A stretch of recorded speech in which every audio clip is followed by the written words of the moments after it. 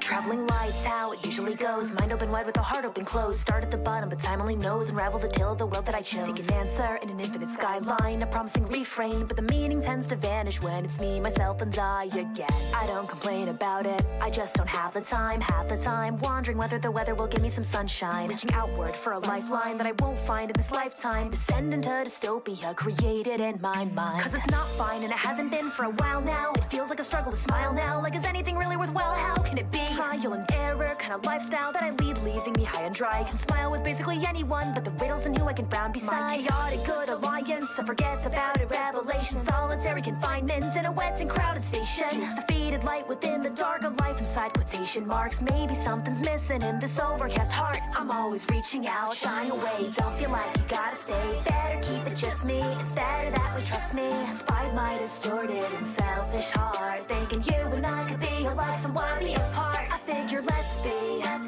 lonely together till the weather clears up. That's enough, like hazy skyscrapers into the sky. Honey kids, eyes side by side, gotta leave it all behind. A broken heart was blinded by a beautiful mind, and even if I could rewind to think I'll likely wind up lying in a desperate kind of silence deep inside of this soul, to where my heart is where the darkness tends to swallow me whole. We're told to smile for those you feel like you owe it, conceal, and happiness never show it. Get into character, everyone's watching, staring, comparing, there's no sign of stopping. I'm dead on my feet, but I'm also dead set on not dropping. But someone explain why I wish everyone would stop talking. better start walking. If today is a day, I don't wanna pretend I accept that. We forget being human is never a setback. Staying true to yourself, don't regret that. A weakness is strength, I respect that. Speaking up is impossible, nobody gets that. Wanna spell it out with a melody. Keep on telling myself it'll turn into something. Burning inside as I'm learning this life is eternally searching for anyone else who can say that they felt that. My sense of myself has me held back. Continue chasing that reflection of my innermost pain. Within the weary smile of someone else I thought was the same. I'm always reaching out, shine away. Don't feel like you gotta stay. Better keep it just me. It's better that way, trust me. Despite my distorted and selfish heart, thinking you and I could be alike, so why be apart? I figure let's be lonely together till the weather clears up. That's enough, like hazy skyscrapers fade into the sky. Unkids eyes side by side, gotta leave it all behind. Reaching out, shine away. Don't feel like you gotta stay. Better keep it just me. It's better that way, trust me. Despite our distorted and selfish heart, really you and I are not alike, so let's keep apart. I'll kick it just me, lonely forever, cause whenever I stop and I look in your eyes, I realize that you just exist within my mind. La la la la la.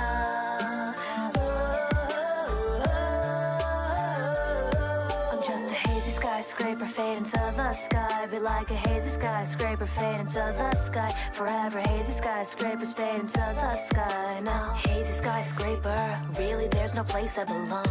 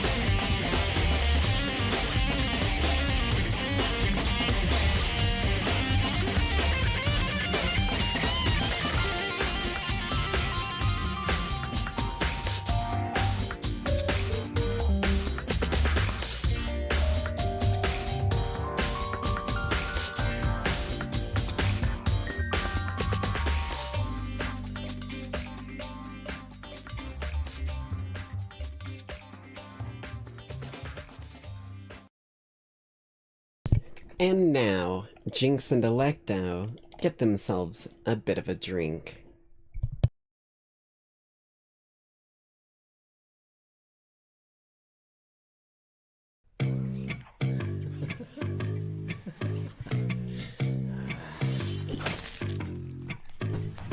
Here I am, once again, creeping my way through the floors. I'm here to collect my big boss's debt, and something tells me it's yours. Slinking my way through the hall, it's only your bodies that fall. All bloody red walls, like sanguinite sprawls. No matter the horde, it's a one-sided brawl. Tick, tick, tock, on my way to the top now. Time's the only factor till we get to the showdown. Ain't nothing you can do to stop or slow me now. I think you better give up, my friend. I know you're here, I smell your fear, and it's making me want you more. There's no escape, I'll have your red consumed or on the floor. I'll sneak and creep and crawl and sink and fade into the shadows. I'll make you think you're on the brink, then reveal that it's the shallows. I'll drink and drink and drink until there's no more. Then leave my card, take your head and go back to the first floor. Where we came from, there are many more. And I won't give up the hunt, my friends. Then once again, here I am, crashing my way through the doors. I'm here to collect my ravenous debt, and inside of me it roars. Immense strength set free. Glowing red eyes spells your demise, a blur in the dark and a bite on your neck. Once I have your scent, you better repent. Tick, tick, tock, on my way to my prey now. Time's the only factor till I show you just how hungry a jinx can really get now. I think you better start running, my friend. I know you're here, I smell your fear and it's making me want you more. I'll have your red consumed, or all upon the floor. I'll sneak and creep and crawl and sink and fade into the shadows. I'll make you think you're on the brink and reveal that it's the shallows. I'll drink and drink and drink until there's no more, and then leave my car and take your head and go back to the first floor. Where they came from, there are many more, and I won't give up the hunt, my friends. Tick-tock goes the hungry clock now. Red grains through a bloody hourglass. Ticking every way towards critical mass. And soon I'll be back on the hunt, my friends. Hello, hello, hello, Lackeys. I hope you're all doing well so far on this fine night-side evening. Let me get us some of our background vibes kicking for a moment here. Hit the jukebox, Cherry.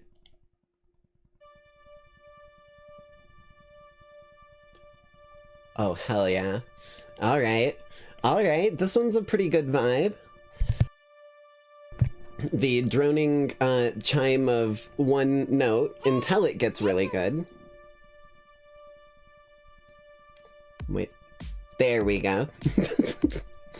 Hey, you Johnny Knight. Hope you've been staying well yourself. Hope you've been having good evenings, good days, good everything in between. I'm in a bit of a goofy mood if you couldn't tell today. But tonight, we're going to be returning to Valhalla. We've got ourselves a bit of a shift coming up here in, looks like probably about like 45 minutes to an hour, so we'll be having just enough time to finish off our tradition for the evening before we jump straight into the shift. So I think we better not waste any extra time, and I hope you all are ready for a good old family favorite. Yeah, Nick's family favorite. Good old family favorite. Daily a dose of interwebs. And this one really caught my eye. This one was posted about 6 days ago, so it's a little bit more stale than what we normally try and catch, but we haven't watched any Daily Dose for a while.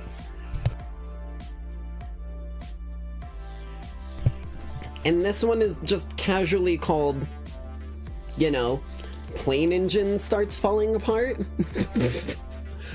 So I currently have no fucking clue what that is going to entail here.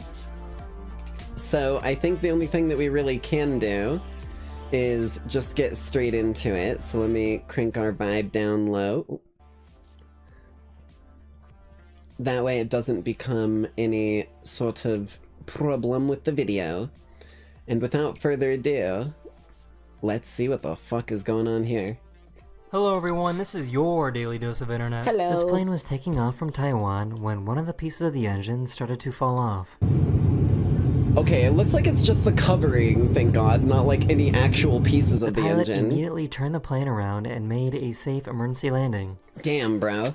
That's like the equivalent of leaving your fucking gas, like, cap open on your car, but with immensely more disastrous consequences, because like it looks like everything in here is fine, it's just the like flapping like thing being open, but if anything were to randomly fly in there, that whole engine is gone. Like, dear Lord. The pilot immediately turned the plane around and made a safe emergency landing.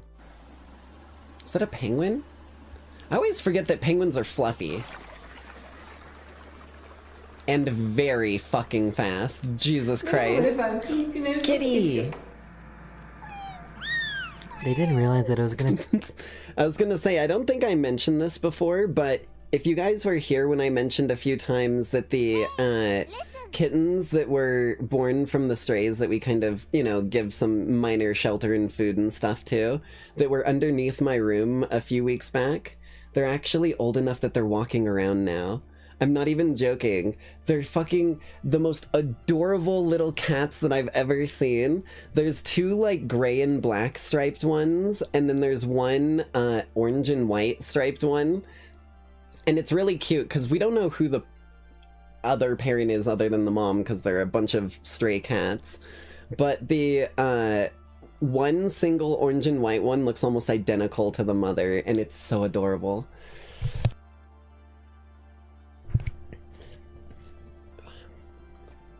Oh yeah, then speaking of random things that I ended up spotting today, you want, hold on, I've got a bit of a story time for y'all just for a moment here.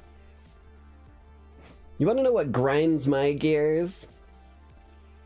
You want to know what really grinds my gears? We had someone come into Pizza Pantheon today. We had someone come into Pizza Pantheon today, and I'm not even joking. We had someone watch them, like, from the back area where they weren't, like, up there to intervene or anything like that. But we had someone watch them pull money out of our fucking tip jar and then wait for someone to come up and paid for their food with it. I was so fucking mad when I was told about this.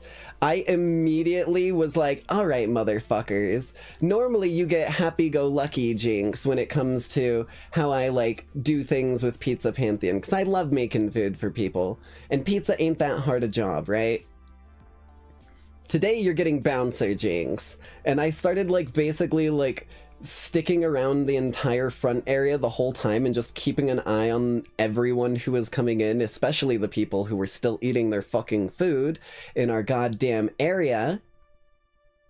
Yeah, you heard me right. They had the gall to pay with our tip money and then eat in our fucking dine-in area. I was so mad. I was so fucking mad. So I just like basically was sitting up there like, I'm just gonna stick to the front and like fucking almost mad dog people if they look like they're like looking for an opportunity or are anywhere near our tip jar.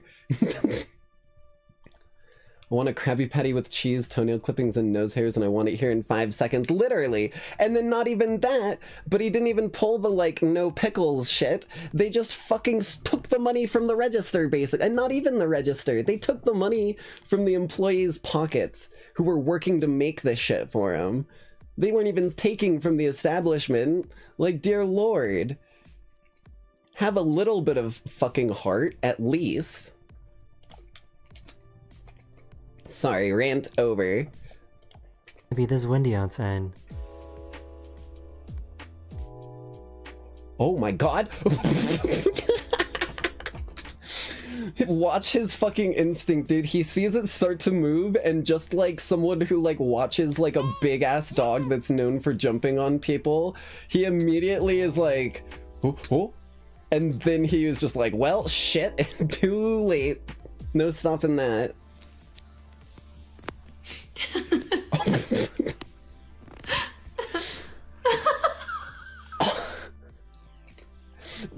Who does this kid remind me of? This kid reminds me of someone that I've either seen in pictures or movies.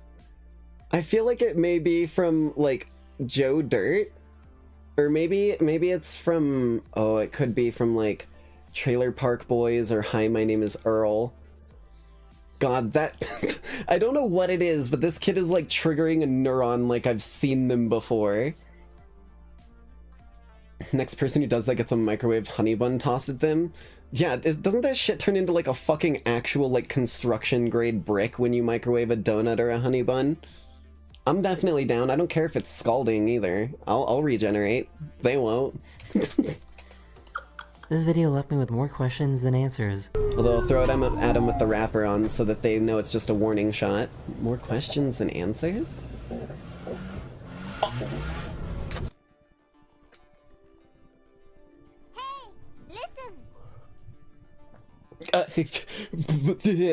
Hey.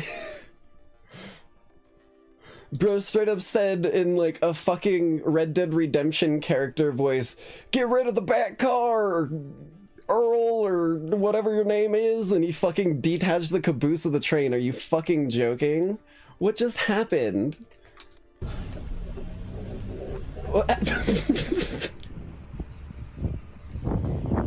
Oh no.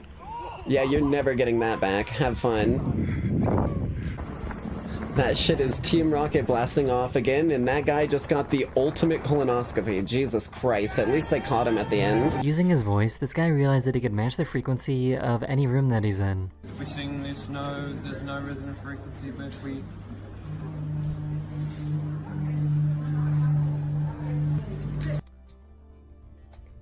Wait, so he's like finding the like even median frequency between all the noise of the other conversations, and then he's matching it. That shit's crazy.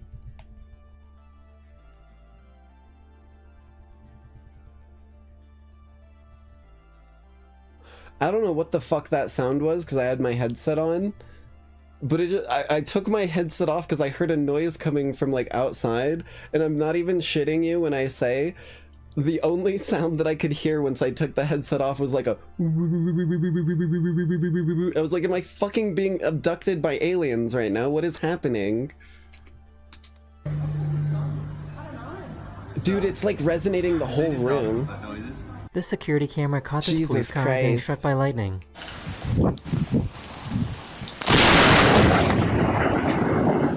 That's metal. These construction workers were caught Zeus having said, "Fuck fun the instead of police." working.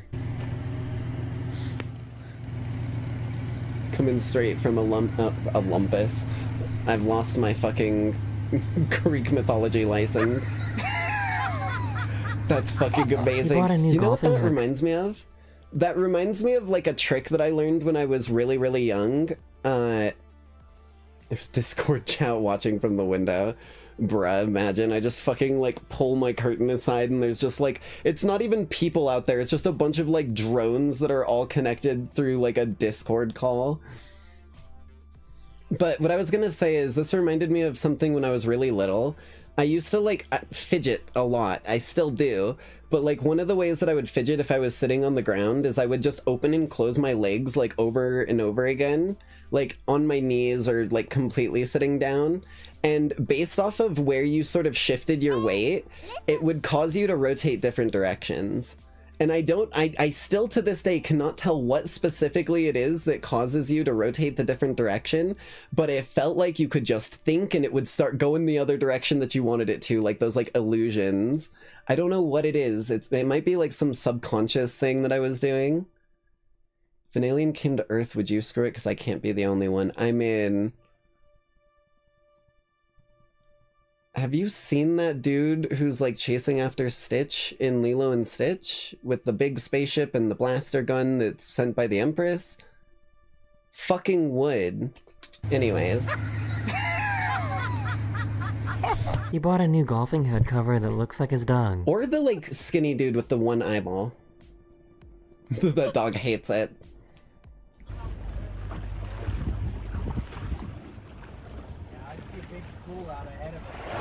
Oh, yes, you...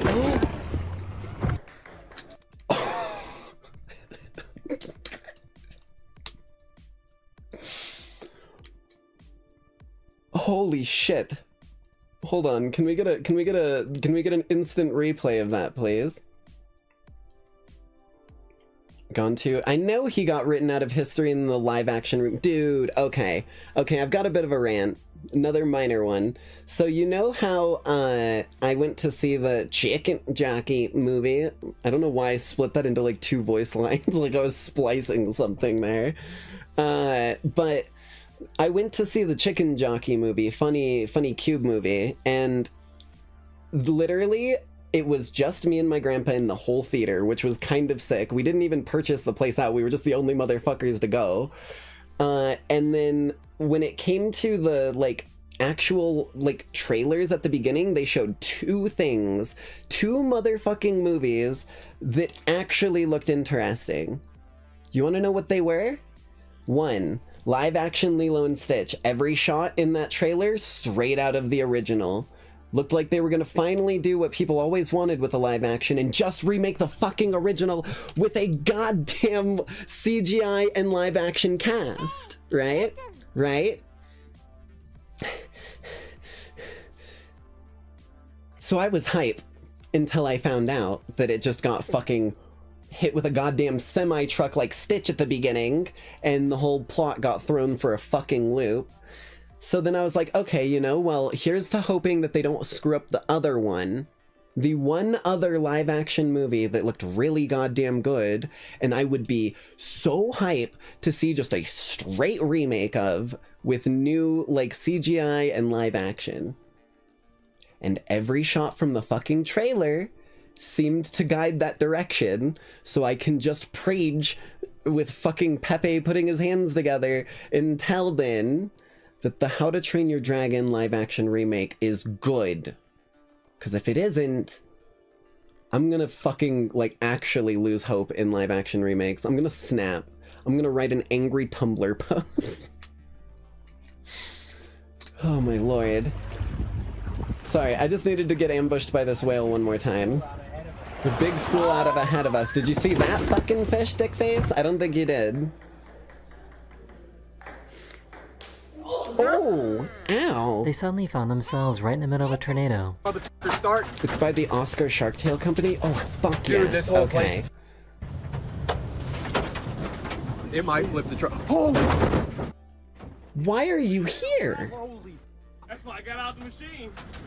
Why didn't you just leave? Go into a building. Plane car. Plane car can't hurt you. He saw Plane that the car. piano keys were reflecting in the ceiling. Oh. Dude, is this how people discovered that, like, you could learn and, like, show cool visuals with music with that stupid, like, piano key whatever thing where it, like, moves down to the key that you press and then it lights up? Because this literally just looks like a reverse version of that to me. And this music is beautiful.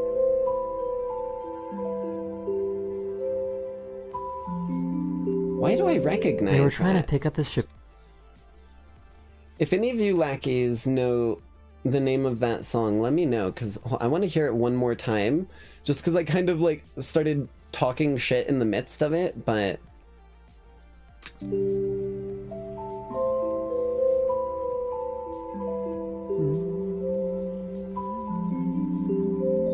They were trying to pick up this shipping container, but picked up the I whole can't truck place instead. it, fuck. Bro, you didn't detach that properly. Well, hey, shit. This baby can't decide if they want to be happy or sad. Me too. He really let the Oh, it intrusive might thoughts be a win. ballerina box song. Uh-oh, don't do it. No. I've learned that the I hard want way to say before. this is a dumb idea. I like how his fucking response was just... Fuck. Me too, bro. When I get shaving cream all over my glasses, me fucking too. Because that looks like one of those homemade shaving cream ones. I want to say this is a dumb idea, but I have no idea how this job gets done otherwise.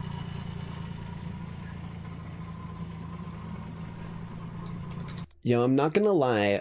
I don't know if this applies to what my dad did in the past, but my dad used to, like, lay, like, stones and be a mason. Not...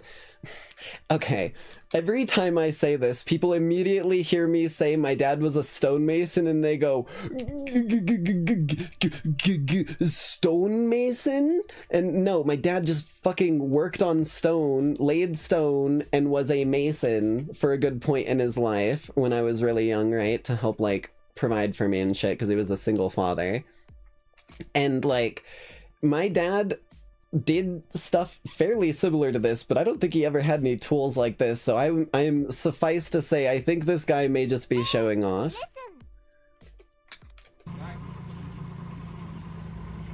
That's not even the name of the secret society. I Robot know, but fights are I'm pretty not fun to even watch. joking. It happens every time I tell someone about my dad being a stonemason in the past. It's the... Dude, I love BattleBots. She accidentally recorded herself saving someone from drowning. Bro, what? Oh my fucking god.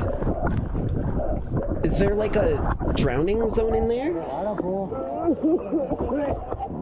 Thank you. Sorry, okay. It was time to show Bro. off this new car that he just won. BattleBots stream win?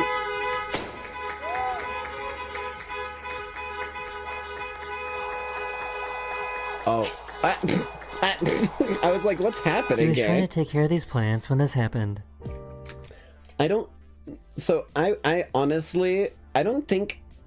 Am I allowed to, like, stream and react to, like, BattleBots fight? Maybe that'll be a new tradition we can watch in the future, is some BattleBots fights. We can, like, place a bet in blood money at the beginning of the video, or, like, at the beginning of each of the, like, specific combatant rounds, and bet on who we think is gonna end up coming out on top for blood money.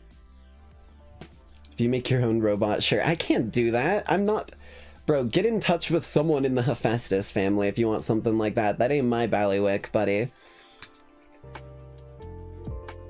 That just seems like a terrible idea.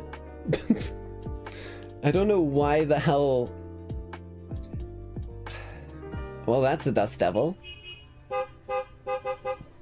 Old infomercials and rate them? That's kind of funny. I really thought this cat was gonna start levitating. Oh my god, it really looks like he is. Dude's fucking absolute... That is like the Chris Angel of He was cats, super bro. excited That to was an graduate from his grade illusionist. school. Oh, is he crying? Oh! Damn it. Oh, Jesus. Oh, I can already feel the amount of fucking Someone is probably water getting and fired dirt for in my this. face from that. But it was worth it. It was fucking worth it. He made the shot. I can't fault him. What the fuck? Okay, well, so much for... This guy spent days That was making so this much custom worse pet than cake I for his thought. cat.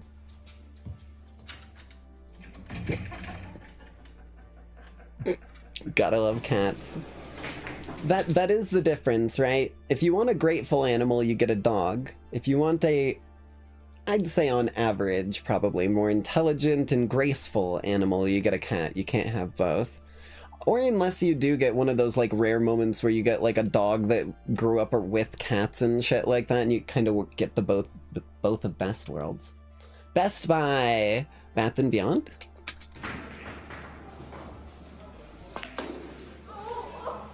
That was pretty sick.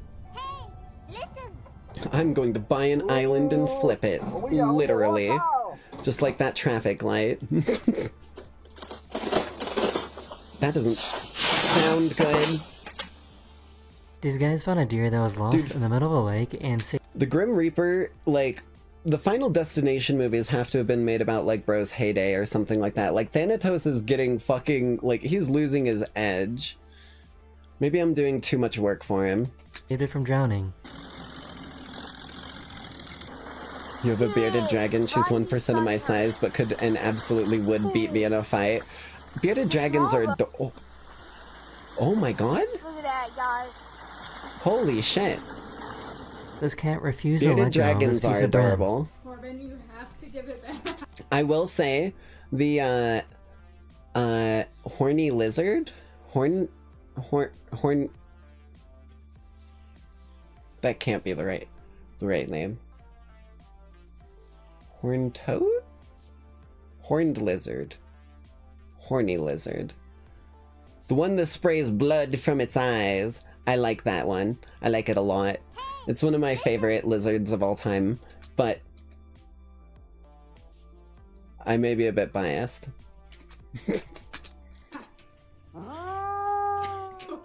Go to Horn. That's its name. What do you mean? Poor little guy just wanted some birdseed. Man, Rocket Raccoon really fell off. He hasn't gotten any more gigs since Guardians of the Galaxy's last movie. He needs to get food wherever he can find it. Ooh.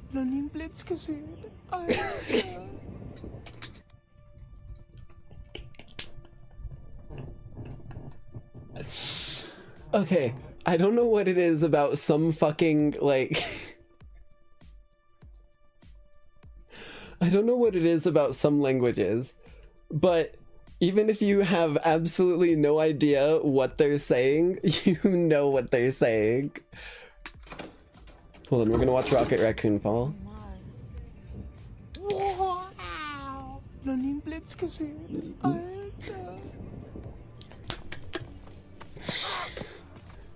Oh, oh, oh! Holy cow. Holy shit, dude. That was This a cat fucking really sick loves her catch. snacks.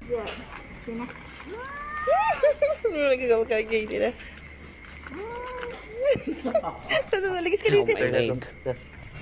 I just moved my leg, I forgot how sore they were today. Ooh, wait, is he trying to synchronize claps across multiple takes? Oh, he's doing different timings and showing how they sync up. It's like Here's one some of really those cool lightning synchronicity going through a things rainbow. with a person. That is Yenna's video. I hope you enjoyed. And I'll see you guys again very, very soon. That's Later. sick.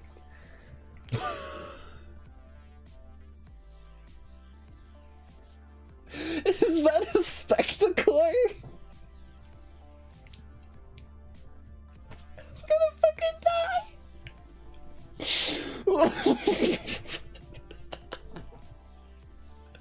Fucking scout a spectacle jump scare. What the fuck? Okay. I've watched too much of his shit on Hitman. Oh my god, I was not ready for that. What the fuck, man? Breathe. Breathe, Jinx, don't die. I need your business. As a certain Marcus Munitions first last name would say. Oh, fuck me, man. I was not ready for that at the end there. Let me get a quick sip of some Mount Olympus.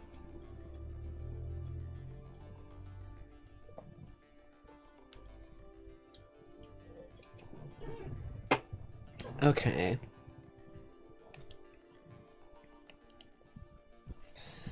And let's get into our game for the evening. Believe it should already be capturing as soon as it launches up.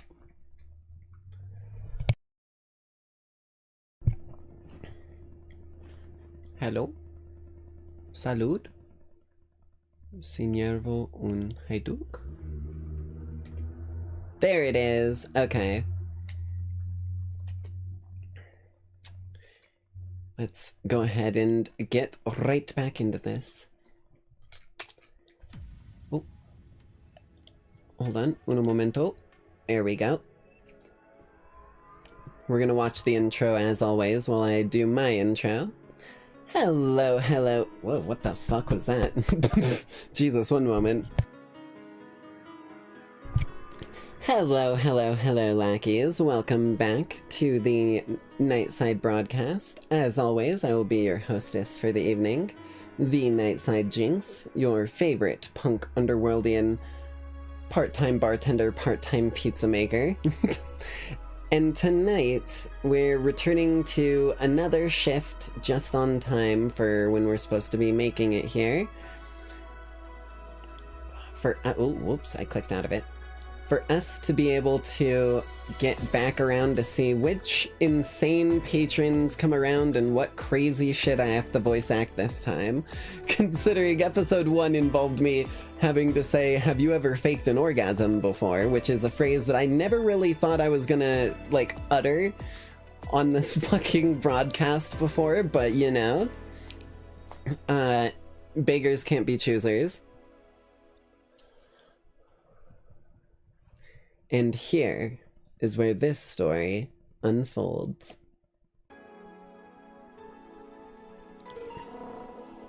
See, I believe the volume should be good for y'all. Seems a little quiet now, but I think once we get into the game, it gets a bit louder, because we said it pretty effectively. Alright, not new game. Let's load. Day 2, and we're in our room. Your membership to Shining Fingered will be automatically renewed on the 17th. Make sure your account has at least 800 by then. Jill bought what she wanted and she's pleased with herself. She will surely focus at work. Okay. I do remember she wanted us to purchase this hollow plant over here that we have on display. And because we purchased it, maybe she had a chance to like not put in the right ingredient or whatever when we were trying to click something or whatnot. I'm not sure, but at least we've covered our base there. We can also browse danger/u, as that's like Reddit, and we can visit JC Elton's. Okay, hold on. Oh, right, I forgot we have a fucking cat that can speak to us, and our slut shirt. I love it. 4. Maybe they're called 4 because they have 4 lives left? Perhaps? Ideas to the wind?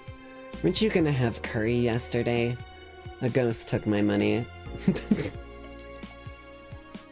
The augmented eye.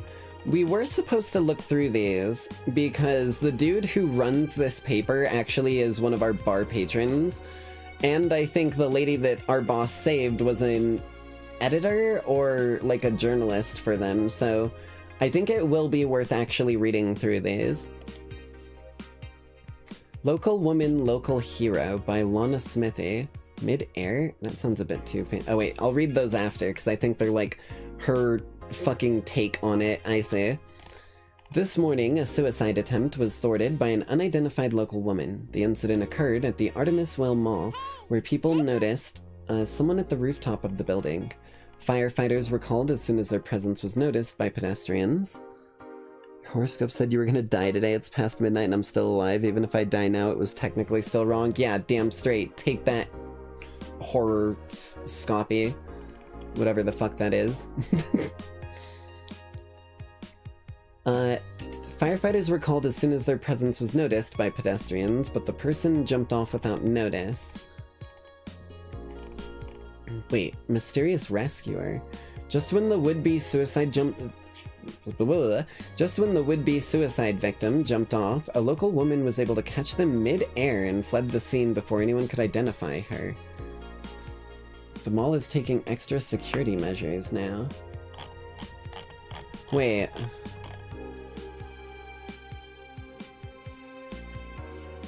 Does it say... It doesn't say whether the person who... Because the first thing that this made me think of was maybe the suicide attempt was from the lady that our boss brought in, that she said she found unconscious in the street. But if it's not describing them both, the rescuer and the jumper, as female, then that might be a bit of a stretch. Yeah, mid-air, that sounds a bit too fantastical. I feel ya. 70% of our readers consider shrimp ramen to be disgusting. Ooh, this is a hot take. You know what? Hold on. This is a really hot take. Let me just do this. I think we're gonna take a bit of a vote here, because I'm curious what you guys' take on shrimp ramen is. Because I have a take on shrimp ramen, but I don't know if it's like a shared take or if I'm just a lunatic. So let's do a quick poll through YouTube. Super quick and easy. Shrimp ramen. Tasty or bleg? Start poll.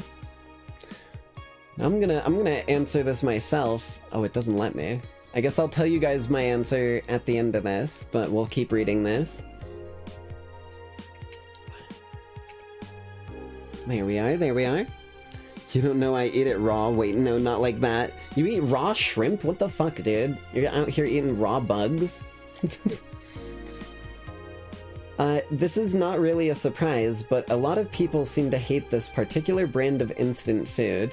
This is from a survey we conducted here at the Augmented Eye last month. We asked our readers to tell us their most hated dishes, and with a total of 6,000 votes, it looks like the market for shrimp ramen is reducing.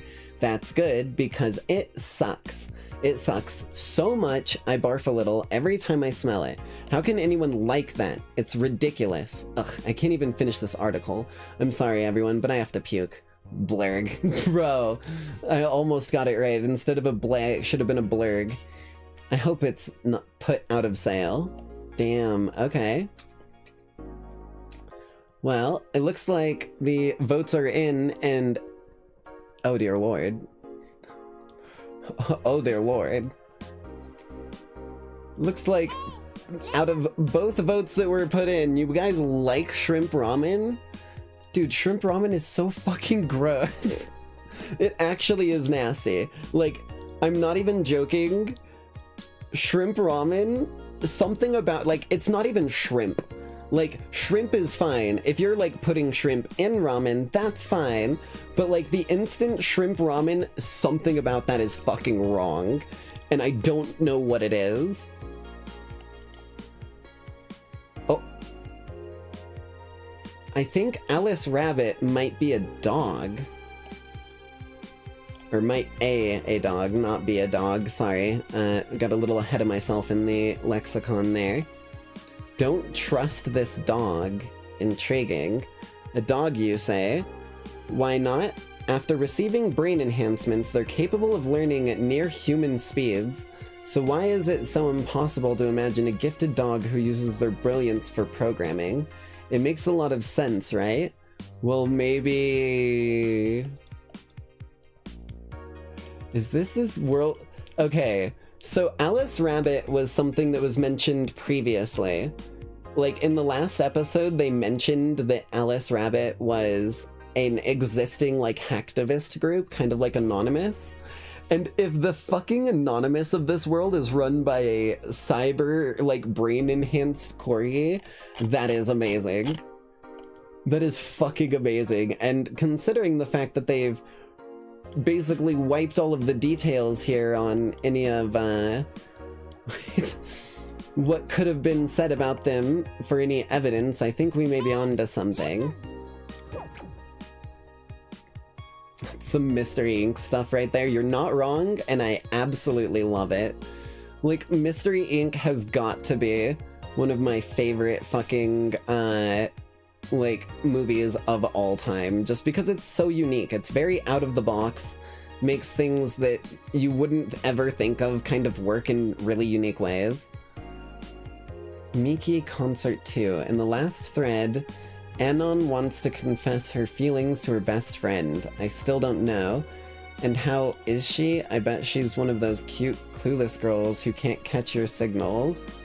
You say that, but she can be incredibly sharp sometimes. So I was right, that's going to be difficult. Now you have to be direct and to the point. I'm afraid that's gonna be the case, or that's gonna be the case here. Not that I'm actually in love. Stop! I'm going to marry Nikki. Or Mickey. Is this someone marrying, like, is this like Miku in this universe, or is this Mickey Mouse that they're talking about? Stop being such an attention whore. We are here for Miki.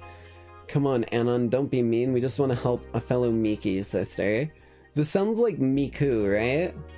You don't have to fight because of me. It wasn't my intention to derail the thread. Don't pay attention to her. Everyone else here wants to help you. I'm a guy. I'm a guy. Now, who's the attention whore again? What the fuck? Intriguing. Okay. Let's talk about... Oh, wait. What did Jill say about it? Does anyone know of childhood romances that succeeded in real life? You're just lonely. Oh, shut the fuck up, before I fucking accidentally throw your catnip out the window again. Let's talk about Alice Rabbit, what it says on the tin. So what's the news on them? Drawing a blank right now. We haven't heard of Alice in a while now, that I'm thinking of it. Do you think they're planning something?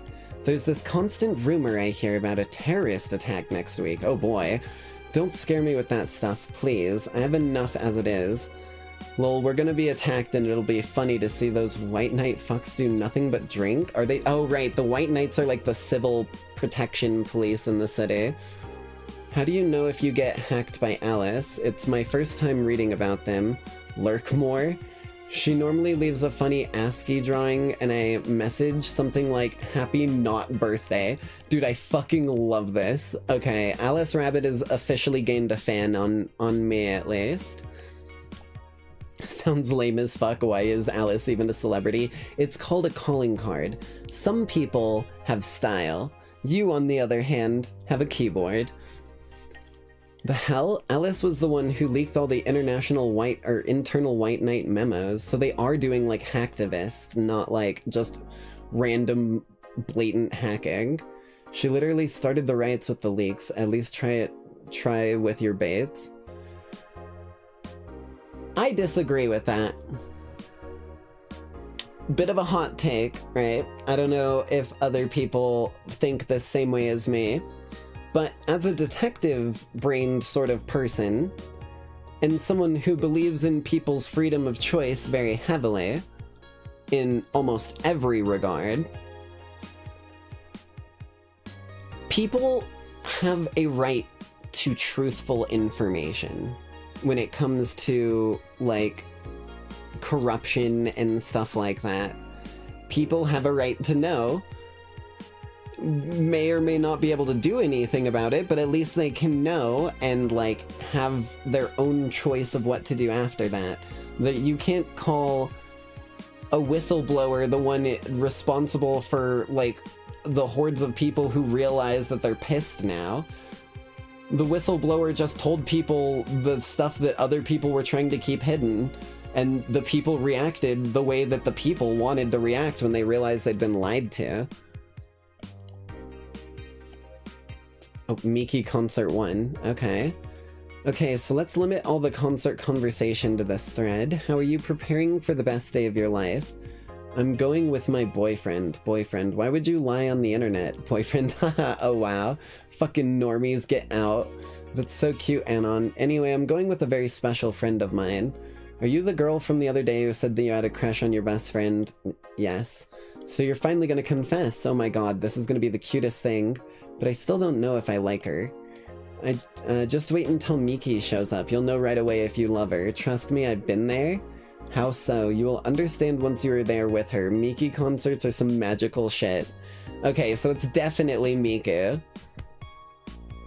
That page looks silly. It's amusing in its own way. It is goofy. Happy not birthday, cheeky bastards.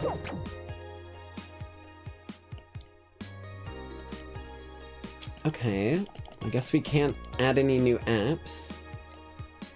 We've gotten quite a bit of funds. Let's check the store here.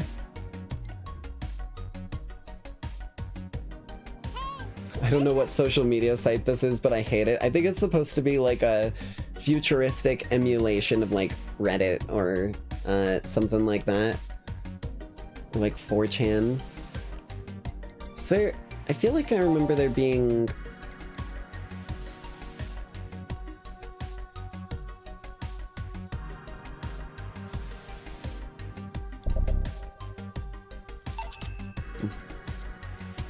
I feel like I remember there being something like that was supposed to help us at the actual place.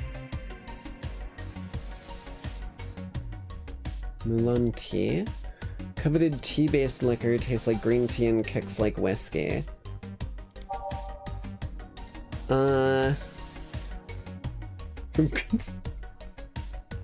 From cult classic video game Yick, his beard grows in real time. Is this a fucking Minecraft joke? That explains that 4chan is the worst place on the internet. I've never touched it because I've heard stories. That was enough for me. Ooh, Maneki Nekos are really nice. I'm gonna get a Maneki Neko. Ooh, or we're gonna get both.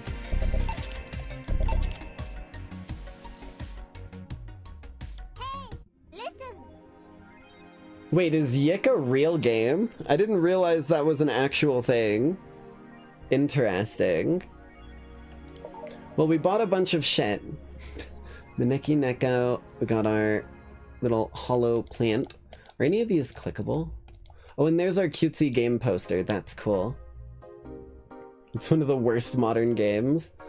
I've never even heard of it, so that ought to say something. Well, looks like it's time to head to our shift, so off to work we go. Wah. Oh, right. Grabbed the wrong drink.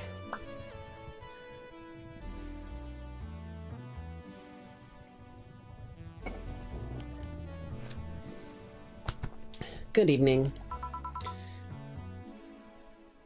That's my boss, isn't it? Why are they wearing the white knight helmets?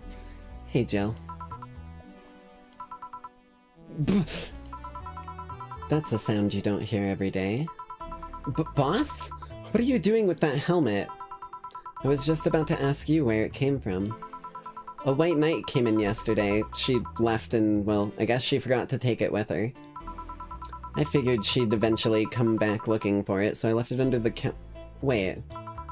Do you regularly put things on without asking who they belong to first? I don't plan and evaluate every move, Jill. I just act.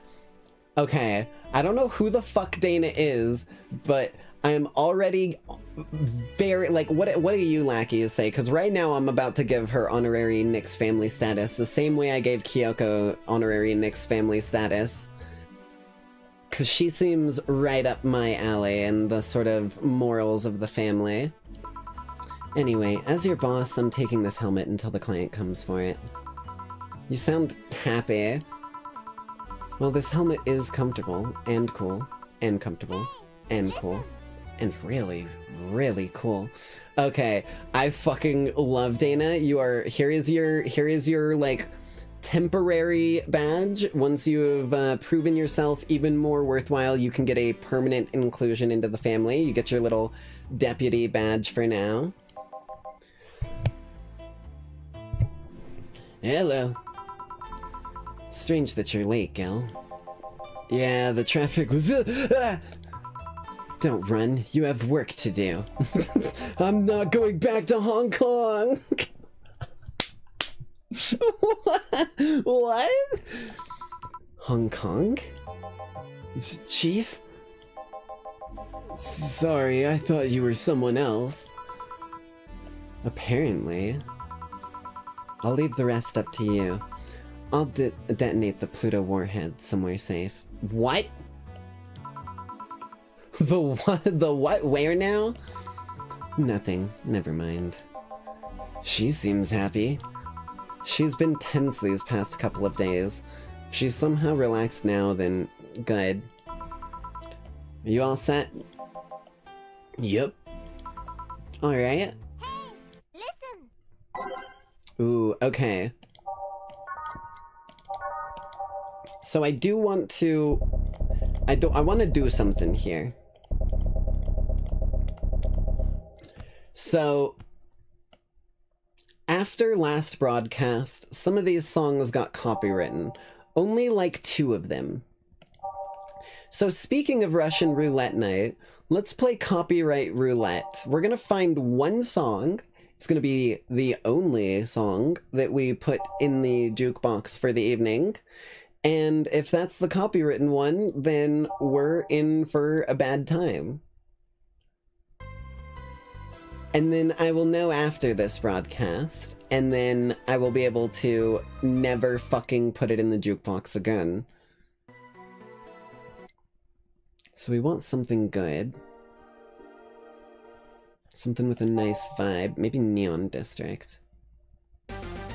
Ooh, okay. Yeah, we're starting with that. Time to mix drinks and change lives. I got an achievement. Fill your playlist, all of it, with a song you like. What can I say? I'm a sucker for jazzy vibes, baby. Time to mix drinks and change lives. Hey, Brett, you're in luck. I decided to bless this place again. Look, he says. Oh, Mr. Donovan, welcome to Valhalla. What can I get for you? What do you think I want, kid? He wants a big beer. The usual. Gee, I wonder what he means. I remember him wanting a big thing, right? Hold on. Beer. Yeah. One aldehyde. So someone in the previous stream, I don't know if they were, like, sending it in a, like, what's the word for it? In a comment or whatnot, but they actually explained the different types of, like, what these are. So, Flanergide is really sweet. Aldehyde... Or, wait, no. Shit. Ooh. One of them's really sweet, one of them's really bitter, one of them's kind of like boozy, I think. and then the Karmatrine is actually alcohol, and then, oh, fuck me. Oh, I was so close. I remembered it, but I forgot it last second. Okay. Well, he wants a big beer, so we'll always double this for him. 2 powdered Delta. 2 Flannergide. Wait, 4 Flannergide. Flanders. Hey diddly ho. And 8 Karmatrine, I guess. He can handle a big drink. 1, 2, 3, 4, 5. Yeah, one more. Okay. Had to make sure I wasn't fucking it up here. Alright. And then this is just a mix, so just a quick little shake. Oh, whoa.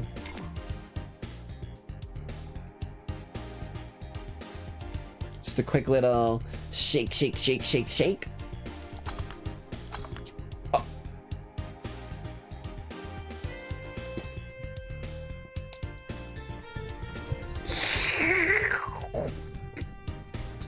Okay, let's try this again. My bad.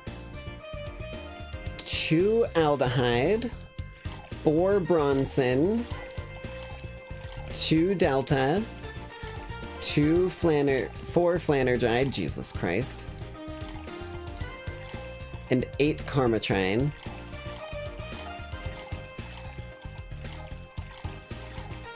And give it a shake, shake, shake, shake. Okay, there we go. Here you go, my friend.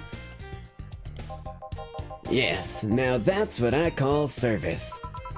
That's good to hear. What brings you here today, Mr. Donovan?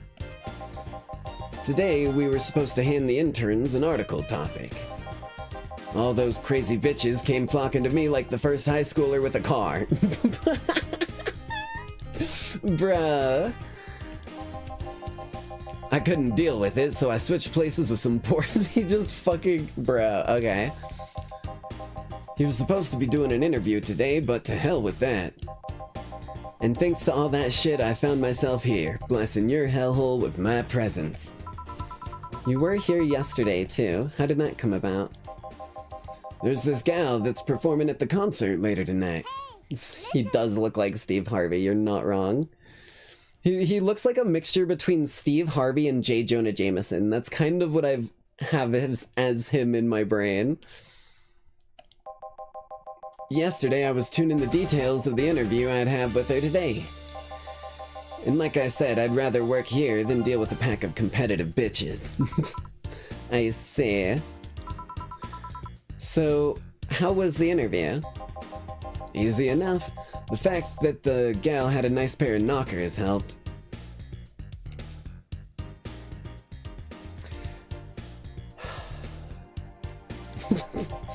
We've come a long way in the department of limb sex appeal. Of Lilim... what? Lilim? I don't even know what the fuck that is. I tell you. She was a Lilim then? Whoa, oh. Oh. Is it like some like alien species? Because it is like Cyberpunk. Also, I love our fucking bout going on in the background. Yeah, one of those new fancy King Class CH-1A models. Or she's a robo-girl. Intriguing. I've heard they're anatomically correct in every way.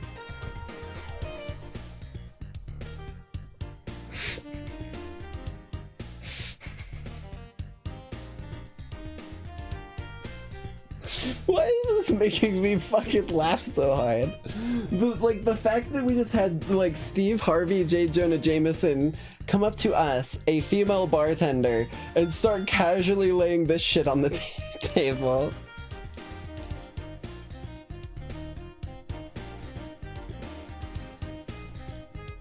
Like, I genuinely feel like our character was, like, mid-drinking down that, like, fucked up drink that I, like, made last time, and he said that, and I just spit it everywhere.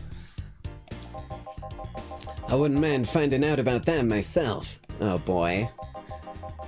Hey, you. The guy with the John face. Huh? Me? What the hell is a John face? Yeah, you. Do I know you? I don't think so, sir. No, I'm pretty sure I know you. Wait. It was the Hong Kong riots 10 years ago, right? I've never been to Hong Kong, and I certainly didn't defect from any anti-riot force after stealing supplies. Ayo? We've got a revolutionary working for us? Okay. Really? That's a bummer. You look like a guy who owes me a drink. You were in those riots, Mr. Donovan? Do I look like some anarchist hippie to you? Yeah. I hate to say it, but yeah. 10 years ago, I tried to start a silicone business. Was it breast implants? So I was in Hong Kong talking with some investors about when those damned riots broke out. Seriously though, did they really think the laws they were trying to pass wouldn't backfire? They were openly trying to segregate people with augmentations. No matter how many they have different capabilities you put in between, it's still segregation. And once people start crying segregation like that, you're doomed. This is the PR century. If you're gonna do that, disguise it a bit at least. That's a very laconic way of summarizing the incident. I mean, there was a political agenda revolving around cheap labor, and the plan reached such a developed stage because the media was instilling fear in the public. The general fear that augmented people would become power-hungry maniacs was a key factor to the plans. And everything is mostly the aftermath of previous protests where, on second thought, maybe it's better to be laconic. Trying to get this full picture might take you beyond the Industrial Revolution. All of that happened when I got out of high school. I remember I had to turn down a scholarship in Hong Kong all because of that. Hey, scholarship. That's no mean feat, Brett. Well, I guess even without the scholarship, there would have been the language barrier. I remember I was kind of excited back then because I was really into this one Chinese idol brand. It's one of those things I'd rather not remember much of. You'd be surprised at how easy Chinese can be. Oh, is it like Korean where it's fairly easy to pick up? You know how to speak Chinese? The only translator I had available was some pizza-faced pencil neck. And I wasn't gonna allow myself to be seen with that. If someone like me can learn Chinese in 2 weeks, well, I'm guessing a scholarship student might have a chance. Why do I feel like he's suddenly challenged me to finally learn Chinese? Chinese? Wait, when you say Chinese, do you mean Mandarin or Cantonese? Tangerine? Canto what? Oh boy. When people say Chinese, they're usually referring to the written word, not the spoken one. It's important to clarify because there are a lot of dialects in the Chinese language. In Hong Kong, lots of people speak Cantonese, so just saying Chinese won't do. You might have learned Cantonese because you're only going to Hong Kong. Or you might have learned Mandarin because it's the one that's spoken by the majority elsewhere. I went to Hong Kong and I managed to seal a deal. I have no idea about anything else. Right. Anyways, surely a student with a scholarship can serve me a Mars Blast too, right? I mean, it should be fairly simple. Sure, on it. Mars Blast. Easy enough. Mars Blast. One of these is enough to leave your face red like the actual planet. Spicy, manly, and strong. Ooh. So it's like a fucking, like, jalapeno sort of alcohol. Oh, wait, is Bronson?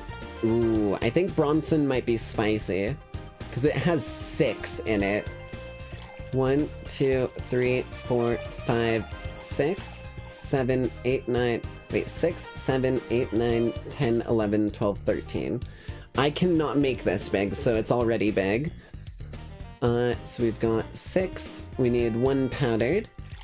4 Flanders, hey diddly, hidey ho. And 2 Karmatrine. And this one is all blended. Okay. Let me just shake the shit out of it.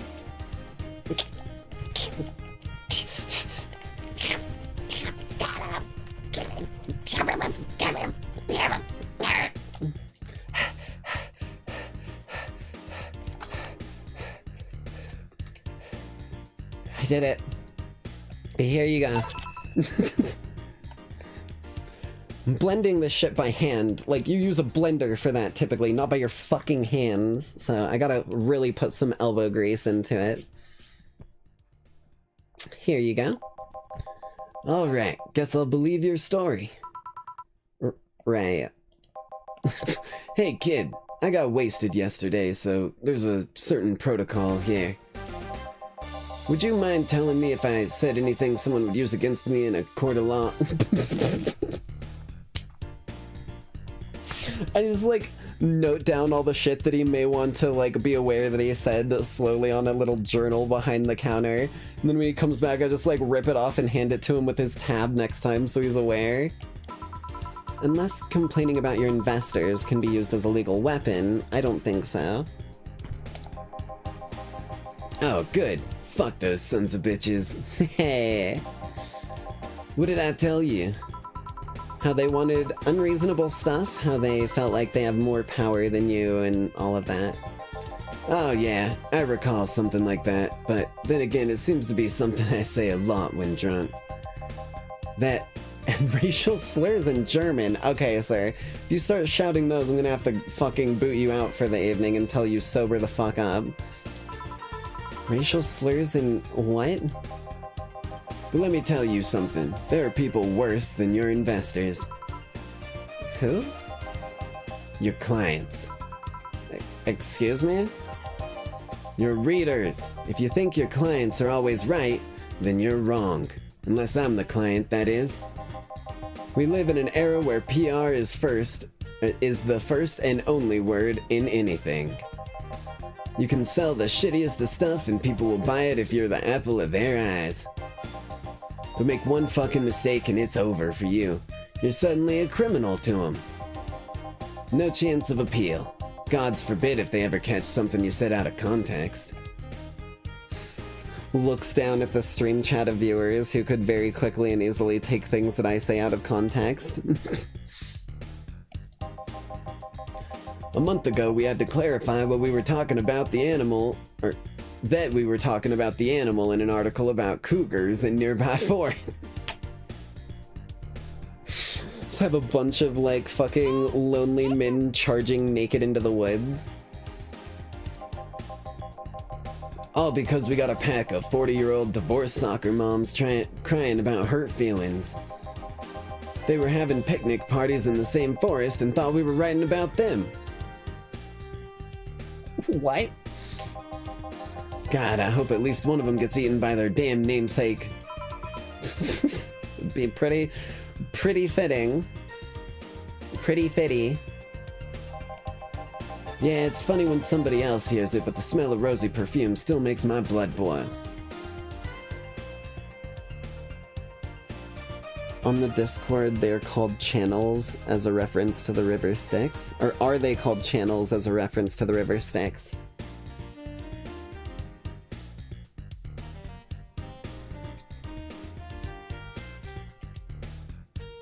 Drop shaker. You're hired. That must have been Carnix's doing, if I had to guess. My IRL brother, previously known as Rogue. He's gotten himself a bit of a VTuber model. He's not necessarily going to be streaming himself, but he's got himself a model and some lore in Nightside City lore, as the Fool of Fate. helping the Fates do what the Fates do best, so something tells me that might have been his doing. But it's official now, and you were the first discoverer of it.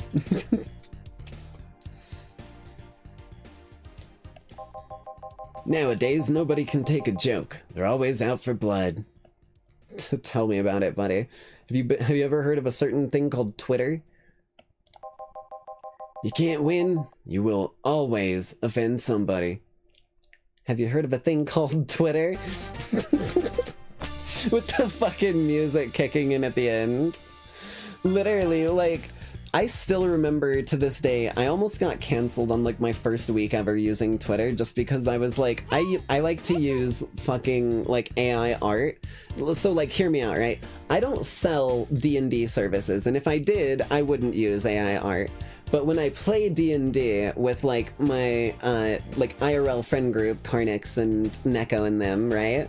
When I play D&D with them, we go through so many different character ideas, and we don't like ripping character arts that are other people's existing things when we aren't that character. So we use AI like art to make some character tokens. Said characters will likely only get maybe a few sessions before they die or end up playing a different character or whatnot. So why the fuck would we start hiring artists to make art for a character or something like that when we're literally going to have the character dead before we even get the rough sketch? And I remember someone like blowing up and trying to cancel me for that take right there on Twitter in the past, and it was unbelievable. And while some take it graciously, many just love feeling insulted. They relish in the thought of getting up on something. And those hypersensitive bastards are your clients. They're the ones you have to target. I run a goddamn newspaper. The whole point is to present news in the most neutral way possible. Being offended by a newspaper is like being angry at the mirror. True.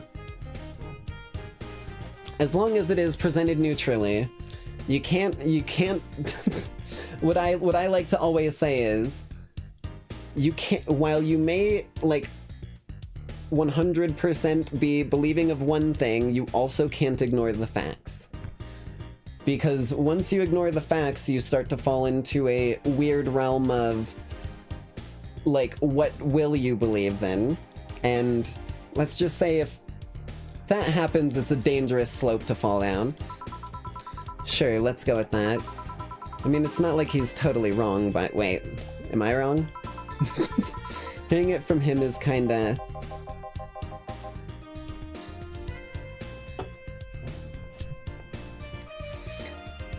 Damn, look at the time. Belief, I'm a good person. Facts, I've been exiled from 4 continents. Also fact, you have not been exiled from the others, meaning that you have canonically, at least, probably turned yourself around in some way, shape, or form. Damn, look at the time. I need to get back to work soon. Really? I just finished an interview, and it must be posted as soon as possible. The fact that we're posting it after the chick finished her concert is enough of a problem already. Something delayed the interview? The interview was supposed to happen last Friday. One of the interns, this meek little girl, was supposed to do it, but for some fucking reason, she just didn't. That was the lady that our boss brought in. I spent 2 days negotiating something else instead. Negotiating? Did you have to pay or something? Basically, when that encore concert happens, I need to plaster that chick's face all over the front page. I see. Okay then, one last drink before I leave. Give me something bitter to wake me up. Sure. Donovan wants something bitter to wake him up. I wonder if some alcohol would help too. Yeah, we'll give him something with a little bit of alcohol. Optional Karmatrine. Tastes like old chocolate milk with its good smell intact. Some say it tastes like caramel. It would be right, because if I'm remembering correctly, Karmatrine is like, when it says optional, you either do none or you fill it all the way up, otherwise it won't work. So maybe we want something that's not optional, or if we do, it needs to be something with, like, 1 karma train. Okay. I was like, he said that he wanted to not get too drunk, but we wanted to give him at least a little bit. A grizzly temple is 3 aldehyde, 3 Bronson, and 3 powdered with a karma train, all blended. Oh, but he's gonna want it big, too. 3, 6, 9, 10. We can make this big, and it'll only have 2 karma train. Perfect. This one's kind of unbearable. It's mostly for fans of the movie it was used in. I mean, if it's to wake him up, an unbearable drink sounds like the perfect option. So let's toss 3 of these bad boys. Or 6 of these bad boys. 6 Bronson. 6 powdered. And 2 karma train. And we need to give it a good old blending.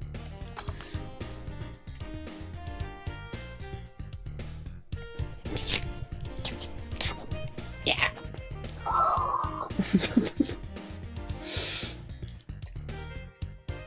Okay. That ought to be good enough. Grizzly Temple. Here you go. Yeah, this works just fine. Man, that gal's producer was angry as fuck. Trying to negotiate with him was a hassle. Remember when Rick and Morty fans started rioting at McDonald's so they could get the 20-year-old sauce? Yeah, I do remember that. Dear Lord, man. I remember, like, there was a specific video that went viral of a kid, like, getting up on the fucking counter and being like, give me my, like, McNuggets, and going like, whee! Or whatever the fuck, or making like a huge fucking, like, absolute fool of himself in the worst way possible. I've had less problems dealing with SoCal Justice Warriors. Who? SoCal Justice Warriors, that mafia/vigilante group that runs around solving crimes in swimsuits. Wait, hold on, what? Where's the sign up for this? Because I've already got the swimsuit. Oh yeah, those are those artificially blonde, artificially tanned folks with big blunt objects. What? It's just the fucking Gallo Sengen gang up here. Okay, they're just like, yeah, go Gallo Sengen, go, go, go, go, just fucking like beating the shit out of someone. Jesus Christ. They're an interesting group, you know? They only accept people born or raised in South California and go through hellish training on a daily basis. Well, shit, I guess I can't sign up. They have to. No normal person can run around in swimsuits in this cold weather. They have an interesting view on the world and how it works, but they're pretty sensitive too. Too many outlets have insulted them in the past, so they are trigger-happy against defamation. I've had a dozen guys in Speedos talking to me about some news while flaunting their bags of batteries. And they were still more polite than that producer guy. Damn, okay. Think about it. Watching a banana hammock move in the same time as a bag of batteries was more... Watching a banana hammock move at the same time as a bag of batteries was more pleasant. I mean, I wouldn't mind either. With the fucking, like, punchline from the music, man. I'm pretty sure there's a banana hammocks and bags of batteries audience somewhere, though. Well, I think you found one of them at least. Well, I'm out. Wait, was that my line? Whoops. Thank you. Please come again. Yeah. That was, tiring. Oh, Dana. Hey, Jill. I think I have a problem. Don't tell me. Is it stuck on your head? Yep. I can't think. I fucking knew it. God damn it. I was like, there's no way she's still that entertained by wandering around with this fucking helmet on right now. And I was 100% right. Yep, I can't take the helmet off.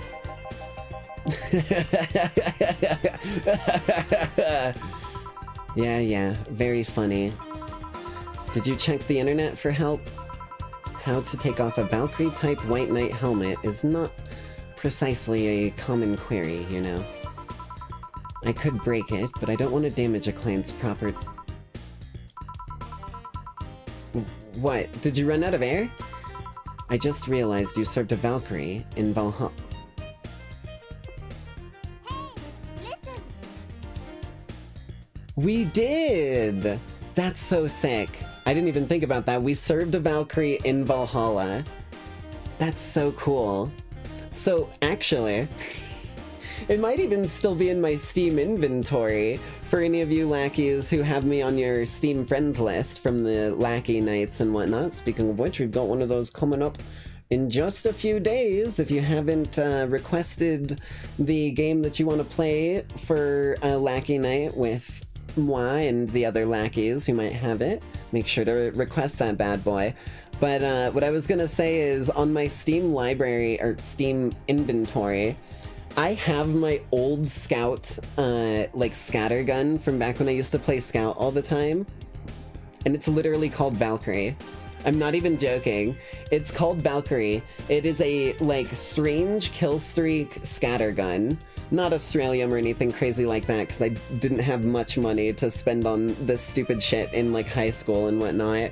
But it was, like, a decent value, like, scattergun, specifically just to count kills and have score streaks, and then I name tagged it Valkyrie. And I think I even description tagged it too, but I don't remember what I set it to.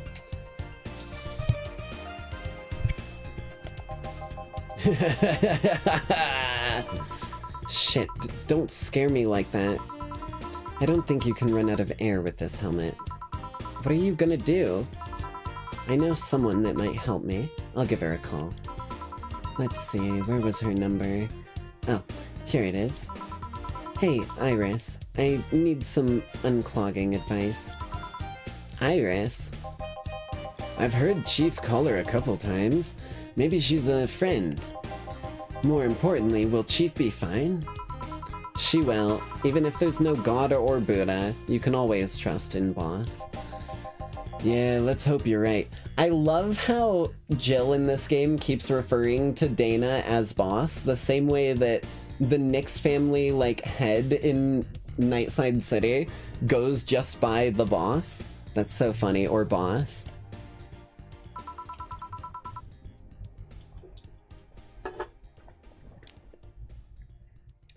Oh, who are you? You look cute. Hey, honey, can you see me? Maybe she needs more of a chibi voice. Listen. Hey, honey, can you see me? Yeah, I think that'll work for her. Dorothy. Yeah, I can see you. Oh, right, she's like the AI that fucking runs this place. I always forget about that.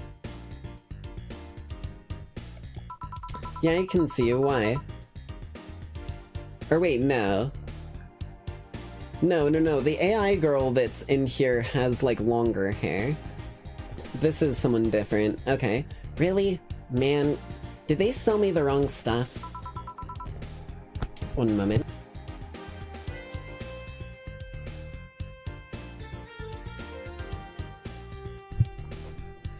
Who sold you what? Jill, I'm going out for a bit to buy a screwdriver and bacon and... A screwdriver, bacon, and... Hold on. Are you talking to yourself again? No, I'm not. Hello!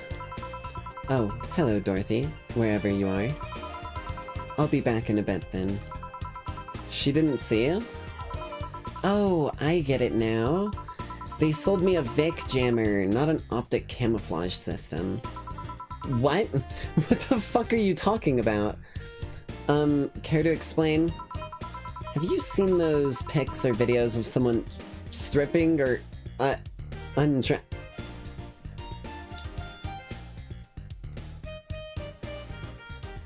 someone stripping or undressing? But I mean the ones where the clothes are the only thing you see and the other person is invisible.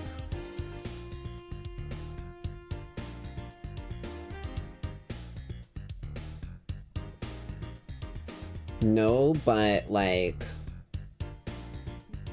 Would. Come again? There are people out there with a fetish for invisible people.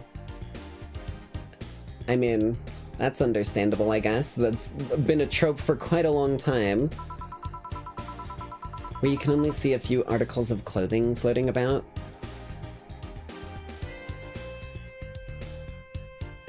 Wait, so like...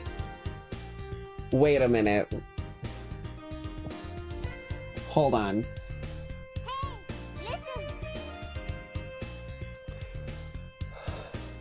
Please tell me that Invisible Girl isn't just a fucking, like, fetish insert in... Like, she's literally just describing Invisible Girl from My Hero Academia. What the fuck? Hotel Transylvania Invisible Man? Yeah.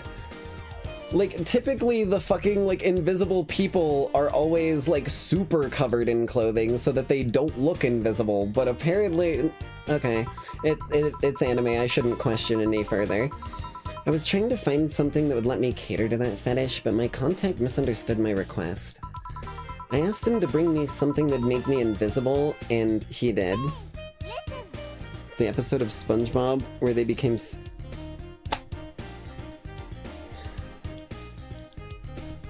I asked him to bring me something that'd make me invisible, and he did.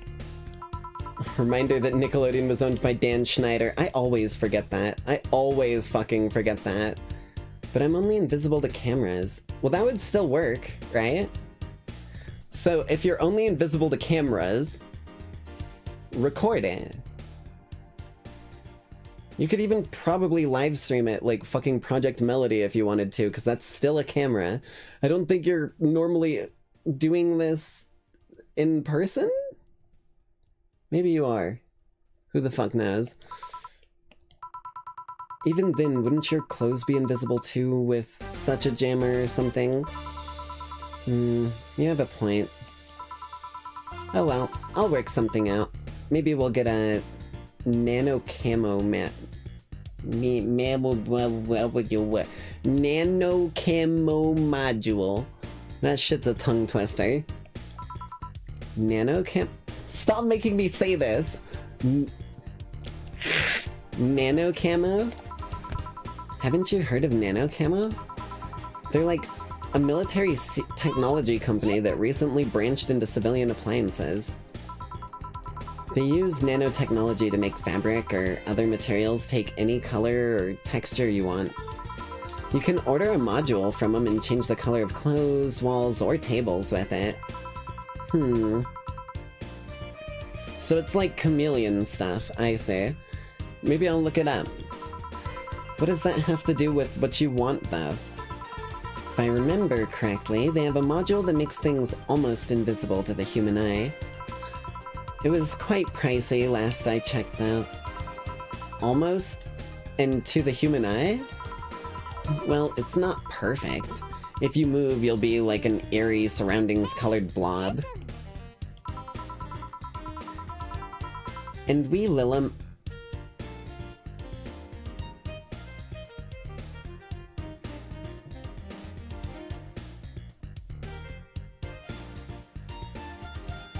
Oh. Hold on. Did we meet this girl before?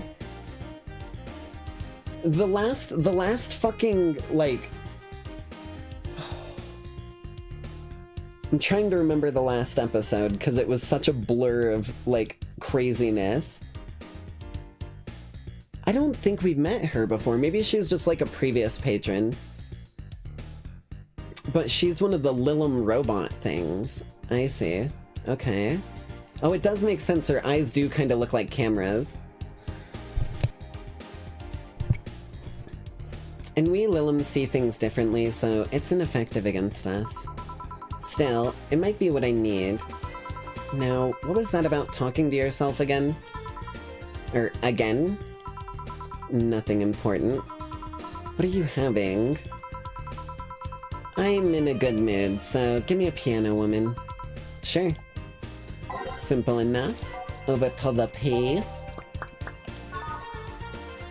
5 aldehyde. 3, 4, 5. 5 Bronson. 2 Powdered Delta, 3 Flanders, hi diddly ho neighbor, and 3 Karmatrain. Aged, and give it a little, yeah. Boom. Piano Woman, baby, nice and freshly mixed. 1 Piano Woman, right for you. Thanks. I love these ones, you know. I keep them for special occasions, whenever I'm feeling good, or when I need to get out of a slump. Which one is it today? Today I feel good. Oh, she does have robo hands. Okay, I see. That's nice. Okay then, how's this for a bonus payment? Oh, the ticket from Friday. What? Can't believe I still remember that. That guy was so nice in giving it to me. Too bad I was filled to the brim with dogs. I would have enjoyed the drink here otherwise.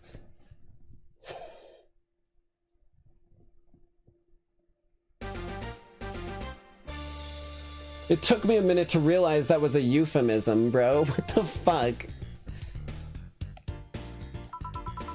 I don't think this ticket should be valid. But then again, they were improvised, so... Oh, my back. Crunchy. They were improvised, so there isn't really a contract involved or anything. You know... If you're lonely enough to start talking to yourself, we could hit an arrangement. Okay, Dorothy.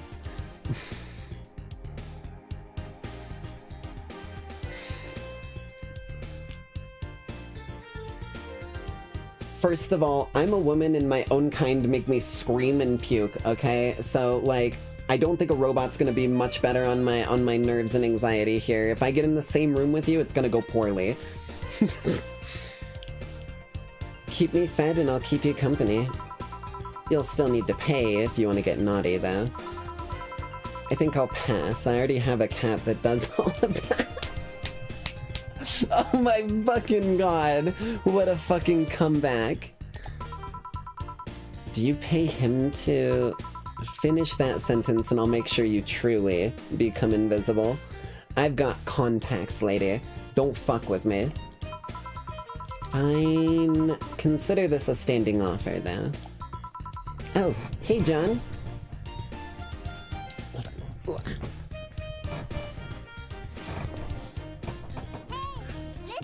No, Dorothy's right to be concerned. I'm not Shane Dawson, okay? Fuck off. Oh, hey, John. Dorothy. Didn't see you here last Friday. I was dealing with some stuff over the weekend. And Monday. Yeah. Was it a girl? I wish. What did you do? I'd rather not talk about it. Hey, honey, what did he do? Gil's been a complete mystery for as long as I've known him. His past is like a nebulous mass that tries to bite him every once in a while. Nebulous? You hear so much random stuff, it's hard to make connections about what's happened when. And you know, people lie. Does your boss know about it? I just realized after moving some of my pillows and stuff around my tracking got a little borked. One moment.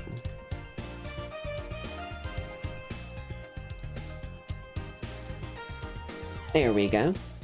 Does your boss know about it? She said, I'm not one to judge. Seems like she knows what the hell is going on. But I think I'm better off not knowing. It's not really that necessary, and it's been a pain to think about. I'm right here, you know. Did I tell any lies? No, but never mind. Oh yeah, about your boss. Why was she wearing a helmet? She found it, she put it on, and now she's stuck. Oh, yeah, randomly putting on stuff you find is problematic. Bro. No shit. I mean, there's this girl that wanted to see if she could use a glass bottle as... Listen, you may have heard of that story, Dorothy, but have you heard about the one guy who wanted to see if he could use a glass jar? It's a much worse story, I'll tell you that much. A bit early for those stories, though, don't you think? Nope. Me either. By the way, it's weird that I didn't see you yesterday. I have a job too, you know. Yeah, but you usually come over before you start. Aw, did you miss me that much? Yesterday was a bit different. I worked the entire day. Sometimes the jar video randomly gets recommended to me on oh no, no, no. Yesterday was a bit different though. I worked the entire day. I don't know if I should ask. Oh, it was weird, but not kinky weird. Oh, okay. Guy paid me to spend all day pretending to be his daughter. Huh. Really? Yeah, I go to his house at 11, dress as requested, and spend all day there. Wonder if he, like... Maybe he lost his daughter when she was young and just, like, misses the company or something like that.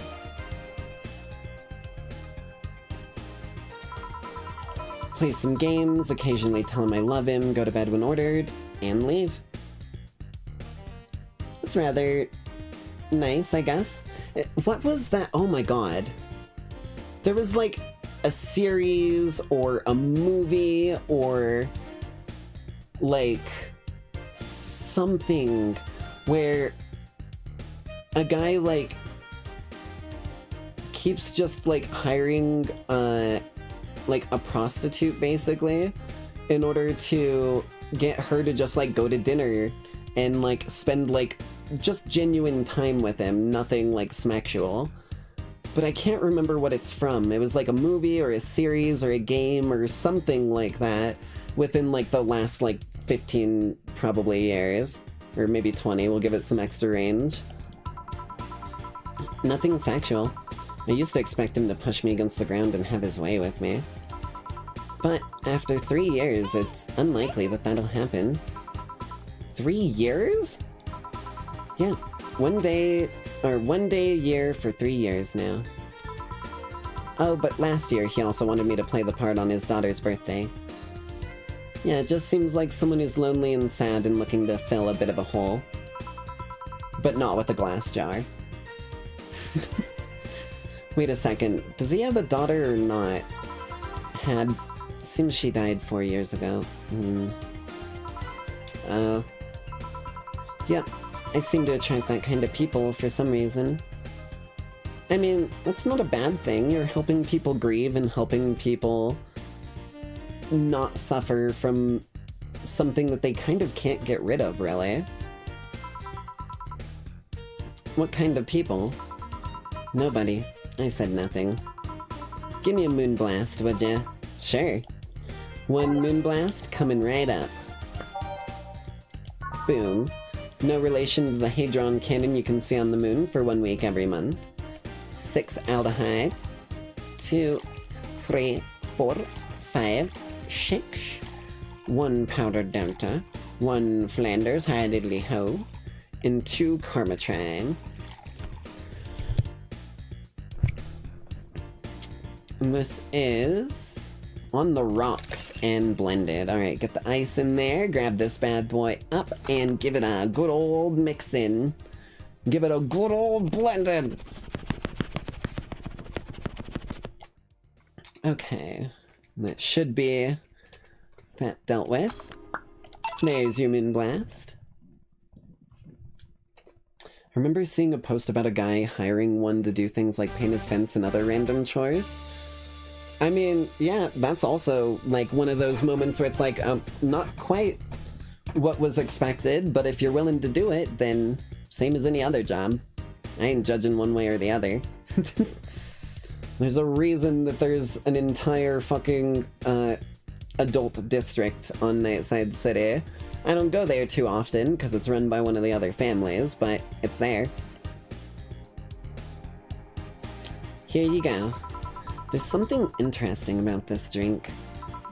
I don't actually like it, but I can't stop drinking them. Tastes like a bit of sugar drowned in pure alcohol. Small wonder you feel like that. There's something I've been meaning to ask you, though. Yes, I'm single, and I don't mind that you're a girl. Okay, flattered, but that's not it. Do you actually mind what anyone is? Not at all. Oh, she's pan. Okay. Anyway, it's not about that. Do all DFC 72s look like kids? I mean, I didn't necessarily see her as a kid. Jesus. She just looked like a fairly, like, petite lady. Yes, and no. Out of factory, we look like kids because our development needs to be as close to human as possible. Right, because they are, like, fully sentient. They're not, like, pre-programmed. So they do want them to develop naturally. Interesting. Okay. Then you look like babies outside the factory? Nope. Every fresh DFC 72 looks about 10 to 13. Makes it easier to upgrade later. Upgrade? Jesus, one moment.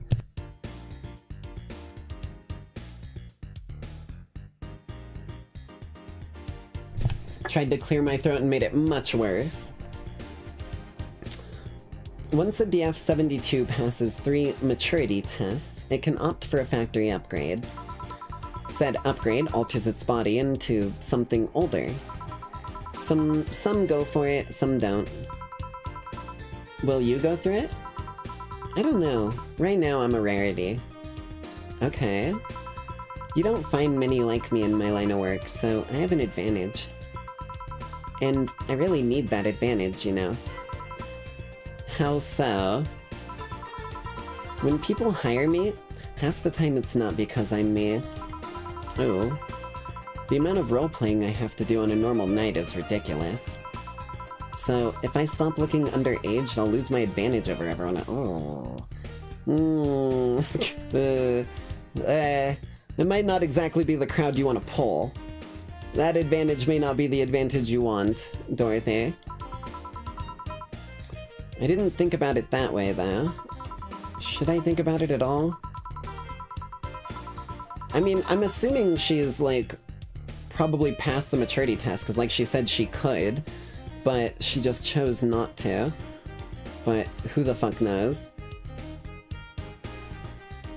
I mean, maybe I'll go through with it if I ever decide, well, if I ever decide to retire or something. But right now, I'm just fine the way I am. Nothing, no harm in that, I guess. I see. Who the fuck are you, Terminator?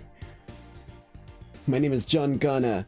I sound like the other actor for some reason with a French accent. Good evening, Jill. Or Gil. Welcome to... Does that happen a lot?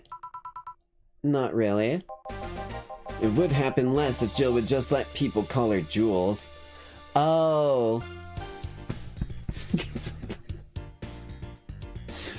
That's funny, because I even said Jill, and Gil responded, that's funny as fuck.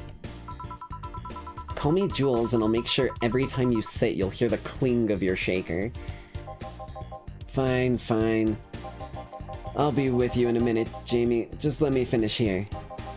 Sure, no hurry. Hello, sailor. Hello, young lady. Just call me Dorothy. You're Jamie, right? Nice to meet you, Dorothy.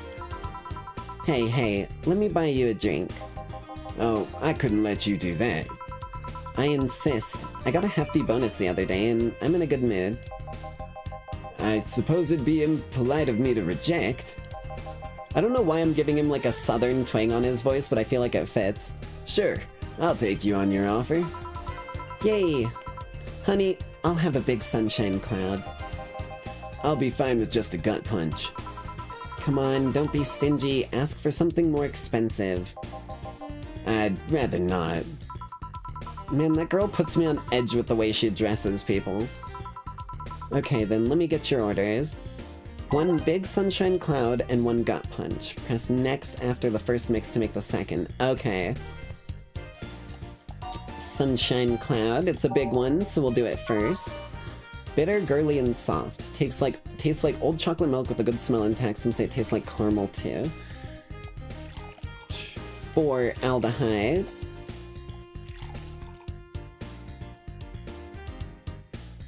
Wait, oh shit, hold on. 4 aldehyde.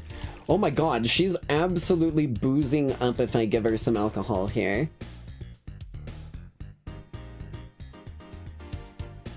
Ooh.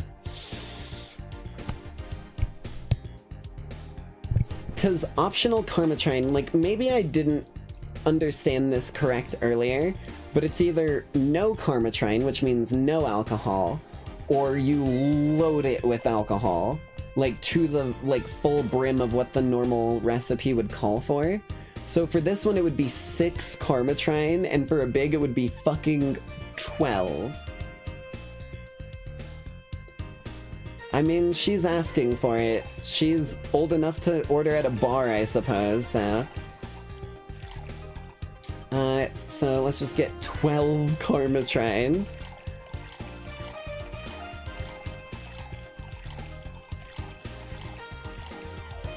Really hoping that this isn't gonna, like, break her fucking system. On the rocks, and let me get my shake... Oh, my tracking broke. When did that happen? There we go. Apologies. How long is that like that? Oh, Jesus Christ.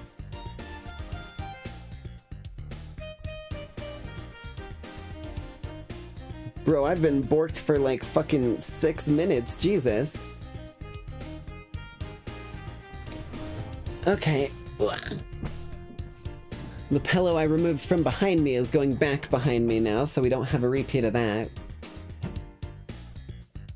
Well, here goes. Shaka, shaka, shaka, shaka, shaka. Yeah! Just start going rabid with it. Okay. There's the big sun cloud. Then we go next to slot 2, and we want a gut punch. G, gut punch. 5 Bronson, 1 Flangeride, and optional Karmatrine. Aged and mixed. It's only 4. I'm gonna give him a small one, so yeah. 1, 2, 3, 4, 5. 1 high diddly ho. And 1, 2, 3, 4. Aged, and just a little quick mix on this one. Shake it, shake it, shake it, shake it, shake it, and stop. Perfect. Shaken, not stirred. 007 James Bond. One moment. Jesus. Stupid sand. I don't know what it is, but I always end up with, like, sand stuck to the outside of my 2-liter bottles. I don't even know where the fuck the sand would be coming from nearby, because as far as I'm aware, the nearest fucking beach is over on Dayside, or at least near the border. And we're kind of in the middle of Nightside City here, so...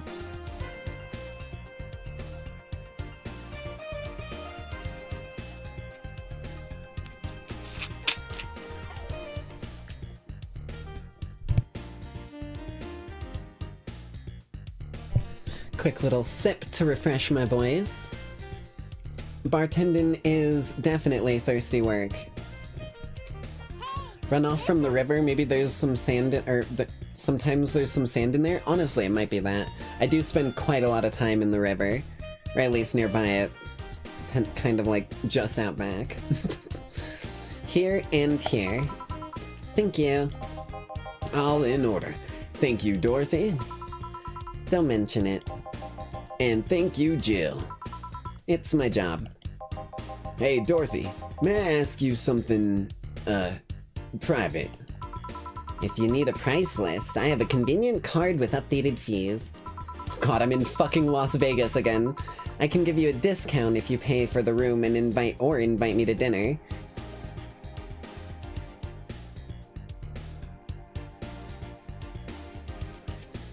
I mean... Huh. I mean, I'm not one to do shit like that, so I never thought about it, but... I mean, that just seems like a nice little notion, so I could understand why she'd give a discount for that. No, thank you. It's not about that. Then go ahead. I don't think you can ask me something I've never been asked before. Is it true that the DFC-72 line leaves tracking nanomachines in the other person after, well... after they violate every hole in your body regardless of its... Whoa! Whoa, bro! You cannot be saying shit like that! Oh my lord. Okay, hold on. That fucking threw me. But a voice actor's job is not complete until they say the line proper. After they violate every hole in your body regardless of its original purpose? Yes. That's a semi-myth that nobody has tried to dispel. It's true, but it's also not true at the same time. Care to explain? We do have tracking nanomachines, but they're released when the body enters alert mode. Oh. When we're being assaulted or the like, that way the authorities can chase down the attacker. That's actually really smart. Holy shit, that is a really good addition for a sentient robot to have. Dear lord. It's like, literally someone tries to do something like a little too nutso that they're not a fan of, and they just fucking explode like a goddamn ink packet or something, like, but it's invisible nanomachines. It's like a bunch of little drone hatches open up across their body and just like a swarm of gnats fly out and attach to them. Jesus Christ. It's kind of buggy though. Oh shit. I've heard stories of DFC-72s who marry, get nervous on their wedding night, and bam. Their partners end up spending the honeymoon in jail. So it's... oh, okay. So it's like fight or flight almost triggers it. Interesting. I see.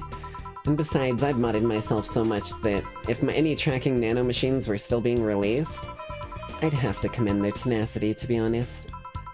There's also this urban myth that those nanomachines help improve performance, but that's just silly. Now, I get to ask you something. Sure, go ahead. All of these fucking jumps between the high-pitched voices all the way down to like here is fucking with my voice, man. How much of you is still organic? Just enough that my skin still heals over time. Come on, you know that's not what I mean. It's not? Oh. I'll tell you that and nothing more, young lady. Fine, let's see if I care. Honey, I'm going. I'll leave you with the meanie. Thank you, please come again.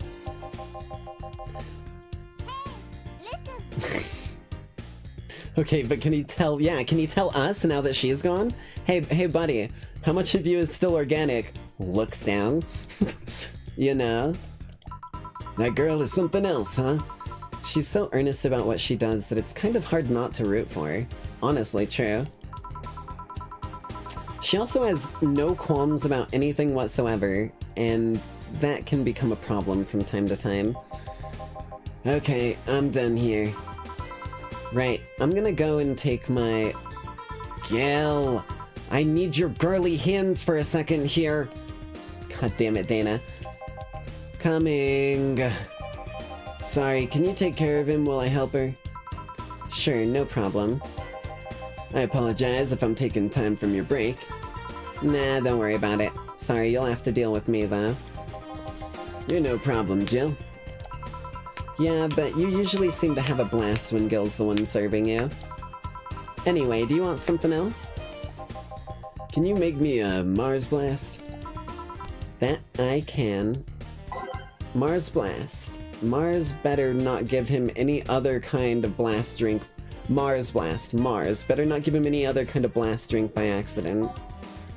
I mean, I wasn't planning on it. There is 3 of them. It is a bit tricky here, but I've been pretty effective on it. 6 Bronson. 1 Powdered. 4 Hey Diddly Heidi Ho Neighborino. And 2 Karmatrine. Had to just make sure I hadn't fucked it up. One of these is enough to leave your face red like the actual planet. This dude loves his... Oh.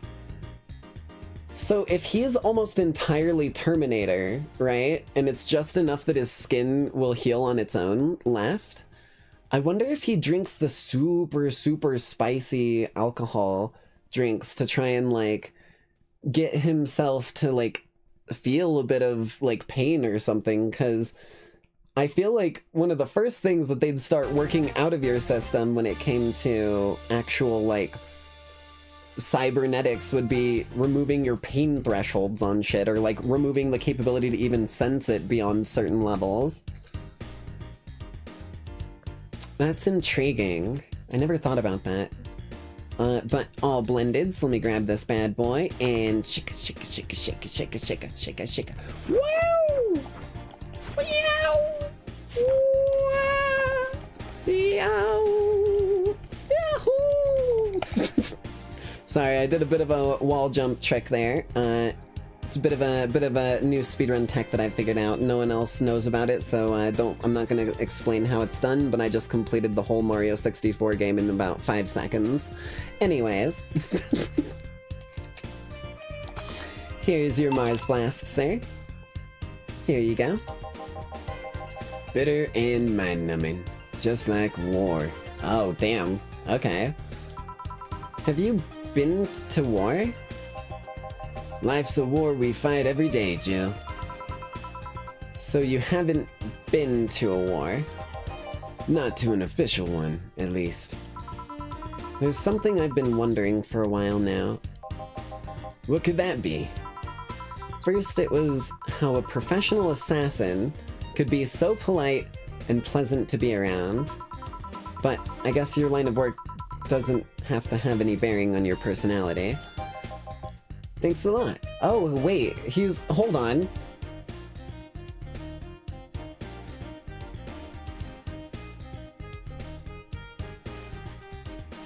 Wait, so he's like a headhunter, bounty hunter dude like me. Okay. I mean, I hope I also live out to that expectation of being fun to be around. What I've often wondered about, though, is how you can be so calm here. Aren't you worried about police or the like? Well, first of all, I try to keep everything as clean as possible. Second, I don't come here looking for trouble, so I don't raise suspicion. And finally, you can thank your boss for easing my mind about other folks. My boss? I've seen what she's done. I feel safe here. She could take care of things if I went haywire. Oh, is cyberpsychosis a thing? Haywire. You? Don't mind that.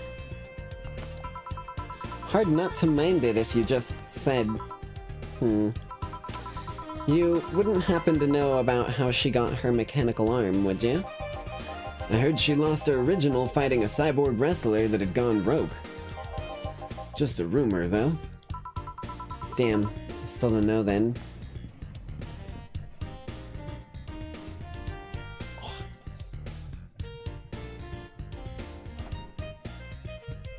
Damn, bro, my neck is bugging me. Okay.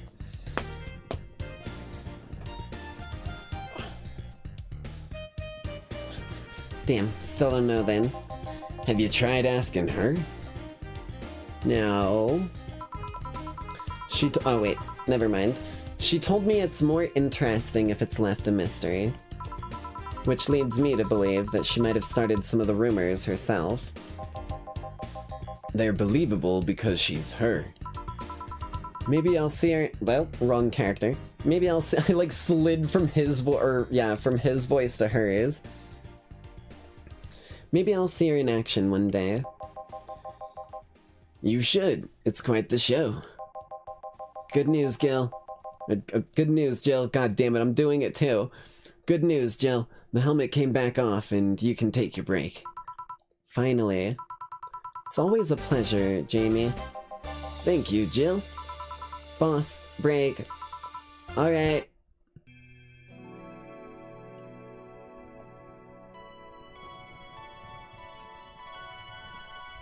Okay. Oh, we get to save. Cool. I will save there. Little sip.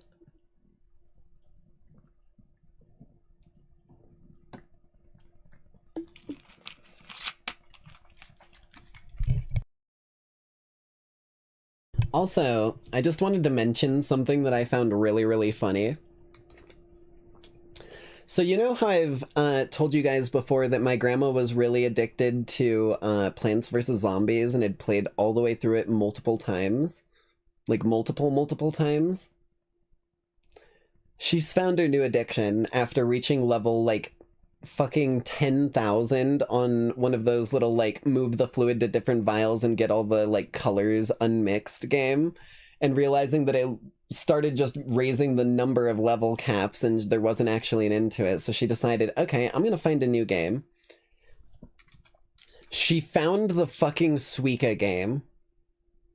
The game where you, like, drop fruit into a little area and the same fruit combine into a bigger one and you try and get the watermelon or pineapple or whatever at the end, and it has been her new addiction. And I am 100% here for it. Listen. You have so many of those games. Yeah, like, it's funny to me, because my grandma's, like, definitely a bit of a gamer. She just doesn't, like, typically find the types of games that she likes outside of some basic mobile stuff, and when she finds one she likes, she digs the fuck in.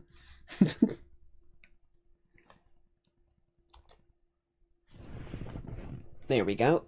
Ugh. I need to go to, like, a chiropractor or something. My back is really fucking with me. It's, like, right between my shoulder blades, too. So it's, like, the worst spot for me to try and pop it by, like, adjusting my back any way, shape, or form. Okay, let's keep going. It's now safe to keep playing.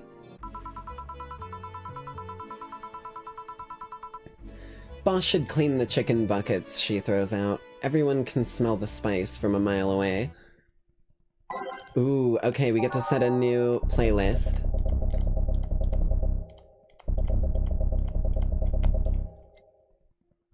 What else do we got floating around? Ooh.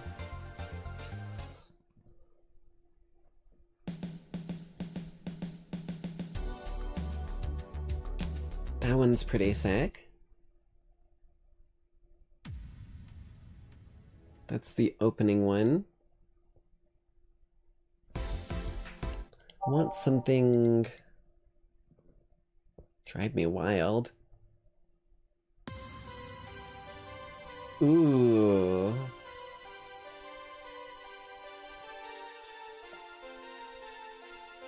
Ooh.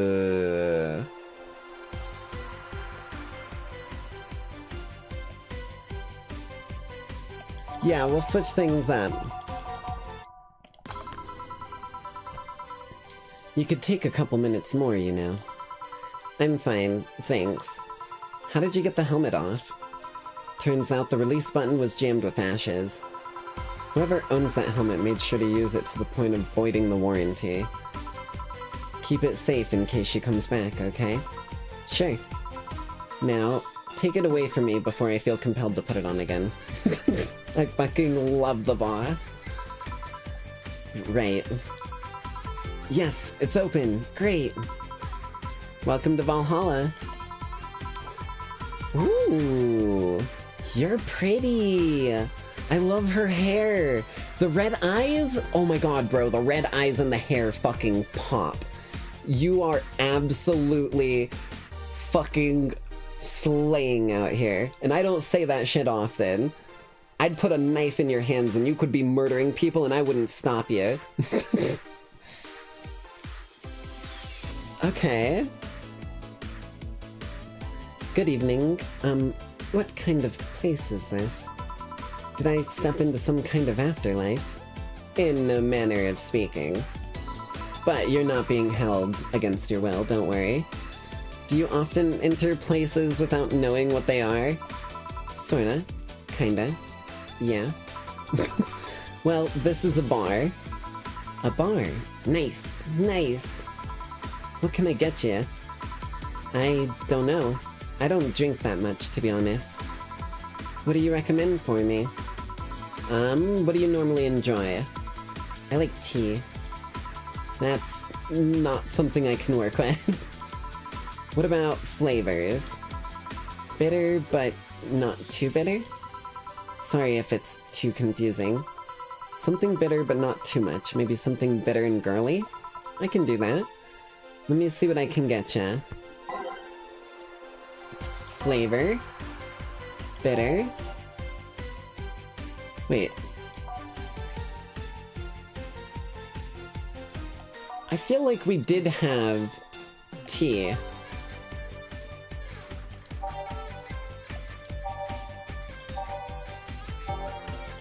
I feel like I remember one of them being like a tea. Maybe I'm crazy.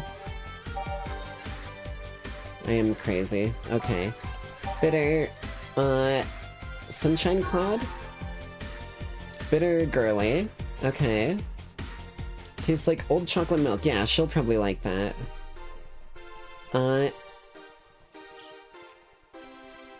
She said she doesn't drink much, so I'm not gonna give her any Karmatrine in this one. I'm just gonna see if she likes it. On the rocks and blended. Let me get my shaker out and ready.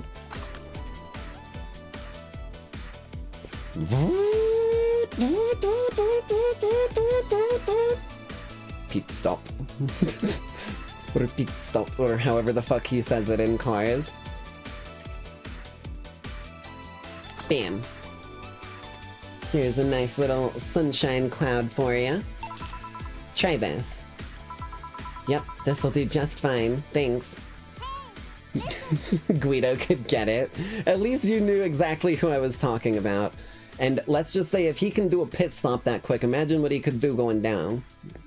Just saying, right? God damn it. I saw right before stream that Chibidoki did a Hear Me Out, like, presentation of all of her Hear Me Out characters. And me saying that has made me think that I need to fucking do one now. Yep, this'll do just fine. Thanks. She looks so cute. She looks like someone who, like, has probably never been to a fucking entire bar in her life. You don't look like you're from around here. What brought you by, miss? I'm the star that always shines in the dark night sky. Are you a celebrity? I'm the glow that will guide you through your sorrow. I'm the northern light that will show you your dreams. I swear a lot. Online. You gonna follow me or are you gonna follow her? Oh my god, it's Miki! Oh my god, the blue hair. It is this world's version of Miku. And she's one of the Robo people. Okay. Yo. Okay, this is something... Hold on, we're taking a slight moment here. This is something that I've been meaning to bring up for a while. I have been absolutely fucking unbelievably hooked on Daggerheart recently, and oh my fucking god, it's a bit more difficult for me to run it the way that I did the, like, one that I did before, where it was, like, the Lackeys play D&D, and you all kind of, like, pitched in, and then we all did, like, we did pretty much everything that I saw in chat. But you can't see the horizon. Hatsune Miku? Literally.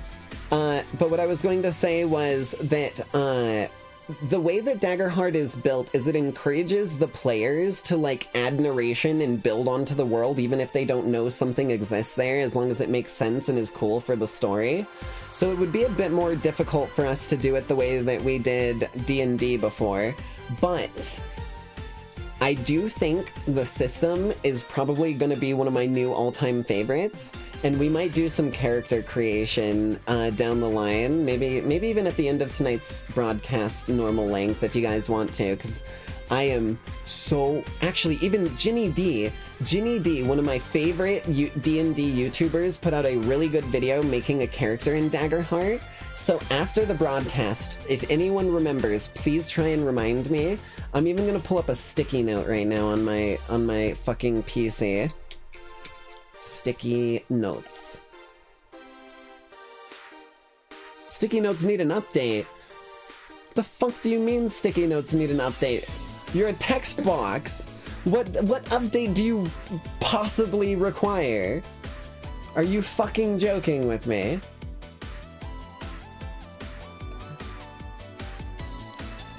Anger. I will put it in my notepad then.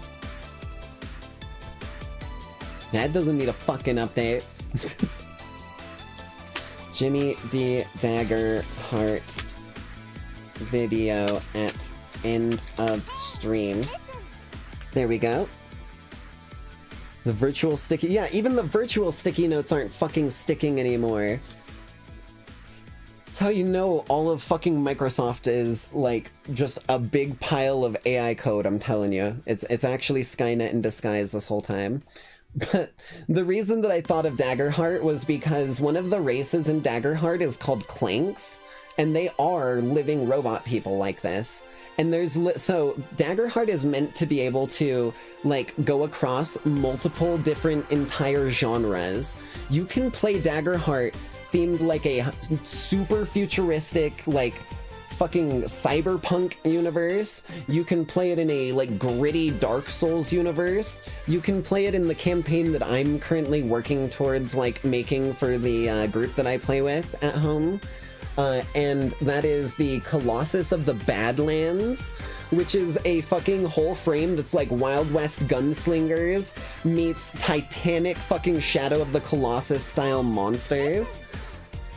You can play it in a genre, so it's a system that's meant to be open to so much flavor that you can change, like, a wand into just a functional pistol, basically. Or, like, they even have some, like, in the Colossus of the Badlands or whatever, they have some rules for, like, rifles, shotguns, revolvers.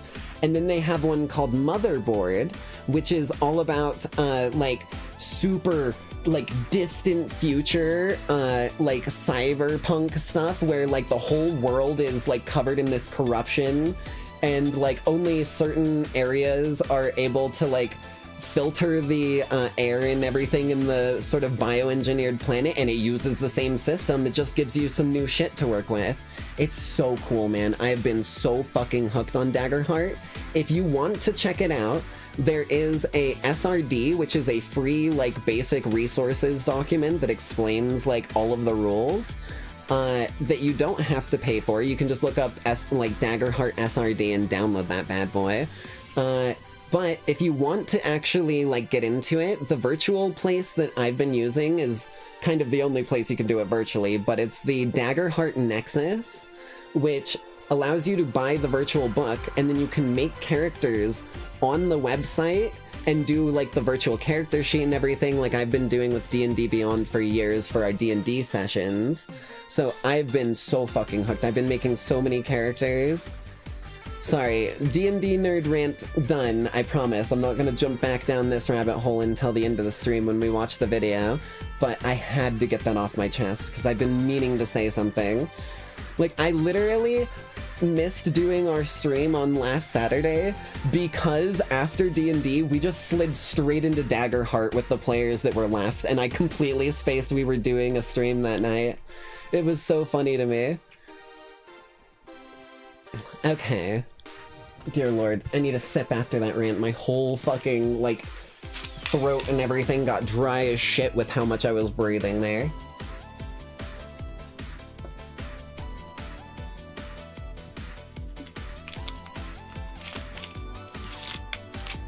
I have not been, like, this is the same amount of, like, hooked, fucking addicted, and unbelievably into something that I was when I first discovered D&D. But I've been playing D&D for so long, so for me to be like this again, it has to be a bit of a paragon in my eyes. I'm Kira Miki. So, should I call you Miss Miki or Miss Kira? No, you're not getting it. I'm just Kira Miki. Here, let me help you. I'll say Kira, and you say Miki, okay? Okay. Kira. Miki. No. Put more spirit into it. Kira. Miki. Almost there. Kira. Miki. Kira. Miki. Kira. Miki. Kira. I love, dude, this is fucking... Bro fucking found out that a celebrity was in the bar and fucking, like, did the SpongeBob thing where he fucking stretches through the steel door, no animation until it shreds around him. Dude just came from the fucking shadows behind, ready to assassinate her. Kira. Fucking Dina too, god damn it. Mickey. That's it. Are you feeling it? Kira! Miki! She's getting the whole fucking bar to join in, dude. Kira! Miki! Kira! Miki! And don't you ever forget it.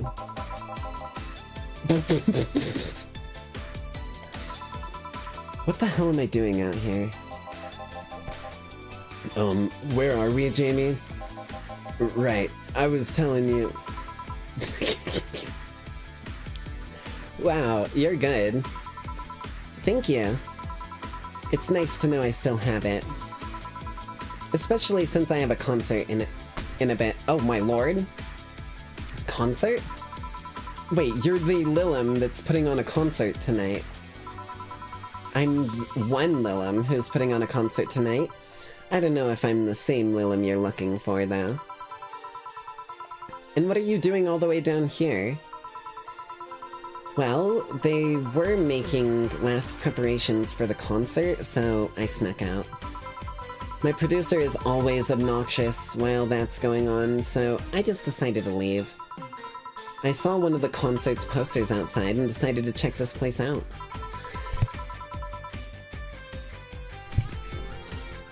Just that? Isn't that a bit dangerous? Won't your producer be mad when you go back? He will, but it's not like it's the first time I've done this. And he still needs me to do the concert anyway. I see. How big is the concert? We planned for a bit over 100,000 people and sold out pretty fast. So we managed to secure ourselves another show in a couple weeks. Well, that's nice. Yeah, I may not have as many fans as other performers, but mine are very loyal, and that's nice. That is what you should aim for. You don't need to aim for the numbers, you don't need to feed into the content farm. You need the motherfuckers who, in the words of the great Maury Calliope, we're sticking with the fans who've been around since the beginning. Bottom of the ninth, fuck that, we in the first inning. Over 100,000 is not many? Then what exactly is? Let's just say that in a distant future world like this, you're probably looking at least 1 million. Hold on then, based on your little demonstration from before, I should call you Miss Miki, right? You don't get it. Let's start from the top. I'll just call you Miss Idol then. Oh, I like that. Hey, do you have anything soft? Soft as in alcohol-free? No, I mean soft as in soft. I do! I've got this really fucking stupid looking, extremely punchable marshmallow peep bunny that I got in Easter, and this thing is stupidly soft. I don't know why it's so soft and punchable, but like, you could beat the shit out of it. It is still just gonna look at you with that dumb punchable face and be just as soft, so here you go. Soft? Let's see what I can get you. Wonder if she... Well, she didn't say alcohol-free, because we literally asked alcohol-free and she said no, something soft.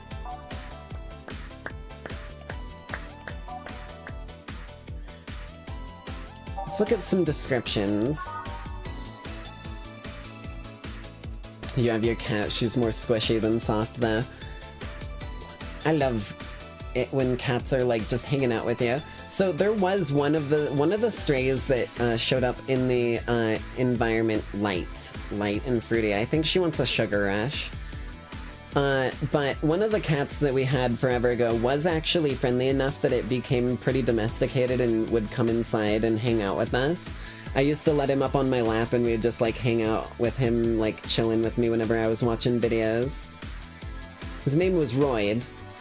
I called him that for Royd Rage because every so often he would go into like a bit of a rage and start like biting and gnawing at you. And my grandma called him Royd for hemorrhoid because he would always be trying to be up your ass no matter where you were in the house. He was my bit of an inspiration for Ember. Because he ended up...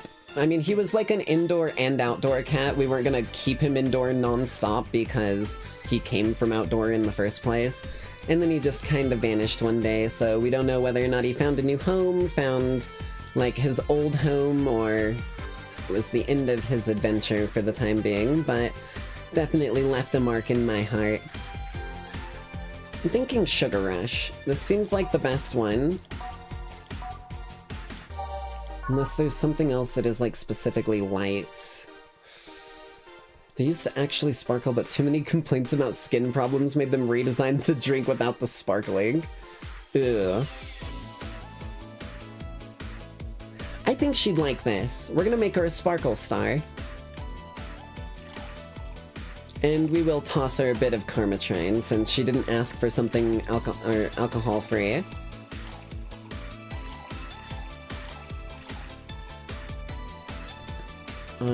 Aged and just a mix, so sweet little shake a sop.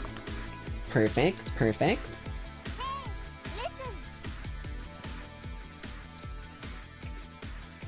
And serve. Here you go. Let's hope she liked that. Oh man, this isn't soft. I'm gonna reek of alcohol. You literally said no! Maybe she meant light on alcohol. Oof, okay, I understand now. You should have thought about that before ordering drinks in a godforsaken bar. We have mints that can help you with that. But it would have been easier if you just said what you needed in your drink. Oh, I'll keep it in mind. Hey, is this glass important? Depends on why you're asking. Do you want me to sign it? Oh, sure, I guess. No guessing, are you sure or not? Yeah, do as you please. Okay then, who should I make it out to? Jinx Stealth Air, Sticks in Bar.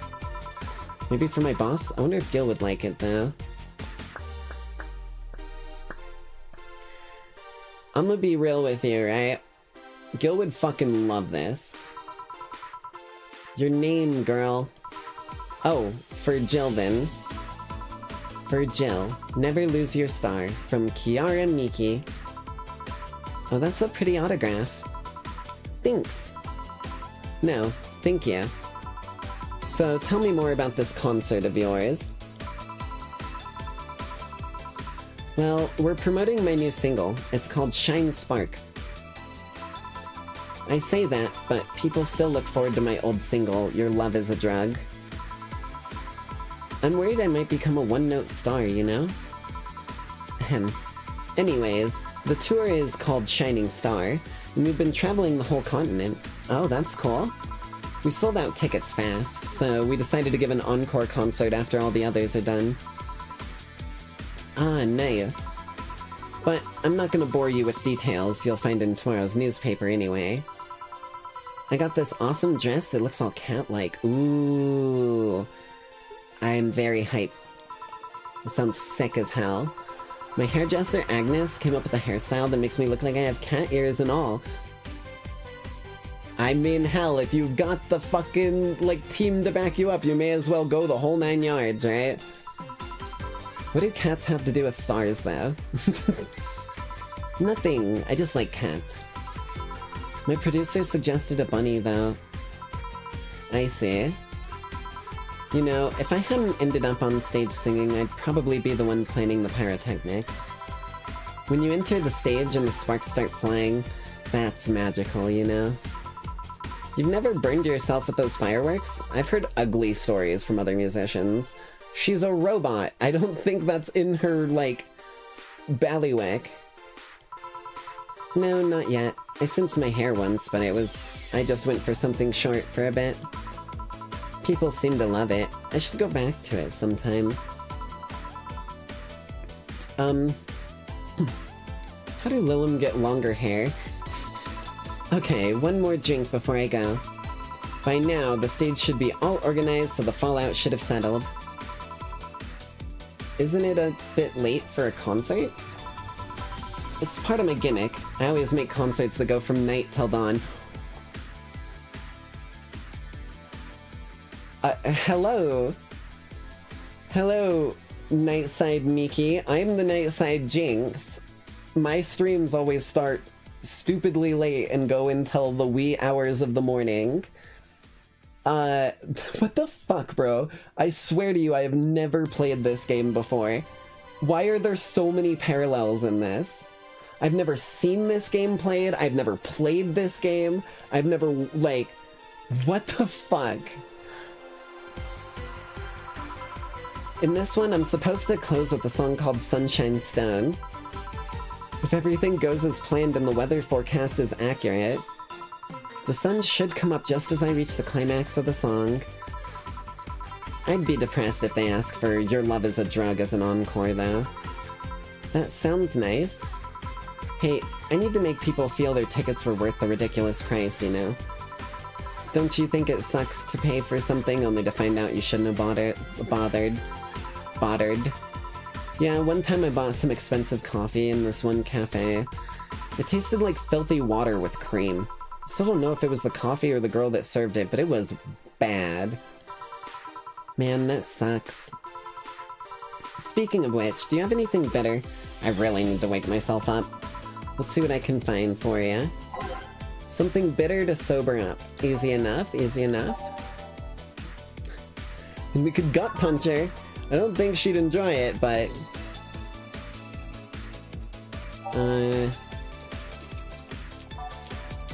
bitter... suplex? Small twist on the pile driver, putting more emphasis on the tongue burning and less on the throat burning. Ew.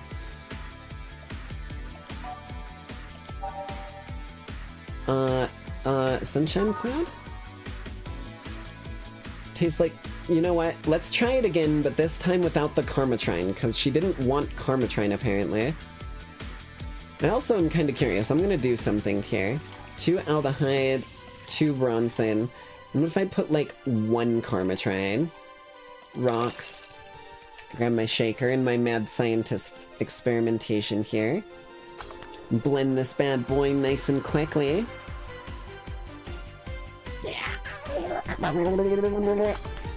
Okay, that does make one. So, optional, I can put any amount. It wasn't telling me binary, it was telling me that you can mix and match. I'm not gonna give her any Karmatrine, though. It's just gonna be Bronson and aldehyde. Rocks and blended.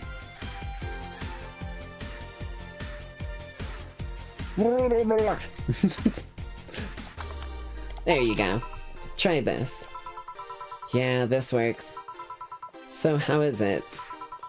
It could be a bit sweeter, but it's delicious. I figured it was for waking you up or something, so...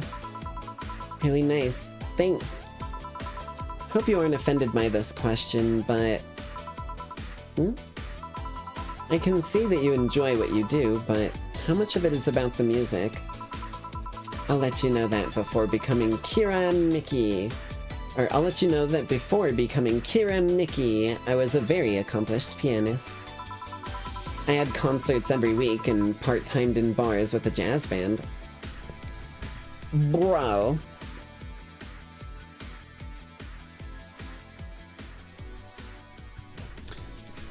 Intriguing.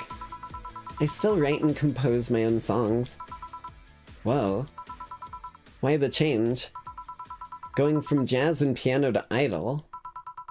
Have you ever thought about the power music has over people? You could argue it's just noise, but it can make you feel a wide range of emotions. And that power is pretty universal. It can Dude, oh my god, I literally said this!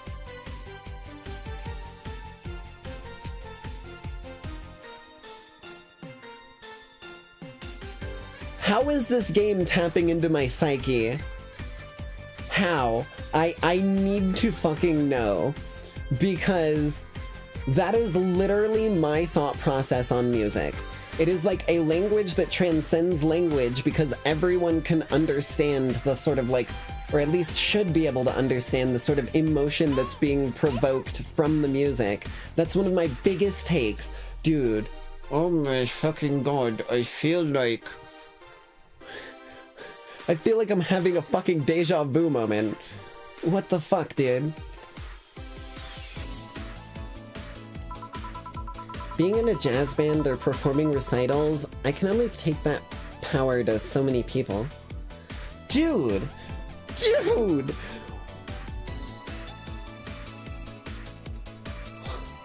Hold on, hold on, hold on. I'm about to show you exactly fucking why. Pause the fucking vibes. I'm about to show you fucking why. Say something too mellow. This dude. Hold on. Hold on, hold on, hold on.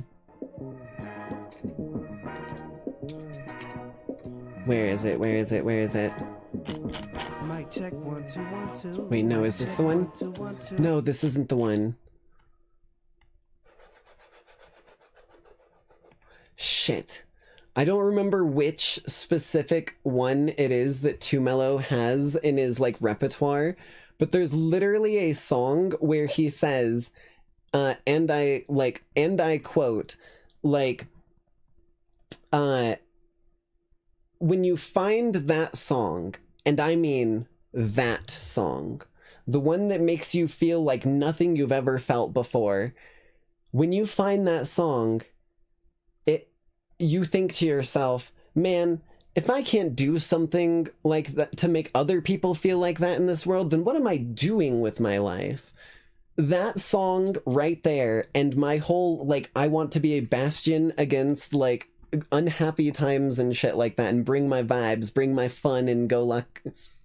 Fun and happy-go-luck. That's happy-go-lucky stuff to the fucking stream. What is happening? I am being psychoanalyzed by a bartending game. What the fuck?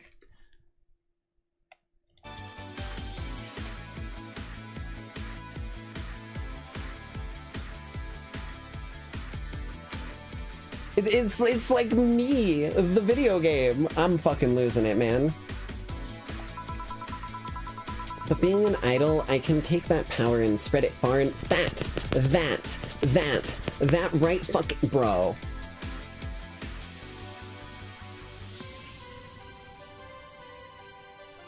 I'm actually fucking like, what is happening right now? What the fuck is the odds of this? The odds of this cannot be very high. Because this game, I'm gonna be real with you, I severely doubt this game fucking changes its fucking answers per person that plays it. Like, it's not just fucking generating the shit off the fly off of your browser history. What is happening?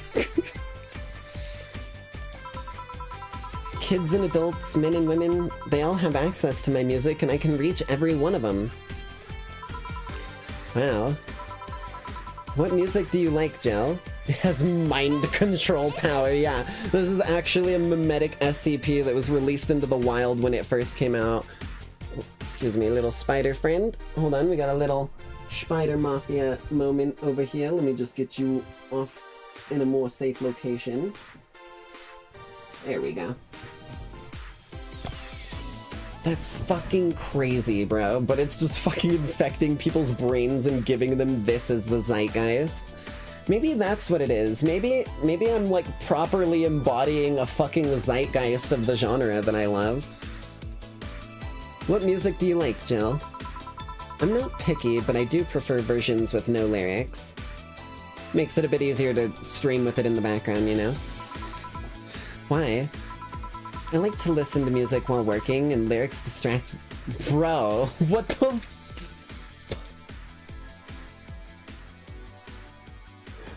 It's not even like it's a specific single character in this. We've had, like, fucking multiple characters just come fucking punch me in the face with a fucking mirror. Oh my lord. And besides, it always bothers me when people nonchalantly start singing songs with creepy lyrics. Okay, that I don't get. I love randomly bursting out into, like, what would we do with a drunken whaler? What do we do with a drunken whaler? What do we do with a drunken whaler? Early in the morning. Dishonored ingrained that one into me, unfortunately.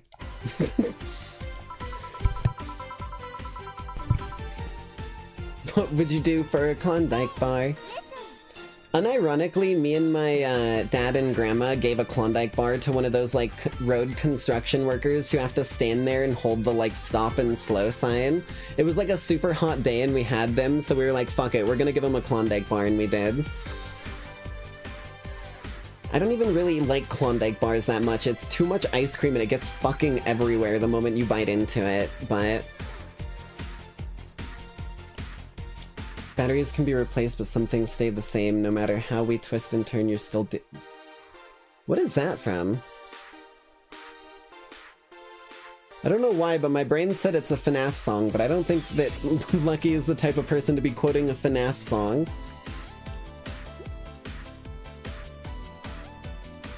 I think only half of the listeners actually care about what's being said. Oh, that's a bummer. I'd give you a copy of my latest CD, but I don't have any at the moment. Leslie? I don't know who Leslie is. Giving a box of donuts to the lawn workers outside. See, like, full respect to the people who are doing those, like, hard jobs. I sit in here on my, like, I work at a pizza place for, like, little chunky every, like, couple days or whatever, you know, every other day or a couple days in a row, depending. But, like, that is nothing compared to some of that. And the rest of the time, I'm sitting here looking at fucking pixel art robo lady and fucking super luchador wrestling and making stupid jokes. Like, I do not do anything on the level of what those motherfuckers do. They deserve any bit that they can get, honestly. Don't worry about it. Okay then, I'm out. Thanks for helping me pass the time, Jill. Sure. Please come again. I'll make sure of it. Will she be alright? Yeah, she'll be fine. You think she'll come back? Usually I'd say no, but honestly, I don't know. Boss, we're done. Alright. You feel like going to that girl's concert? Nah, I don't think so. I don't have tickets anyway. Hey boss, does the name Red Comet ring any bells? Why? That was my moniker during my wrestling days. Okay, what? The fuck? Who are you? She has to be a fucking mirror of the Styx family boss. Because the Styx family boss acts a lot like this chick. Just like throws random bullshit to the wind, not knowing that no one can tell what's truth and what's not. Dear Lord. Why, that was my moniker during my wrestling days. Huh? That's what they called me during my time in the Grand Slam Fighters. They saw me coming, but they couldn't stop me before I crashed into their heads. Any reason for being red specifically? That way I was 3 times faster.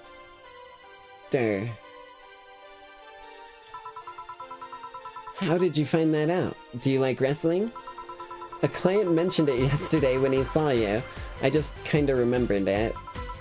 I see. I should take you to a wrestling match sometime. Maybe you'll like it. Maybe. In any case, Gil's cleaning the glasses today, so I'll leave now. Take care. Oh, and boss?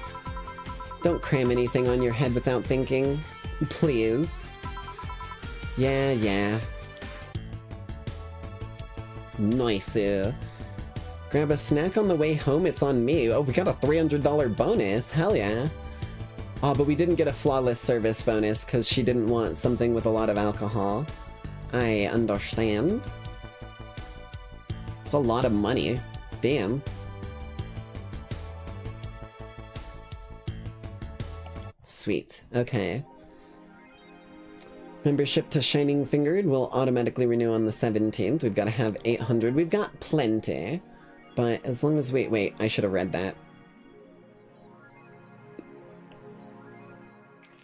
I didn't read if she wanted something. Let's see if she did. Wait,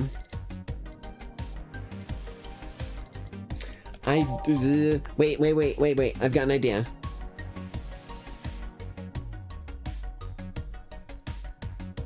Jill is humming Your Love is a Drug. Buying the song will prevent her from getting too distracted. Ooh, yeah. That's not in this fucking catalog. What the fuck are you talking about? Is it in the phone?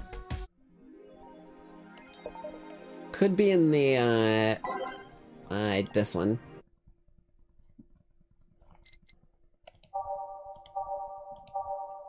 Your love.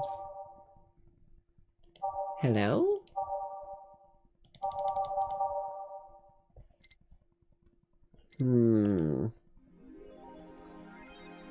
What the fuck is this?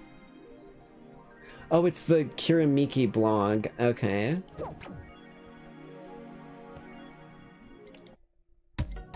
How the fuck do I get... Figurine, movie poster... Oh! Magazine with all things idol has a download code for Your Love is a Drug. There we go. Okay.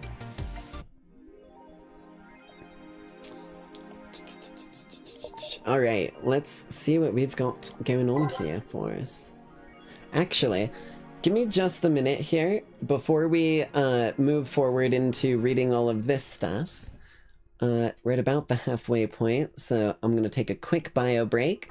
Anyone who needs to get a snack, get a drink, go to the bathroom, anything along those lines, you won't be missing anything for the next chunk of time, and we will get some Too Mellow vibes in here for y'all to enjoy. Actually, I think it's this one. Hold on. Let me... Nope, not you. Volume mixer. Wow, you're taking so long to load this time. There we go. Boom.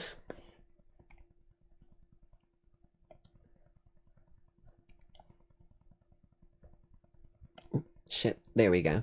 Okay. Wait, no, this one.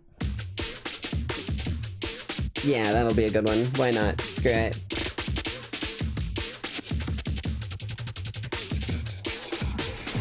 Okay. Give me just a few minutes here. I'll be right back. Should only take me just a little bit.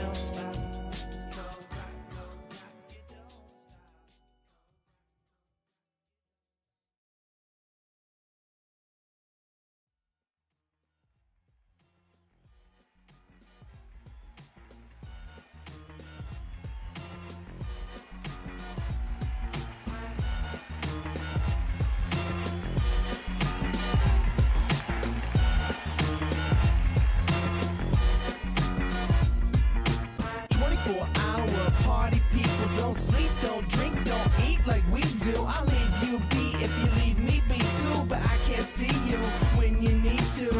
Getting trouble. You just wanna get in trouble. Do the hustle. Everybody do the hustle. Get in trouble.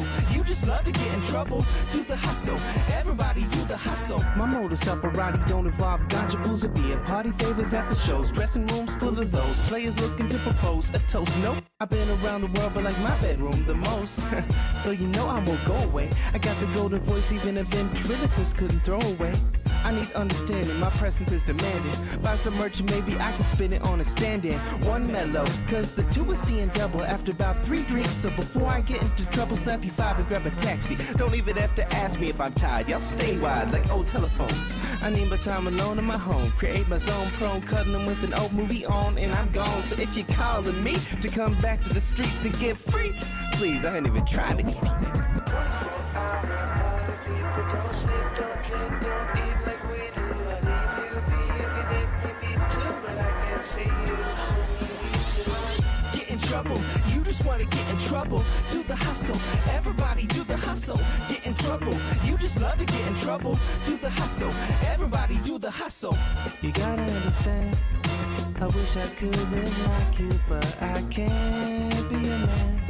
Don't bet on intuition, just understand. You know I really like you, but I must have a plan.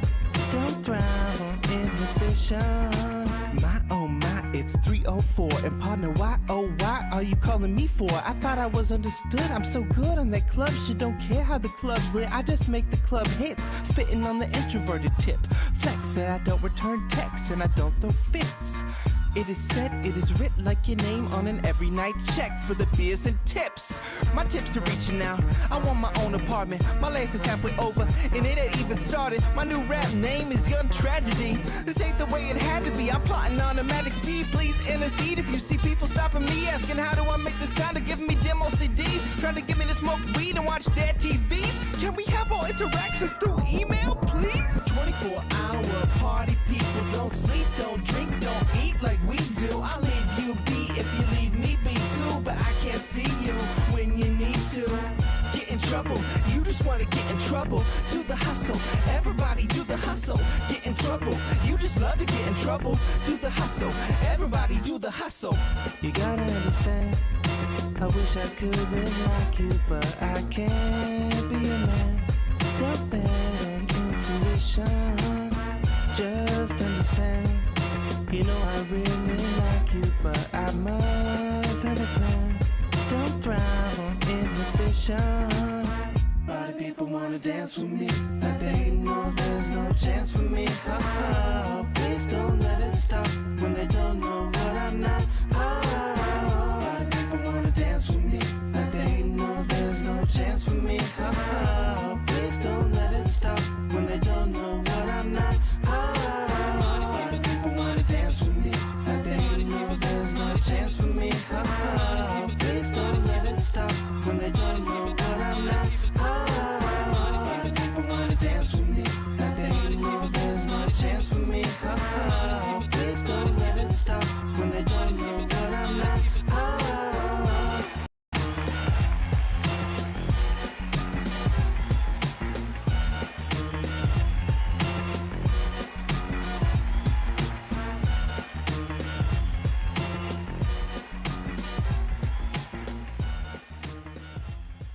Alrighty, I am back. Sorry about that. Jesus Christ. Okay. Bam, bam, bam, wada bing, bam, boom, and pow. Thank you for the welcome back. Over here, let's remove that so it's not blocking your view. Bam. Okay. Did that idol really show up, or is she like the ghost? Hey. Hey. Okay. Ooh, Alice. Okay, maybe we start down here and go up. Because 3 and 4.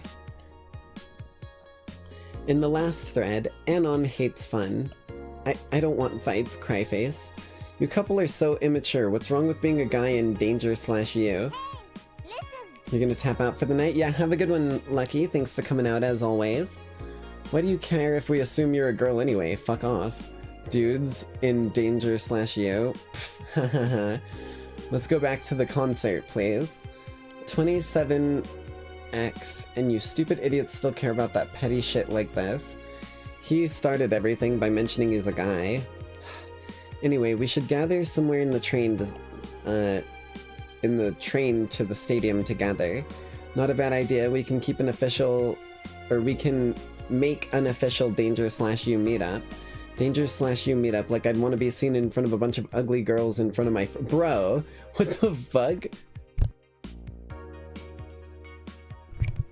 Jesus Christ. Okay, next thread. I'm gonna moderate the fuck out of this. No more shit posting. Miku Concert 4. In the last thread, no shit posting allowed. Did that one Anon left? I think so. I never left, I was just lurking to not cause any trouble. Don't worry, we're here for you. Any ideas for the great revelation? Do you know if I like her yet? Or do you know if you like her yet? Look, I just don't want to ruin our friendship. We know each other since we've known each other since we were very young. So she's like a childhood friend. It's like one of my Japanese anime. Yeah. Okay, so this is what you have to do. When Miki in singing Lovers in Paradise, you kiss her. Kiss? Of course, just try to imagine how magical that moment would be with the fireworks and the epic guitar solo. I will think about it. This thread is closed. Eesh. Alice Rabbit thread 2, Electric Boogaloo. Ooh. Smiley face. Stop forcing Alice. So we hate Alice now? Good. It's just that we haven't heard any news yet. Remember that time they posted here to announce an attack? Lol, yeah, and I remember the cybercrime unit up the admin's ass. December 17th will come, the second retribution. Birthday is coming. Oh my god, that font. Oh no. This is so they are literally hitting him with like a remember the 17th of December, the second retribution and birthday. Okay. Oh boy, spooky font. It's happening. Ha ha ha, the time for despair. Did somebody say despair? Monokuma, I'm gonna fucking stab you if you don't get out of my lap right now. You'd like that, wouldn't you? Shut the fuck up. Get out of here, buddy. You're not getting a cameo in this game. Oh shit, fuck. That face when I just got out of jail. I'm not going back. Do you know what happens to people with IPs on the wrong thread? Hi, Cybercrime Unit. I just want to let you know that I'm not Alice, but in fact, your mom. That would be me. That would be me. That would literally be my fucking post. Oh my god. Why you gals so nervous? The only one getting fucked is the admin. Admin fur. Fuck off, Alice. Not this shit again. Bro. Okay. That was fucking solid. Spooky. Or a nice joke. Wait, I keep forgetting to read 4's things about these because I'm staring over here at my phone. I'd be lying if I said I wasn't curious how such a meetup would end up. I mean, it'd probably be either a nightmare or really, really cool. How was your first kiss? I tripped into a guy. It hurt like hell. Bro. I don't think that counts as a kiss, I'm afraid, Jill. Let's do a new save. I mean, we've got so many fucking pages of saves, we may as well just keep saving across them. Let's read here. What I Do to Relax by Miki. So that's what she meant by a tea-like drink. Oh, we get to know about her, right. It's been very hectic as of late, so I'd like to share with you what I do to relax. Sitting on rooftops. I'm on the road most of the time, so I don't have a specific rooftop to relax on. I feel like the breeze and sea... Or I feel... Dyslexia, can you please read that sentence properly? Otherwise, you will be summarily hitten with a controlled shock. Or exotic butters, but they will be frozen and put into a sock.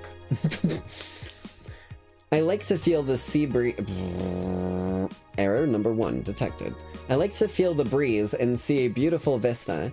It makes me think about life. Tea cocktails. Oh, this is something I can't live without. Mixing tea with vodka, rum, gin, lime, you name any tasty and natural combo and I'll be all over it. I'm very careful about getting tipsy before a show, though. I wouldn't like to ruin your evening. Okay, so she does not drink before a show. Respectable. Oh, is it like an IMAX dome where it's gonna have like a display across the whole roof? That's sick. I've only ever been to an IMAX theater once in my life, and it was at like a science and technology museum, I think. Yeah, it was like a science and technology museum when I was traveling somewhere with my family forever ago, and they had an IMAX theater where you could go in and watch free showings as it just cycled between these different showings of like these super high definition space stuff. Like space stuff is so cool to me. Like, I'm not gonna lie, one of the arcs that if full disclosure, right? Upfront and like personal, one of the arcs that I would do if given like if money was not at all like an issue about like getting a new model or like art or whatever, right? I would do either like a retro, like super like black light and fluorescent vibe, like arcade style, or I would do a fucking, like, one of those, like, sort of like, Fallout New Vegas, the, like, lady with the, like, super old-school fishbowl dome helmet and, like, the ray gun riding the rocket. That sort of vibe. Those vibes have always been really cool to me. I don't know what it is about it. Or a Western one, like a Wild West, like, gunslinger style would be cool, too. Hi everyone, are you ready for the Dome concert? I sure am. I perform in a rather large number of concerts every year, and even then I can't help but be excited every time I have to have one around the corner. And it's all thanks to you, thanks to your energy and love surrounding my life in every aspect. I'm going to perform all of your favorite songs, so please be excited. Just one little request. Please don't wait for me outside the stadium, or my bodyguards will get angry at you. I wouldn't like to see you hurt, so please don't do it. Damn. Okay. Oh shit, I haven't read 4's things! By bodyguards, does she mean the fan club, or... Wait, does she have a fan club?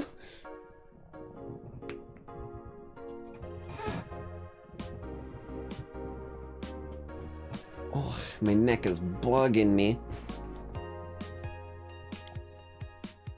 Okay, thanks, GC. Ooh, I love this place. So much energy, so much love. I could feel the optimism in the air. Even after all the struggles, you still came to see me, and I got to experience the loudest and craziest crowd in my whole career. I'm beyond speechless. That said, I'm excited to announce that I will have a second date in the city. It wasn't easy to set up, but I'm so happy my agency approved it. This was by far our biggest show, and I can't wait to experience it again. See you soon, my darlings. Love, Miki. So she'll actually come by again. That's pretty nice. Okay. Well, I think we should just be good to head off to work. Good evening. Oh, whoa, what the fuck? Back to the title screen? No. Hold on, where's my... Give me my... Whoa, hold on. Cool! We watch, we protect. News. I'd buy that for $1. $59.90. Oh, right. Ramen is pricey in the future. We're sticking to wrestling, though. Good evening. Oh, hey there. I was expecting the bar to be different before opening hours, but I guess it's just the same tired thing. Alma? Ah, Leonidas. Whoa, what? Gillian. Marcello. I stumbled across her on my way... Oh, that's me. I stumbled across her on my way in and asked her if she wanted to tag along. Hope you don't mind. Sure, make yourself at home. Where's Boss? She didn't put the helmet on again, did she? She went out for a bit. I don't know what for, but she'll be back. Okay. Alright. Alma, make yourself comfortable while I prepare everything. Right, thanks. Whoops. Remove all of those. Where was... Ooh!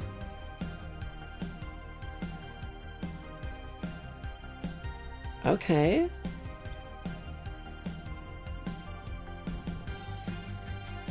Ooh! That fucking guitar in the background carries some weight there.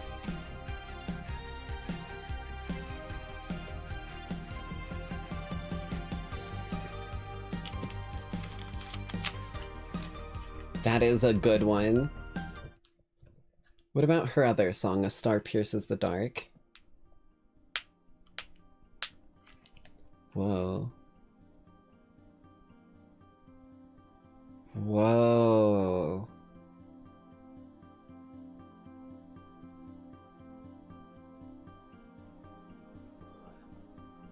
I'm getting chills. I don't know what it is about this one, but something about the, like, acoustic guitar with the choir rising.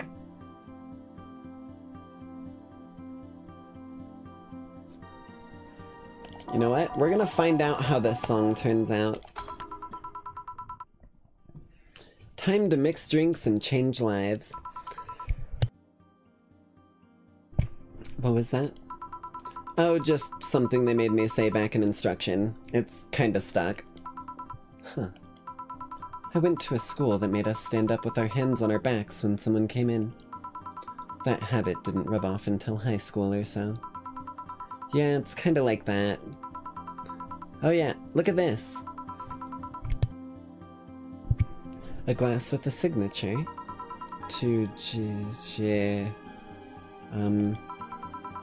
I'll assume it's either an autograph or an impromptu medicine recipe. Whoa, she has a robot hand. Okay. That, Kira Miki girl came here yesterday before a concert, actually. Oh yeah, now I see her name here. You don't seem very surprised. I like B-Link more, actually. The stoic-looking duo, right? Yep, those. Seems you had a better day than mine yesterday. I had to break up with Damien. I see. Want a drink? You don't seem very surprised. Alma, we've known each other for, what, a few months now? I'd be interested if those relationships of yours went further than a week or two. Oh. Ooh. Ooh. Ooh, you're getting a little called out here, Alma. Maybe this is the cougar that J. Jonah Jameson Harvey had been mentioning and warning us about. You say you broke up, but there's usually not enough time to foster something to break. It's more like, the guy wasn't what I wanted, so I stopped flirting. You could pretend to be more interested, you know. Like my mom says, if I don't buy it, it's because I know the product. Speaking of buying, do you want a frame? A frame? Yeah, for all these pics you have of your boss. The ones filling your phone's memory. Some seem sneakily taken at that. Hey, you have no right to be questioning my work ethic with my boss that I totally don't have a crush on, but you have no reason to be bringing any of that up unless you've been snooping through my phone, lady.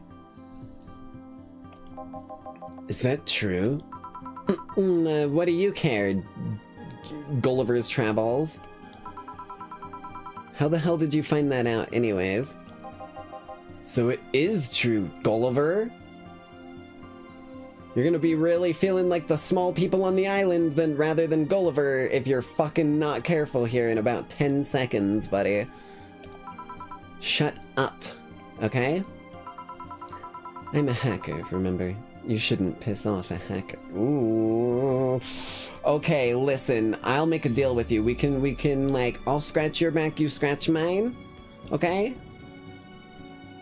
Well, I'll leave you be. And you promise to delete my fucking search history after I'm, like, eventually passed back into Tartarus and it's looking for, like, a new host for my incarn and whatnot. Okay? If that's something we can work together on, then that's something we can work together on. Aw, I really like this one of her sleeping in her office. I think I'll copy it. Dude? If she sees you with that, she's not gonna know it came from me, and she's gonna fucking think you're an absolute criminal. You... Hey, can you make me a bad touch before we keep arguing? Sure. What's a bad touch? Bad touch is 2 Bronson... All that this makes me think of is you and me, baby, ain't nothing but mammals, so let's... yeah. You can continue that on your own accord. Don't want to be copywritten, my singing is too perfect. On the rocks and mixed, okay.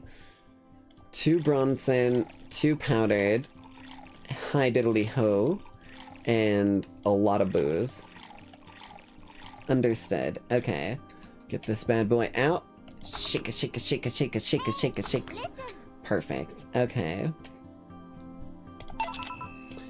Here you go. Who gives these drinks their silly names? Usually the one who registers it. Some people have quite the silly sense of humor. Like that girl who keeps laughing over this particular drink's name. I swear to God, if I look over there and I see Dorothy... she seems like the motherfucker who would be just giggling about it non-stop. Yeah. Oh no, she was talking about me, god damn it. So, who's Damien again? The one with the nice car. Sure, he also is the manager at the bank, but that car was what caught my eye. And what was wrong with him? Turns out he was a LARPer. Okay, lady, you gotta understand, someone who can roleplay live action can also roleplay in bed, baby. Okay? And I'm sure someone like you can get behind something like that, you just gotta put your brain to it.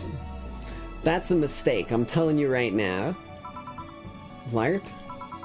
Live action role-playing? Sounds more like the nickname of some very heavy-handed writer, or a military organization. What did he roleplay as? Have you heard of the Woodstock Fairs? I've heard of Woodstock? If that's what you're talking about. Those events where people barely dress, stink, roll in mud, and fuck in the open. Those are hippies, yeah.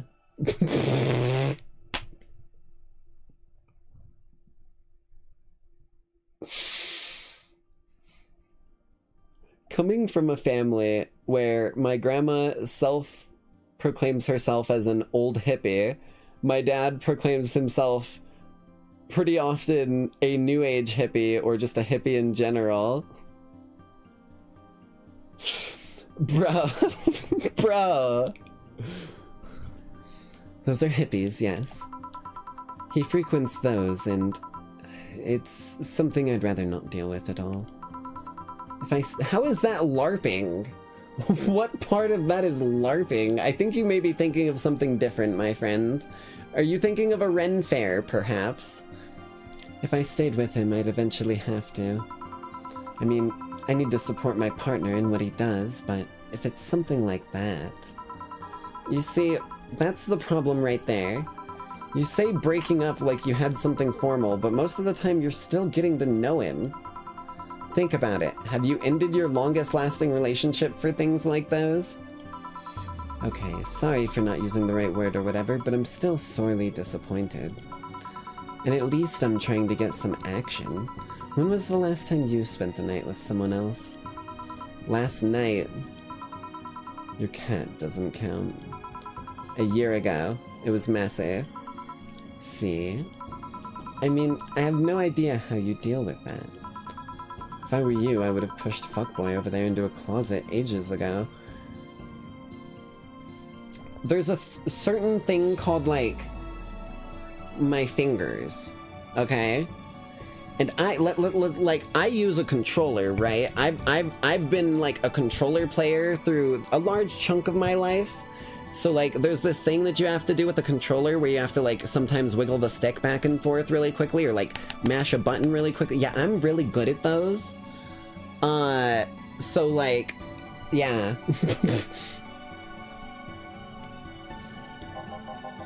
Fuck, boy. People have different needs and priorities. Yes, but don't you miss having the warmth of someone else at your side? Don't need to be fucking someone for me to feel like they're at my side. Huh?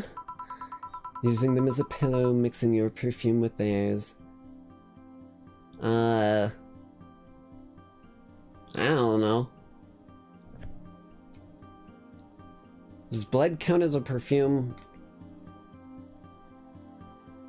If so, then I've done it with quite a few people. Putting your head on their chest, listening to them breathe as they pet your head. I mean, it sounds nice, but, like, not something that I'm about to push a dude into a closet for. Dozing off, knowing they're there, watching you, protecting you. Sure? Jill? Anything I can make you to shut up and drink? I like eating garlic bread. Yeah, garlic bread's pretty tasty. I eat a lot of pizza. I'll have you know that my Uncle Juan taught me ventriloquism when I was 12. What? Drinking won't stop me from talking, or making tasteless puns for Aunt Rosa. I swear to God, if you pull a fucking ventriloquist dummy out of your goddamn, like backpack or something, and start ordering drinks for it, I'm gonna fucking snap, Alma. I'll serve it, but I'm gonna fucking snap. Still, give me something weird, would you? Huh. Ventriloquism. Weird. A weird drink? Yeah, something different, experimental, uncommon. I like her. Let's see. Weird drink. Promo drinks fit that bill easily. What game is this? What's up with the sexual conversation? Yeah, conversation. This is Valhalla, Cyberpunk Bartender Action. A game where you play as a bartender. And let's just say, a bar isn't exactly the place for children. Type. Promo. What the fuck are these? Bloom Light. It's so unnecessarily brown. Bloom Light is 4 aldehyde, 1 powdered, 2 flangeride, 3 carmatrine, aged on the rocks and mixed. Jesus fuck. It's like everything. Okay. What else do we got in here? What was the grizzly again? Kind of unbearable for fans of the movie. Okay. Don't think she'll want that. Zen Star? 4 of each ingredient, all on the rocks and mixed. You'd think something so balanced would actually taste nice. You'd be dead wrong. Sour, promo, and bland.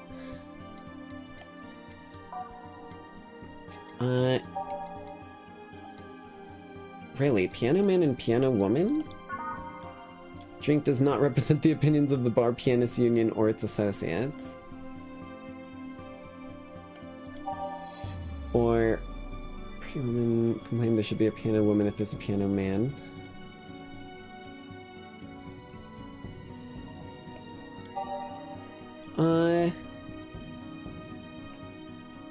I mean, we don't got any real idea on the flavors, so we'll give her a Piano Woman, see if she likes it. We've got some patrons that like it.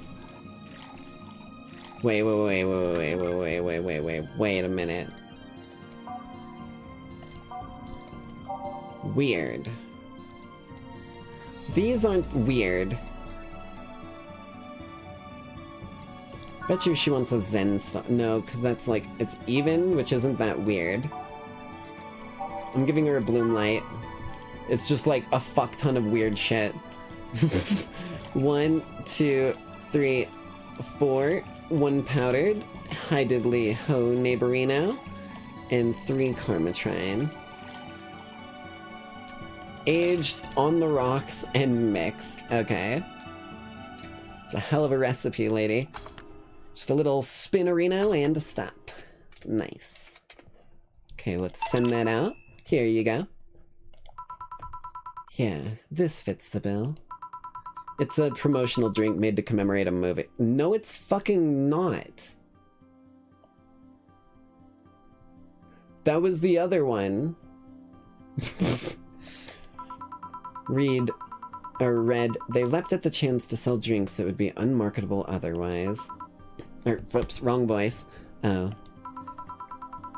You know, your orders are weird today. They are. Yeah, usually the first thing you ask for is a Brandtini, and then something like a Cobalt Velvet or something similar. Oh, shit. Oh, that's how I can get our... That's cool. Well, I sometimes feel like I need something different, you know? Something tells me part of the reason that you left this Damien is because he was too deep into routine. Never been inside a bar, also I don't drink alcohol and I'm in my 30s. Fair enough. I'm also nearing my 30s pretty rapidly. 25, hag in training officially. Once I reach 30, I'll graduate into a full hag. But, that'll be, the moment that I probably don't increase my drinking at all, to be honest, because I just don't really drink that much. But welcome to whatever the fuck this city is. The first episode of this, we literally, I'm not even joking, got asked if we faked an orgasm before. So I've come to expect it at this point.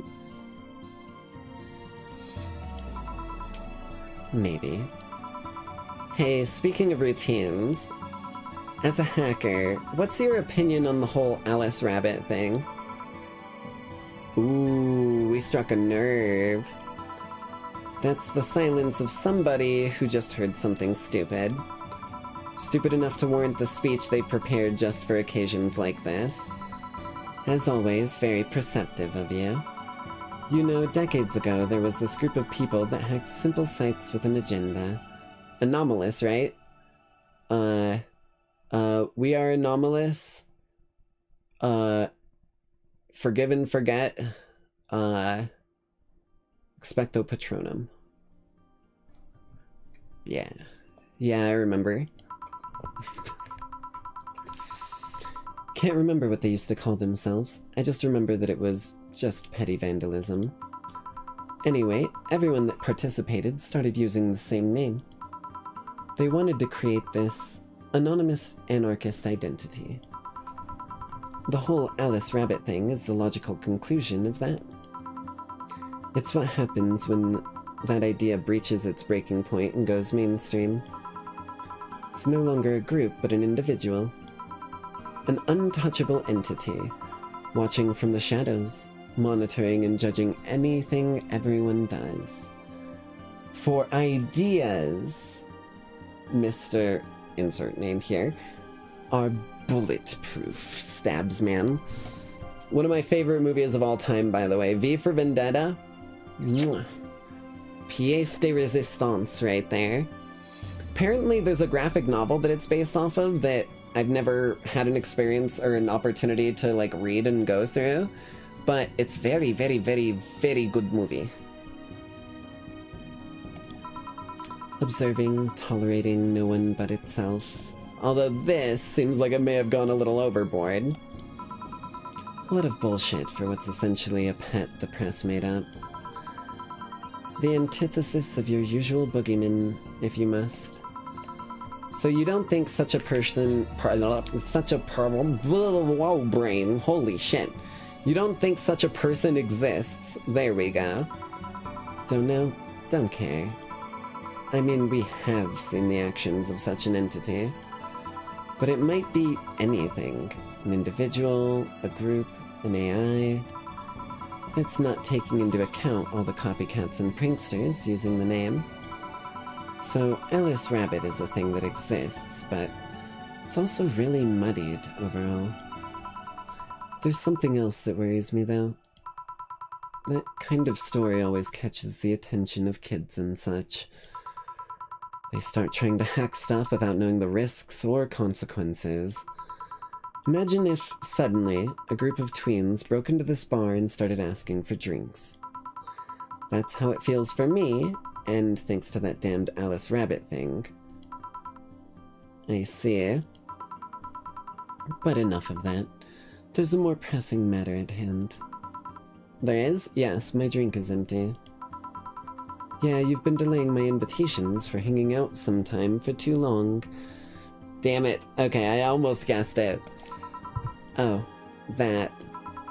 Do you hate me that much, Jill? Does my presence make you that uncomfortable?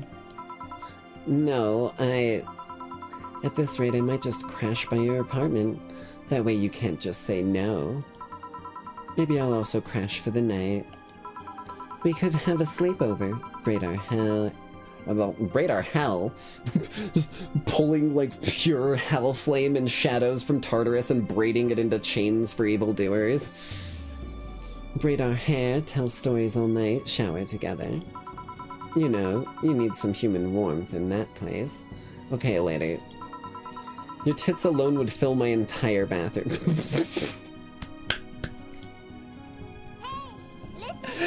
Oh my god, what a fucking clapback, Jill. Holy shit. That's one that I need to remember for when people call me flat. Because I may be a proud member of the IBTC, but I still gotta be able to clap back when someone throws some shade my way. Man, you react too nonchalantly. It's no fun. React a little bit. Let me tease you for a second. I refuse. In all seriousness, though, any particular reason you keep turning down my invitations? I mean, it's not a date. I just want to have a conversation with you outside these four walls. I'm not a morning person, bro. This game is reading me like a fucking script that it is rehearsed thousands of times. It doesn't even need the paper. It fucking came out before I ever conceived the first notion of my lore. Granted, my personality was the same, but what the fuck? I'm gonna stop going off about this, because at this point I feel like it's getting annoying how many times I've gone off about this with this damn game. But it's just one thing after another, after another, after another. They give me like a small break and then they smack me with another cinder block wall. I registered for a night shift precisely to avoid waking up early. That's what I do at Pizza Pantheon. The earliest I've ever asked you out is 10 a.m., you know. Can we try, like, adding about, like, 4 hours to that? Try, like, 2 p.m. Somewhere in, like, 2 to 3 p.m. range. And you might have to give me time to, like, wake up and get ready still, because that'd probably be when I'm waking up. Just saying. That's an early morning by my standards. That's not the right voice. I mean, it's not that I don't want to hang out, I just don't want to wake up early. You are hopeless.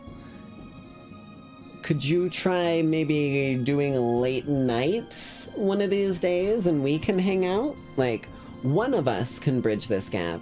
And you seem pretty upset that I'm not bridging it, so would you be willing to bridge it at least once? Because you don't seem very willing to either. This is like fucking, I swear to God, this is like scheduling a D&D campaign. I'm not joking. Anyway, I'm gonna need another drink here. Yeah, me too. Like, say, a big Brandtini. Finally, that's the all my now.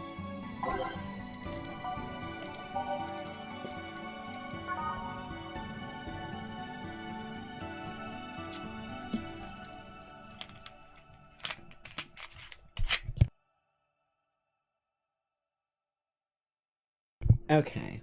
Now that I've chugged down my beepis. Oh, that's a big order. Okay.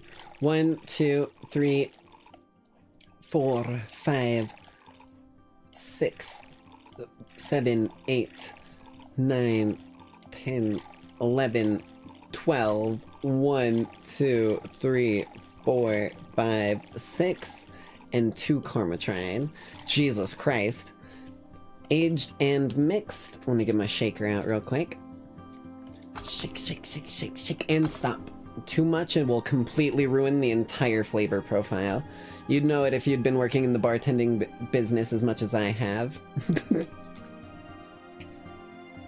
Also, shout out to Demon Dice. I'm wearing my GamerSupps Demon Dice shirt that I ordered fucking forever ago that I remembered bringing up to y'all when I mentioned that I had ordered it.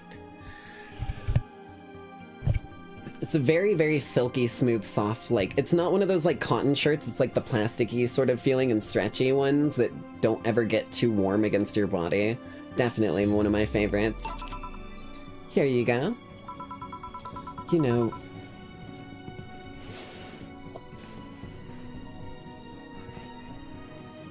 Ugh, Jesus, man.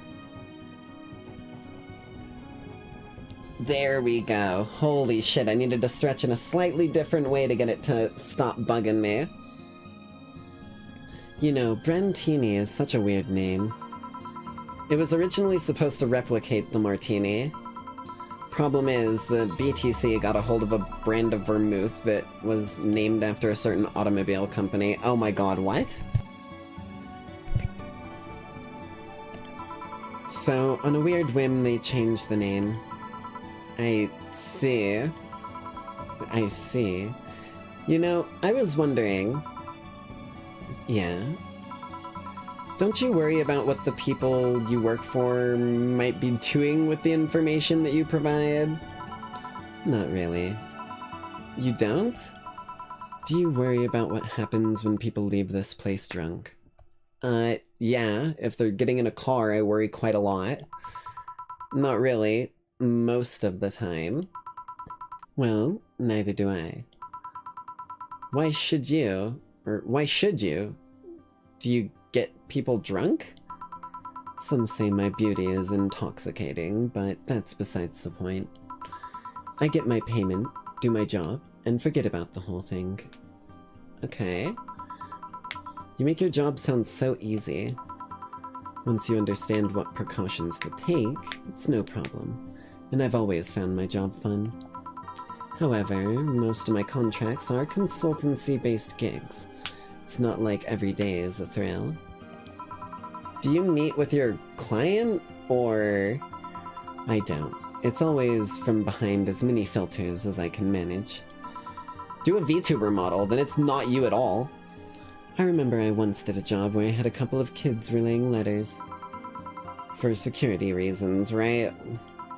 Actually, because that way I lose a lot less time. I don't have to deal with clients hitting on me or pestering me after the job's done. Smart. Keep some proxies. I also don't have to lose time proving my worth because big boobs equals small brain or some shit like that. I mean, protecting my identity is one of the reasons, but the few times I've shown myself... They weren't even risky or dangerous jobs, just run-of-the-mill security checks. I don't know, maybe I need to show up as a disheveled nerd or something. Give them what they expect to see. Or, I just don't show up and save myself the trouble. Smart workin'!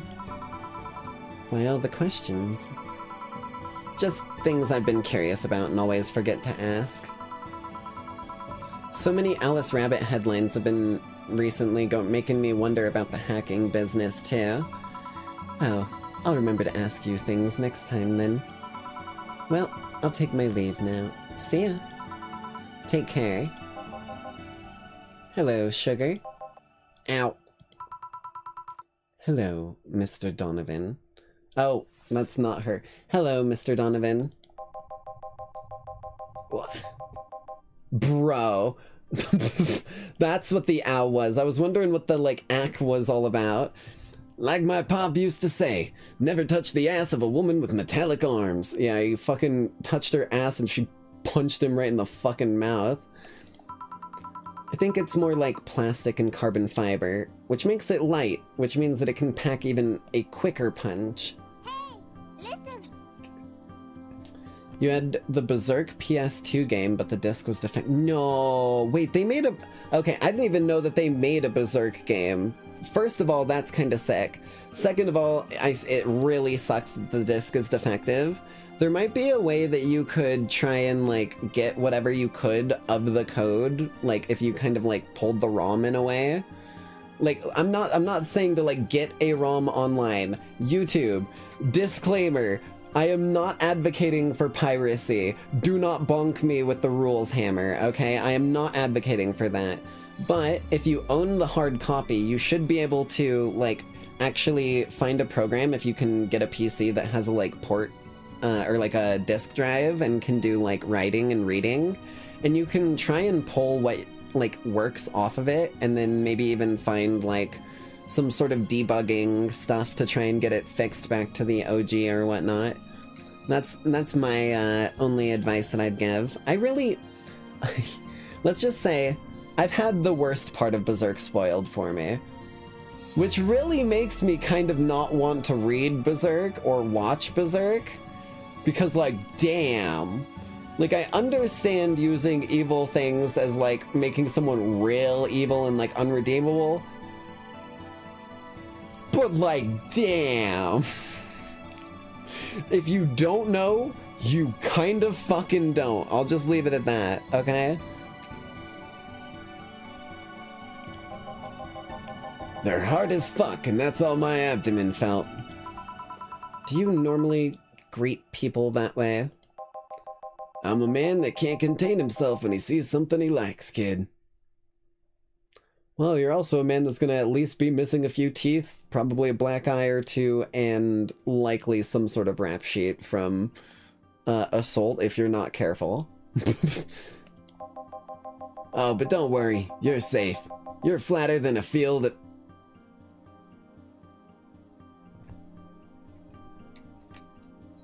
Are you fucking kidding me, game?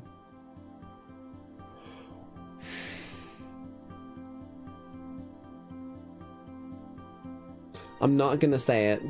I think chat already knows exactly what I'm thinking. I think chat already knows exactly what I'm thinking and what I'm about to start ranting and raving about again. I'm not even going to. At this point, it's a fucking rerun. Oh, but don't worry. You're safe. You're flatter than the field of my summer house. Well, my ass isn't dickface, but it's staying behind the bar now that I know what you're going for. I was gonna say, I know it isn't, because I've been doing fucking squats and wall sits and, like, all kinds of shit lately. That's why my legs are so sore today. A bit of advice, you shouldn't provoke the ones serving you drinks or food. Might give you a quick little hawk to put some arsenic in that thing. Don't be offended, kid. You have your audience. I'm just not a part of it. Also, completely a true statement, so I guess I gotta respect that.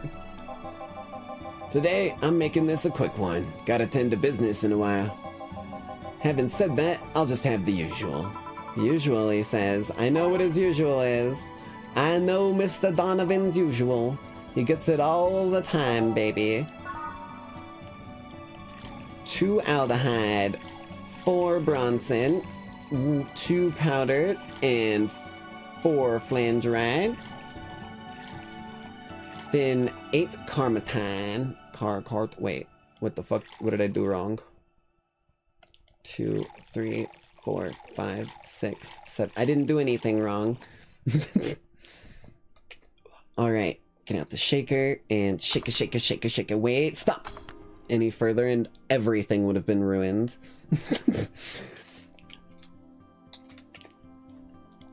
There you go. The usual. Sure, this'll work. Huh? What brings you in today, Mr. Donovan? That girl I interviewed yesterday is coming again in a couple of weeks. So I was working to clinch an exclusive interview. Did you succeed?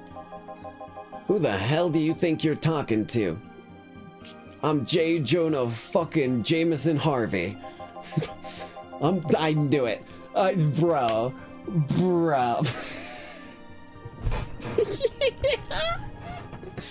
Okay, I think I'm making it official.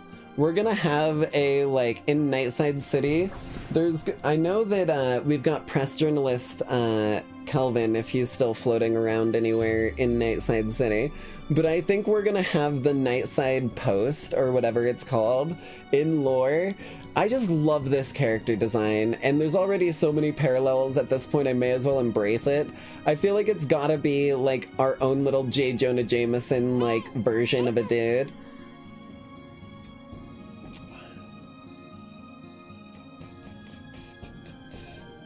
Japanese PS2 game is during the Millennium Falcon arc, but the PS4 Berserk game is basically a copy of Dynasty. I did actually play Dynasty Warriors once in my life. It was pretty fun. Also, one of the, oh boy, you caught me on my favorite topic of all time lately again, Daggerheart. One of the campaign frames in Daggerheart is called 5 Banners Rising, and it's about 5 warring nations. So the campaign frames are like kind of like that Motherboard and Colossus of the Drylands. They're like not a full adventure, but they give you a setting and a way to theme things, right? So the fucking like 5 Banners Rising one is about 5 warring kingdoms, and it's like inspirations were fucking dynasty warriors, and there's like intended to be fights where there's massive hordes of enemies and you're sweeping through them dynasty warriors style, as well as Avatar: The Last Airbender, because of the 5 nations, or 4 nations I guess, Earth, Fire, Air, Earth, Fire, Air, and Water, yeah. For some reason I thought there were 5. But Daggerheart has me hooked. I'm gonna stop my rant here before I get too far down it, I promise you. But dear lord. I'm Donovan D. Dawson. I always get what I want. Sure, I had to blackmail the editors of other outlets, but the end result is what matters. I see. Wait, blackmail? You'd be surprised at the kind of stuff you find out when you get the right people drunk.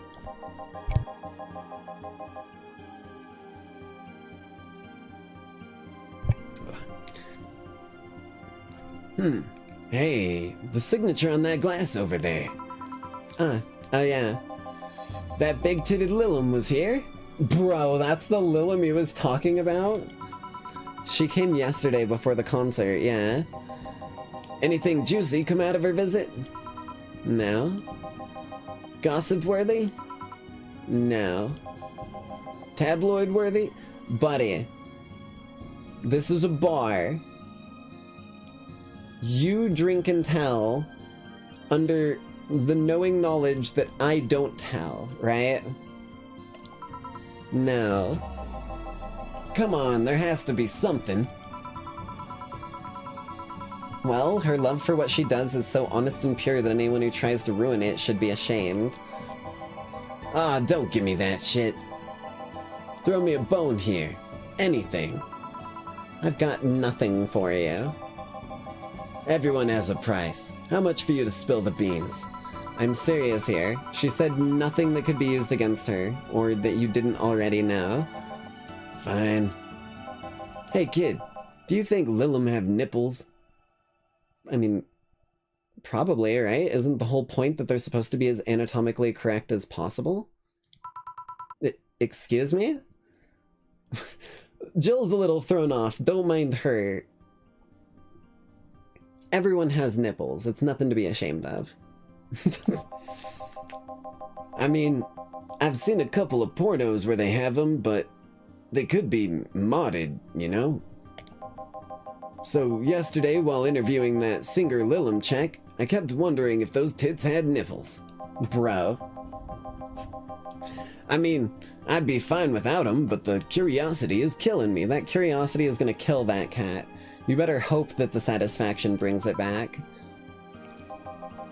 But I'm even more curious about the engineers that design them. Can you picture a room full of people discussing whether or not tits on a Lilum look good? A bunch of guys and a lesbo engineer wondering if the latest model's vagina is good enough? Man, God bless those sons of bitches. Any interesting preview of tomorrow's news? You expect me to share my information when you wouldn't share your scoop on the singer? There's no fucking scoop. How can one share when there's honestly nothing to share? Uh-huh. I'm gonna be a good citizen today and let this one pass. Have you heard of a group called the Harbingers? No. Not really. There's some group wanting to overthrow the White Knights. Oh, what the fuck? I read their manifesto in the bathroom once. And rest in peace, and even better makeshift toilet paper. Bruh.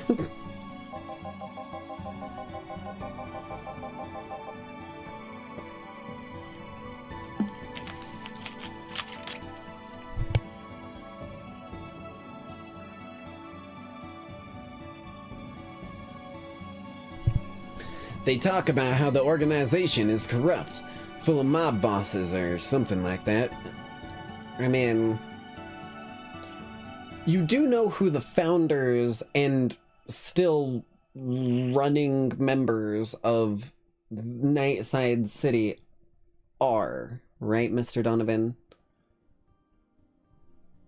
Literally every single person who came up, the large majority at least, over 98% of the people who came up here and founded this whole colony on the moon were parts of different crime families. So I would not be too surprised to find out that apparently it's full of mob bosses. I think I've heard about that somewhere, but what of them? They sent a message to some outlets saying they have proof of their claims. That they're gonna release it to the public tomorrow. Oh, that'd be interesting to see, I think. I know, right? Alright, kid. Give me a Bleeding Jane so I can call it a day. Okay. What's a Bleeding Jane? Yeah, that is a change of pace. It's my drink. Bleeding Jane is, say the name of this drink 3 times in front of a mirror and you'll look like a fool. So it's 1 Bronson, 3 powdered, and 3 flange-dried.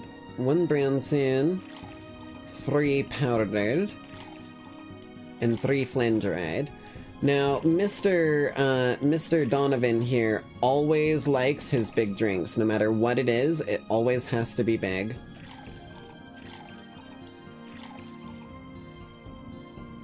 Wait. 2. Oh shit, I fucked the numbers up a little bit. Thank God I noticed that. 3, 4, 5. We want 6 powdered, 2 Bronson, and then 1, 2, 1, 2. Right? 6, 6, and 2. Perfect. Blended. So we just gotta give it a good old high-speed shaken.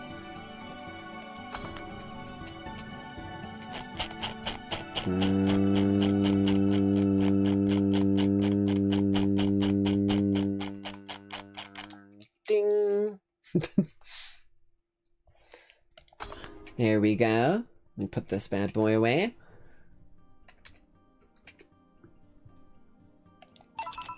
Here you go. Simple enough for you, I see. So I've heard this Dana Zane's, or I've heard this is Dana Zane's bar. Is it true? Yeah.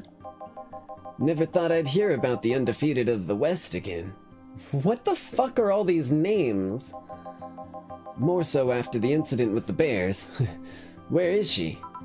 She's out running some bears? 6 years ago, a cash-strapped Dana Zane entered an underground ring for money.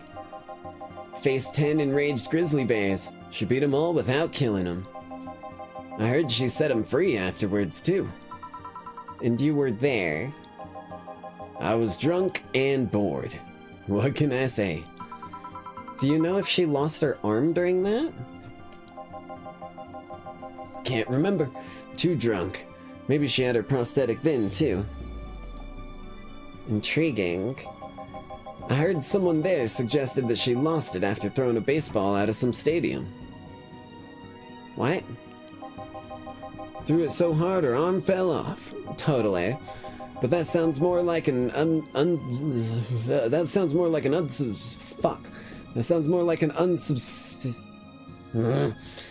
but that sounds more like an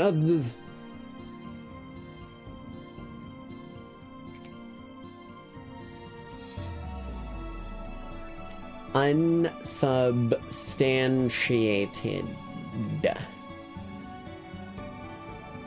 But that sounds more like an the fuck, man. What the fuck is this? But that sounds more like an bro. Unsubstantiated. Why can I not say this in a sentence like this? What is happening here? Is he fucking blue screening my brain? Is this a mimetic hazard? But that sounds more like an Am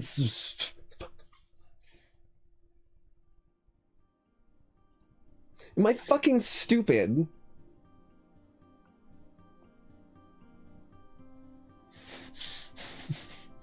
Domain expansion, no word. That's what it feels like. But it's just this one fucking thing. It's like it's... Hold on. I'm gonna do a different voice. Maybe it's something about the voice that I'm doing in combo with it is just tripping me up. But that sounds more like an bro. What the fuck? But that sounds more like an it's like that Swaz meme.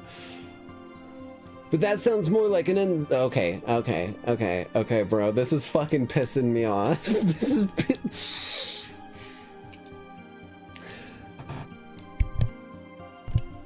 okay, let me try something here. The quick brown fox jumped over the lazy dog. Peter Piper picked a peck of pickled peppers. How much wood could a woodchuck chuck if a woodchuck could chuck wood? I don't know. How much wood could a woodchuck chuck if a woodchuck could chuck wood? As much wood as a woodchuck could chuck if a woodchuck could chuck wood. Now I know how much wood a woodchuck could chuck if a woodchuck could chuck wood. See, I can say shit normally. Well, maybe that got my fucking tongue out of the knot that it was in. But that sounds more like an unsubstantiated rumor. There we fucking go. Holy shit, bro. I actually thought I was just like fucking broken for a god few seconds there. Minutes even. Jesus fuck me. I didn't hit writer's block, I hit fucking voice actor block. How does that even happen? More like something she made up. Well, I gotta go. Next time you see Dana, thank her for winning me my second yacht. What the fuck? I knew betting on her was the right choice. Please come again. Also good to see you, Carnix. Hope you're having a good night. Yeah.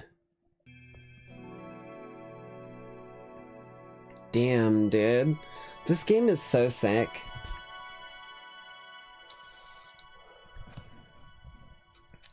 Let's go ahead and save. Now, we are at about the 4-hour mark, so I think we're gonna go ahead and leave tonight's gameplay here. However, I have not forgotten the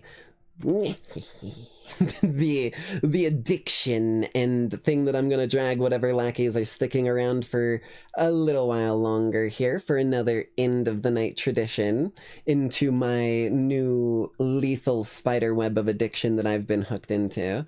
So let me just go ahead, now that we've saved, we'll close that bad boy down, and let me get Ginny D. So this was posted 13 hours ago. This is Dagger. You, no spoilers, Ginny. Hold on. How am I not subscribed to you? Hold on, let me fix that. Uno momento, uno momento. Let me get my lighting set over. Down to le tradition.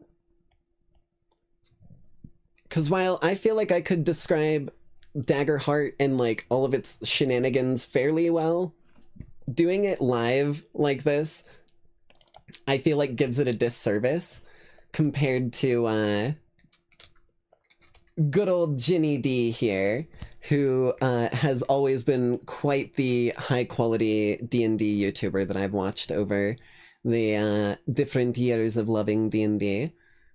So, without further ado, for those of you sticking around, let's make a character for Critical Role's new game. I'll be kind of like pausing, jumping in, adding some explanation, talking about things that I really think are super, super cool, or maybe she doesn't touch on. So it's not just going to be us all sitting here eating popcorn together, don't worry. This is Daggerheart, Critical Role's new game system, and today we're using it to make a brand new character. I received this copy for free, which is great since my budget is already fully allocated to houseplants and novelty earrings. I've actually played a good bit of Me Daggerheart too. Do you see all this shit I've got hanging off of me? Using the beta rules, and I even got to play with a few of the designers. Dude, okay. I got the beta rules when they were in open beta, and I wanted to so fucking hard. I wanted to like play some games of it with my group with like Carnix and Neko in them. And I'm not even fucking joking when I say that Neko and like a couple other people were just like completely disinterested because it was a beta and not a full release. They didn't want to like learn part of the system and then like have to relearn it when it got changed, which I can fully respect. But it was just like, no, I don't get to play Daggerheart. Developing it. Plus, I have a dagger, Ooh, and I me often too. fantasize about driving it Hold into on. someone's heart. Me too. But this is my first brush with the final version of the game, and I'm excited to see where they landed. As a certified character building addict, I've made more D&D characters than I've made grilled cheeses. And trust me, I've made a lot of grilled cheeses. I've That's a done sharpening the whole pipeline, stone. from ethereal elf with a haunted On past it. to feral goblin who is stinky for religious reasons. But what I really want to do today is make That's something such I a good couldn't character make idea. something Stinky that for is religious uniquely reasons. Daggerheart. So let's move approximately 3 feet to my left and crack this bad boy open. Hell yeah. If Dude, you haven't heard about it, Daggerheart. I also want to say the fucking art in this Daggerheart book, like the online PDF. Hold on, why do I don't ever button that thing. It's always on the ready in case a rogue Vrykolokas or some shit were to make their way in here. But what I was gonna say is that the art in Daggerheart like is crazy beautiful. And the cover art specifically, they said that they wanted to like emulate a movie poster because they want every aspect of Daggerheart to have more of a narrative feel than a play the game by the rules feel. They want people to work together to make cool scenes, make crazy things happen, and the rules are there to kind of like accentuate and make that possible. If you haven't heard about it, Daggerheart is a heroic, narrative-focused role-playing game created by the team behind Critical Role. It's been just over 2 years since they announced they were working on it, and it finally released last week. I've been waiting it's meant to for have so simple long. mechanics that are built for character-focused drama and streamlined cinematic combat. The rules are simple so that the feelings can be complicated. It's built to work for everything from spidery one-shots bits to away. long-form campaigns, and players are meant to participate in the world-building alongside the GM. That's right, players are finally going to Yeah. start pulling their weight around here. Instead of Like, they want, and like, when you're doing a session 0, they want you to like pass the world map around and let players create whole areas or like cool, interesting things. Critical Role did one somewhat recently. They did their session 0 of creating characters and stuff. And one of them decided that they're just going to drop an island in the middle of this lake and have it be like this old abandoned temple that their character is like trying to go to or whatever. It's so sick. of using d20s like in D&D, players use 2 d12s in contrasting Ooh, colors and this called is really cool duality too. dice, which represent hope and fear. When you want to do something, you roll both dice, add them together, and say which one of the dice is higher. So if you rolled a 7 on your hope die and an 8 on your fear die, you rolled a 15 with fear. When you roll with hope, you gain a hope, which is a resource that you can spend to do stuff. There is a lot that you can spend hope on, and if you're not spending your hope regularly, there's a pretty solid chance that you're gonna be getting hope when you're completely full on it. It's very much a use your resources or you're going to get more than you can use, or they're gonna like reset before you can use them or whatever.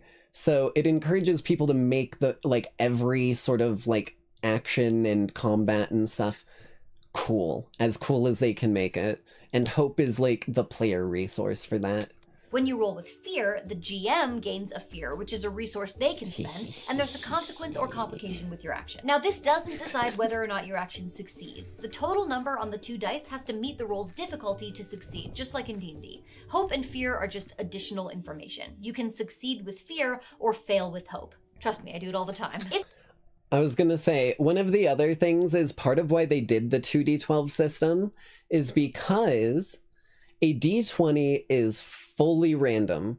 No matter what you roll with that, it is a 5% chance for every single side of that die, which means that your rolls can get into just really deep trenches and never get themselves out, and you'd be in a really bad spot. 2d12 added together, however, averages out to 13 because math, which means that you're getting an average roll an average amount of the time.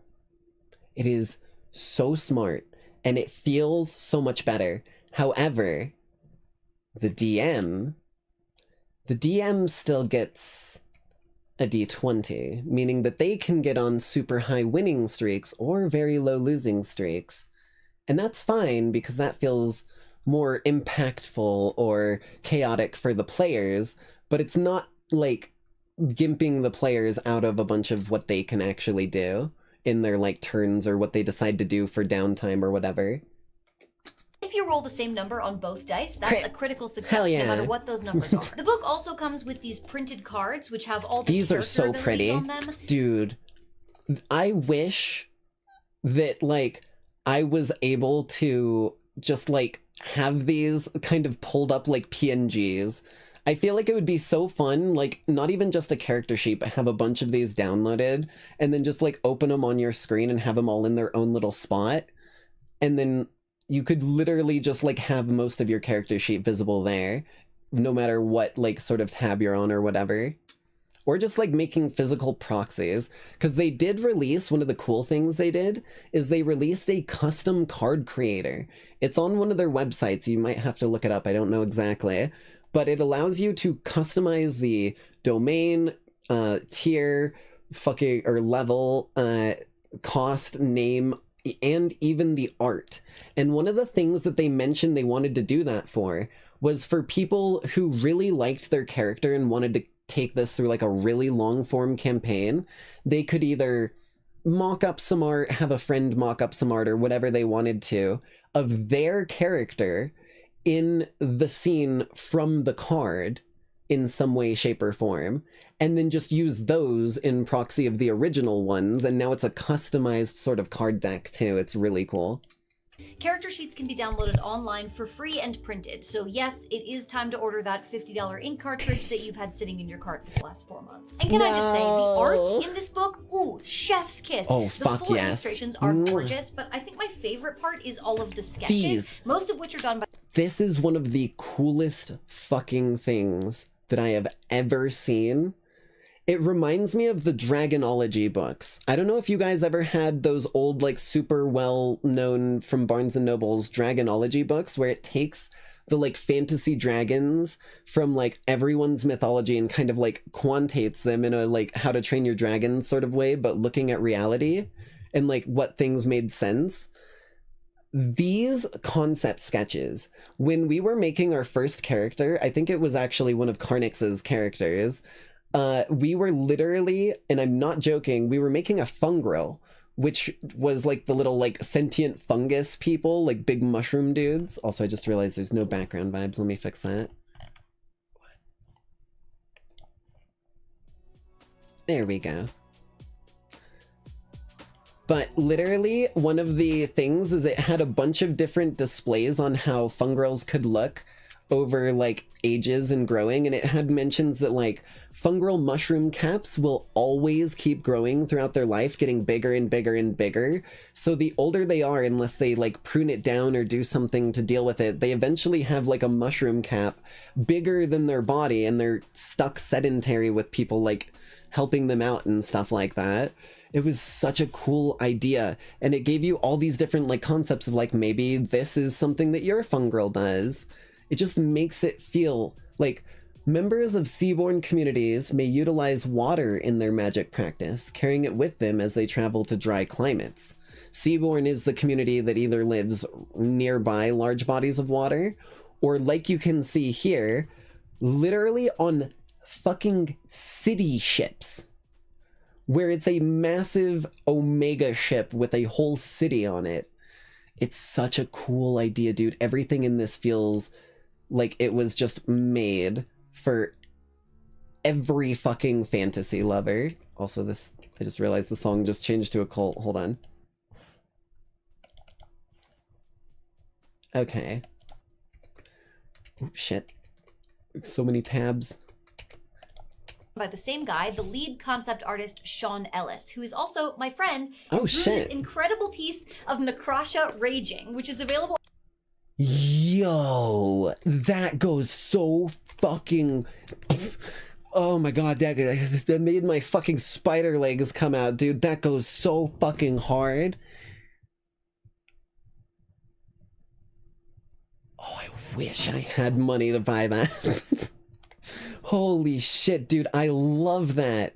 I've always loved these like slashy type of like markings. Oh my god. Well, as a hoodie in my shop right now. Sorry, I had to so fangirl badass, over it. That cool. was I would sick. never put my dagger anywhere near the heart of somebody wearing a sweatshirt like this. Okay, I'm getting twitchy. If I don't start building... Oh. Also, a bit of a fun fact. They chose the name Daggerheart because they wanted it to emphasize both drama and like the like cinematic combat, as well as emotional scenes with like proper like care and like deep heartfelt scenes, maybe even romance and stuff like that. So they kind of had Daggerheart actually as a bit of a like temp name where they weren't sure what the name would eventually be, but that's a good placeholder, and it just stuck because it's too on the nose. It's too perfect. A character soon, I'm probably gonna break out in hives. Me Just too. One last thing. Sorry, I've been delaying us as well in this video. But if you want to hear about the DM side, my friend Pointy Hat has a video all about that coming this Friday. Ooh, Pointy Hat. That's right. Oh, Just hell a few yes. short weeks, we'll be at Gen Con in Indianapolis. Well, hang on. We're still talking Daggerheart. Let's put a pin in that. A hat pin. Hey. Was that the whole joke? My viewers like puns. Anyway, just Puns are come back in good. like 20 minutes. Whatever you say. Okay, let's get into it. The first step of character creation is choosing a class. This is where you decide if you're signing up for Intro to Spellcasting or Swords 2. I know what I'm picking. There are 9 classes, and 6 of them are basically the same as D&D classes. Bard, Druid, Ranger, Rogue, Sorcerer, and Wizard. The new inventions are Guardian, Seraph, and Warrior. Although Guardian and Warrior are both fighter-esque, non-magical champions, and Seraphs are basically just clerics and paladins in a different font. I don't say this to be dismissive, there's a reason these archetypes are so common in fantasy, but pretty much all of these classes and subclasses have a direct parallel in D&D. It only... That was actually somewhat intentional, fun fact. They intentionally, like, I remember them stating this either back when they first announced Daggerheart or when the actual, oh, Jesus Christ. When the actual, like, open beta came out, they mentioned that they specifically wanted you to be able to completely translate, maybe not note for note, word for word, or like ability for ability, item for item, your characters, but they wanted you to be able to at least mostly translate a D&D character directly into Daggerheart. So there is an equivalent basically for all of them. I'm sure she'll probably mention it in a minute, but there is actually a, I think it's I think it's called Daggerheart the Void, but it's like a early access site where they just publicly release things that they want people to playtest. And they have currently released the Martial Artist, which lets you be either like a big bruiser, like juggernaut type martial artist who just like punches a dude with a fist the size of a keg of ale, or the like fucking monk martial artist who's super like rapid blows and dancing around combat, as well as, because those are both just the subclasses of the martial artist, the Warlock. And the Warlock comes with a new domain. Each class is made of 2 domains, but I'm sure she'll talk about that in a moment, so I'm not going to go too deep into that. Starts to feel distinct once you get into the actual character abilities. In order to explain how classes work, I need to explain the domain circle, which I actually think is a really clever system for distributing abilities and creating classes. Here's how it works. There are 9 domains, which are different fantasy themes. These domains are Arcana, which is innate magic, Sage, which is nature, Bone, which is the body, Blade, which is weapon mastery, Valor, which is protection, Splendor, which is life and healing, Codex, which is magic study, Grace, which is charisma, and Midnight, which is stealth, secrecy, and probably a killer smoky eye. There's also, in the book, this wheel is like a legitimate thing. So what they did for the most part was, the way this wheel works is they only combined classes that are next to each other for domains that are next to each other for the classes that we have. So basically, if you think about it this way, they want it to kind of be like similar ones are nearby each other and they kind of bleed into each other as you move around. But one of the things that they wanted to try and experiment with was, I believe it was either the martial artist or the warlock. Their domains are like almost across the pie chunk from each other at a weird angle, which is something that they want to be experimenting with and like trying new things out, because every class is made of 2 of these. I'm sure she'll go into it more, so we'll just let her talk. But these themes don't match up exactly with the classes. There's Instead, a really cool when 2 art in the domains book love about each the other domains very too. Much, a class is born. So a druid is Arcana plus Sage. A rogue is Grace plus Midnight. You get abilities from your domain. So that means that a rogue and a sorcerer would have access to some of the same abilities, those from the Midnight domain. There's a lot of reasons I like this system, but I think the most exciting part is how easy it'll be to make more classes by mixing and matching domains. Or, like I was saying a minute ago, if she doesn't go over it, I'll just mention it real quick. The fucking Dread domain. Do you see anything on this wheel that says Dread? Because I'll tell you, the answer is no. The Warlock is the first class to get access to it. Which means that, like, not only are they going to be able to make new combos across the wheel, but they can release entirely new domains, which opens up more combos with every other domain. Like, you can make Dread and Codex, Dread and Splendor, Dread and Valor, Dread and Blade, Dread and Bone, Dread and Sage, Dread and Arcana, Dread and like, oh my fucking god, bro. Sage It's plus so Splendor gives open-ended. you a woo-woo nature healer who probably uses crystal deodorant. Blade plus Arcana, you can now cast Stab. Midnight plus Bone, Necromancer. Please give me a Necromancer, I want one so bad. Now, since I'm trying to make a character that could only be made in Daggerheart, I definitely need to pick one of these 3 new classes. Warrior and Guardian are both martial classes, and despite all the sword jokes, I am a slut for spellcasting, so it's gonna have to be Saren. Me too, honestly. A divine fighter. That's why I had Hecate do some The teaching. Seraph's domains are Splendor and Valor, so life and healing magic and protection. Also, this is a cameo to Patrick Rothfuss? Joe Manganiello. This is a bit of a nod to Joe Manganiello, I think, if I'm getting the name right, who actually has played on Critical Role before. In Daggerheart, each class gets its own character sheet, so I'm gonna go print that off. Be right back. Thank you for holding. All of our agents are current. Hold on. What I was gonna say is part of the Be right back. part of what makes the character sheets really nice too is, like, in order to release a new class, all they need to do is release the character sheet and the 3, or like, I think it's 3 to 9, because you get 3, or no, it's 6. You get 3 class cards for each subclass. So you release the character sheet, the 3 class cards for each subclass, and then if it's already using 2 domains that exist and you don't want to add anything to those domains, that's all. A piece of paper, maybe 2 or 3 pieces of paper at most, and like 6 fucking playing cards. If that is all it takes for these expansions and they sell them separately, my guess is you could probably buy a new fucking character class, like physically, for like maybe $7 to $10. And that's nutty compared to the like 50, 60 bucks you'd pay for a book to maybe get like 1 or 2. In D&D at least. Thank you for holding. All of our agents are currently being distracted by a cat. Kitty! Voila! Here it is, the Seraph character sheet. I am marking down that this character is level 1. Each character sheet is 2 pages, unless you're special. Some classes get an extra page or 2, like the Druid's Beast Form list or the Ranger's Emotional Support Wolf. The first page is all the basic information that you need to play. Your stats and health, your weapons and inventory, your class-specific features. The second page is your character guide, and you'll really only need it when you're creating your character or leveling up. Which is or nice. If you lose track of your own backstory details. You forget the name of your god one time and suddenly you're the bad guy. There are 2 Seraph-specific features that are already noted on the sheet. The first is the main class feature called Prayer Dice. Dude, okay. At the beginning of each session, During the last Daggerheart session that I ran, we had a tag team attack happen between Carnix's falling mushroom dude who had just like had his rope that had been like cut that he was trying to get down this area since he couldn't fly properly. He was like trying to get down there and the rope cut on him and he started falling.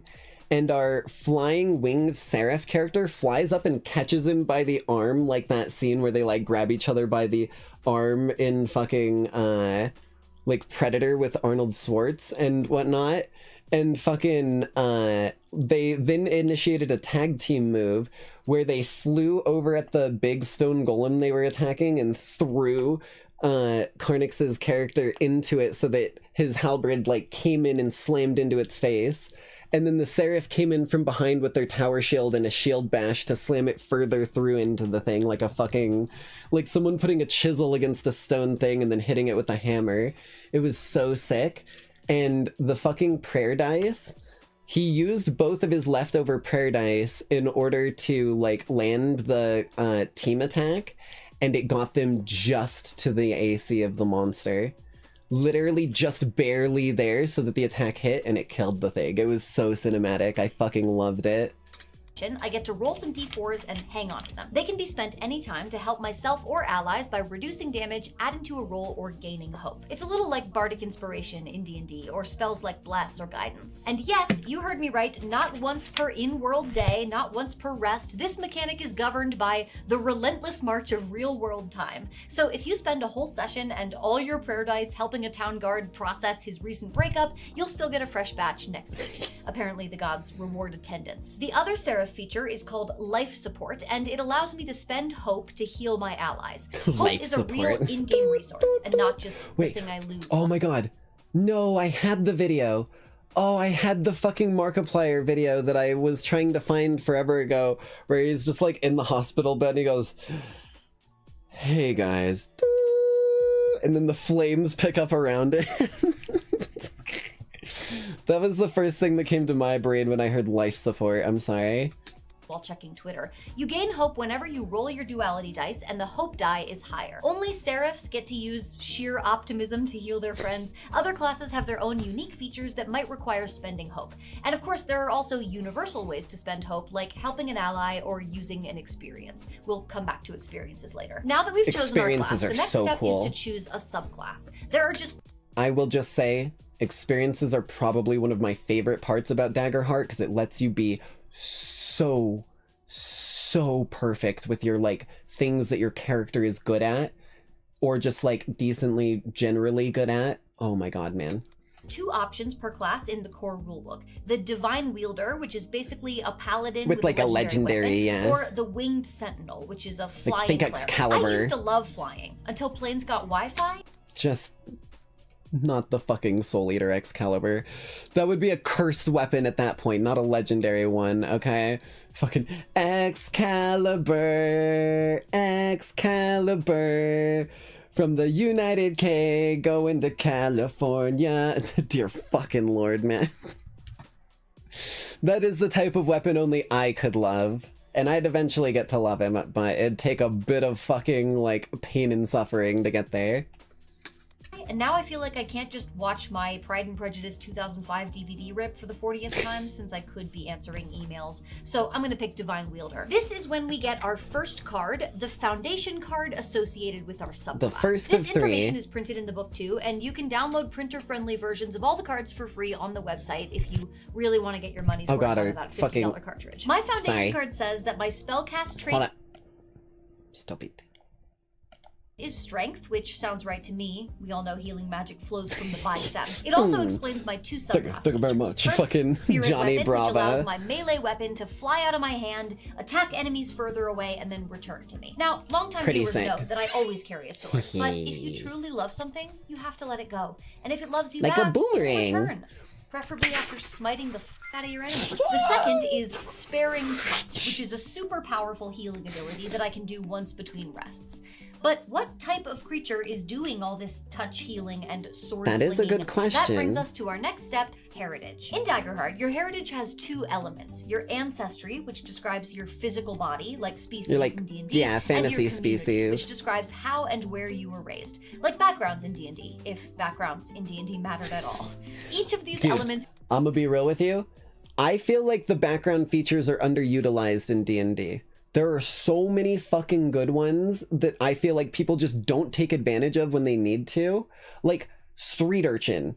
Anytime you're in an environment that is like a city, you can always find a way to get people to where you want them to go in the city at double the speed you normally would. Which includes when you're running from people who are trying to chase you. That shit is crazy. But I will say that the fucking communities in Daggerheart is also just as good. They give you some really, like, unique shit. Gives you additional features. Let's start with ancestry, and I'm sorry in advance because I'm about to get irrationally excited about this. Yeah. There are 18. You heard me. 18 different types of weird little fantasy guys. And rules pre-made in the first book on exactly how you can build a hybrid species. One of the other characters in our, like, Daggerheart thing that we've been running is they wanted to recreate their D&D character, who is a Triton, which is like a fish person. They're able to breathe underwater. They live like Atlantis, kind of, right? And there is no Triton in Daggerheart. There is, however, an elf and a ribbit. So, or maybe it was a human and a ribbit. I think it was human and ribbit. And the ribbit has a trait that says that it's amphibious. You can breathe and move underwater just as you would on land, right?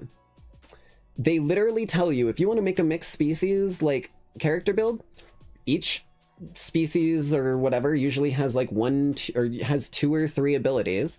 So whichever one you want to mix with another one, just look at their abilities and make sure that you end up with the same amount of abilities on the card as one of your original ones. So if you got 2 cards with 2 abilities and you want that amphibious, but you also want this from like human or whatever, you just take the 2 of them, remember it, and say that's what your character is. They made it so fucking, like, streamlined and easy. Like in D&D, you've got humans, dwarves, elves, halflings, Your and typical. orcs. You've also got some slightly less standard, but still pretty common fantasy races like Goblin, goblins, fairies, fairy. fauns, and giants. Yeah. There's dragon people called Dracona, demon people called Infernus, and Pretty- mechanical people called Clanks. There are also Every single one of those ones, before, I mean, even the Furbolg as well, all have a direct D&D equivalent. Furbolg... Oh, shit. pretty common fantasy races Right. like goblins, fairies, Goblin, fauns, fairy, faun, those all exist in D&D. and giants. Giant would just be probably like a Goliath, because a Goliath in D&D is half giant, half human. There's dragon people called Dragonborn. Hona, demon people called There's your tiefling. Infernus, and mechanical people called... And there is your Warforged. Why have I heard half-orcs are a touchy subject? I mean, if you're talking about D&D lore, orcs are typically very savage, like full orcs are like brutal, like traveling packs of like murder, pillage, and kill. So half-orcs do tend to get a bit of a bad rap. It's like part of their actual like D&D page about their like character story and like whatnot. And then the clank is just your Warforged, literally. Clanks. There are also Firbolg, because D&D didn't invent those, they're from Irish folklore, or at least the name is. There are also a bunch of animal folk. The cat-like Katari, the turtle-like Galapa, the frog-like Ribbit, and the fucking primate-like Ribbit is so Singfo. sick. I'd say that they're catering to furries, but there's no wolves, so if they are, they're doing a bad job. But I think we all know what I'm gonna pick. It's gotta be Fungrel. There's no wolf, so if they're trying to fucking cater to furries, then they're doing it wrong. Within you, there are 2 wolves. Neither of them are in Daggerheart. They're little mushroom Dude, guys. the How can Fungrels I are resist sick. that? They can be anywhere from 2 to 7 feet tall. They come in 2 to 7. all kinds of colors, and they can fucking communicate love 'em. chemically with other fungrel. Literally. That chemical communication goes across any distance. If you know the fungrel or like a general direction that you want to try and like reach out to try and find other fungrels, you just have that fucking like hive mind connection. It's crazy. I don't know why they even bothered to write the other ancestries. How could anyone pick anything but this one? But if It you is aren't pretty a good. fungrel truther yet, or if 18 options isn't enough for you, there are also mechanics for mixed ancestries. Bam! So if you want to be a fairy giant, you can totally do that. Human-sized fairy, imagine. You're the tooth fairy. Each, quick and easy. Unlike a fairy giving birth to a half-giant baby. Ouch. But hands down, the best part about the ancestries pages are the sketches. Jesus Each Christ. page has a paragraph or 2 of description and This right here, right? Ocular variants for giants. Giants may have anywhere from 1 to 3 eyes. And they show you like examples of each of them: cycloptic, bicloptic, and tricloptic. They show you like a young giant, and then over here on the goblin side, they talk about how they come in such a wide variety of hues that there's like no real telling with a goblin. And then I think somewhere in here they mentioned that their ears like are always very large and together are about the same size as their head if you put them side by side. Like just these little, it feels like, oh my lord, it feels like the Spiderwick Chronicles. That's what it feels like. It feels like an actual like biographical or biological study of these different like species across the realm, and that lets you create such an in-depth and like varied and unique character from anyone you've made before. It's unbelievable. one polished illustration, and the rest of the page is a collection of concept sketches showing the different ways that ancestry might look when they're young, when they're mature, when they're an elder, how they dress, what their ears or horns or hands might look like. There are handwritten notes full of quirky little details like Galapas sometimes carve designs onto their shells, or so fucking giants sick. are born without eyes and then develop anywhere from 1 to 3. Fucking what? So like the giant baby just like comes out and it's just like a fucking smooth like half dome leading to like a nose and a mouth that's crying. Could it wait, if they don't even have eyes, could they cry? Dude, so many questions. And that's what I love about it. Forget milestones like first steps. I want to know when your baby formed his first eyeball. Weirdly, one of my favorite pages is the human page. I am a known human hater. I have to play one in real life every day, so I usually don't want to be one in my fantasy. I was gonna say, unless I have a specific reason for playing a human, I don't tend to play one either. But I haven't read this page. I've only read the like functional cards that describe it a little bit and show you what they do. Escapism. But this page treats humans like they're just as fantastical and strange as the other ancestries. It's genuinely so cute. There are notes like, humans often dress to clearly display social status, wealth, personal faith, or aesthetics. And apparently we are— Dude, that's what I'm talking about, right? like, that feels like one of those things where it's like an alien doing a study of, like, Earth or whatever, and it's like, humans tend to do things over and over again that tend to, like, make them rather frustrated, yet for some reason, this tune that they have stuck in their head, which gave them pleasure but a moment ago, is now bringing them nothing but anger, right? Like, stuff like that, it's such a fucking, like, dagger of pure love to the gaming community, straight to my heart. That's all I gotta say about it, really. They are most easily recognized by our dexterous hands, rounded ears, and bodies built for endurance. That's fucking cool. It's like if an alien David Attenborough watched an episode of Survivor. Dude. I raved earlier about Sean Ellis, the lead concept artist for this book, and he did all these ancestry sketches. Sean told me that the goal was to recreate the feeling of messing around in a character creator. That's so coming up with sick. something that feels completely Yes, known. yes, Which that's what explains I why love. I love this so much. If Baldur's Gate 3 was just the character creator, it would probably still be my favorite game. Anyway, I'm gonna make my character a fungrel, and I already know what mushroom I'm gonna base it on. The parrot wax cap. Ooh. Look at that cutie. It's technically That's so cool. edible, but people don't eat them because they're too small and slimy. That's funny. Dude, it's so cool that it, like, gives you something and then you just need to find some small jump off. Cause, Carnix's actual character is based off of a fly animantia mushroom. The, like, red and white spotted cap mushrooms that always have, like, fairies and stuff sitting on them in, like, fantasy art. Or, like, absinthe or whatever, right? So it's so cool that it lets you do this.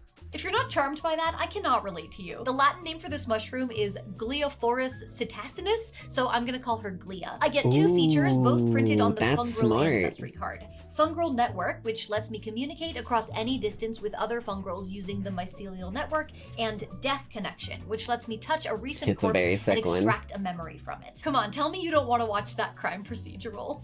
Law and Sporter, CSI Mycelium, Bruh. Cremini Mines. Okay, I'm done. I'm sorry. Anyway, next up is community. This is just where and how your character was raised. It's not like every fungrel comes from the same community. You can have a highborn fungrel who comes from a noble fungrel family, or a seaborn fungrel who grew up on the coast and knows. Yeah, there's, like, it's not like, oh, fungrels are typically stupid in nature, so they get a -2 to their intelligence or anything like that. It completely embraces the fact that it's just a mixing pot everywhere. So you can have, like, the really dumb, stupid fungrel village, like, somewhere out in the, like, woods or wilds or whatever, but like she said, a highborn one would be, like, nobles and politics and stuff. So that would mean that your fungrel, at least your family or yourself at bare minimum, is somehow highly intelligent or in a position of power.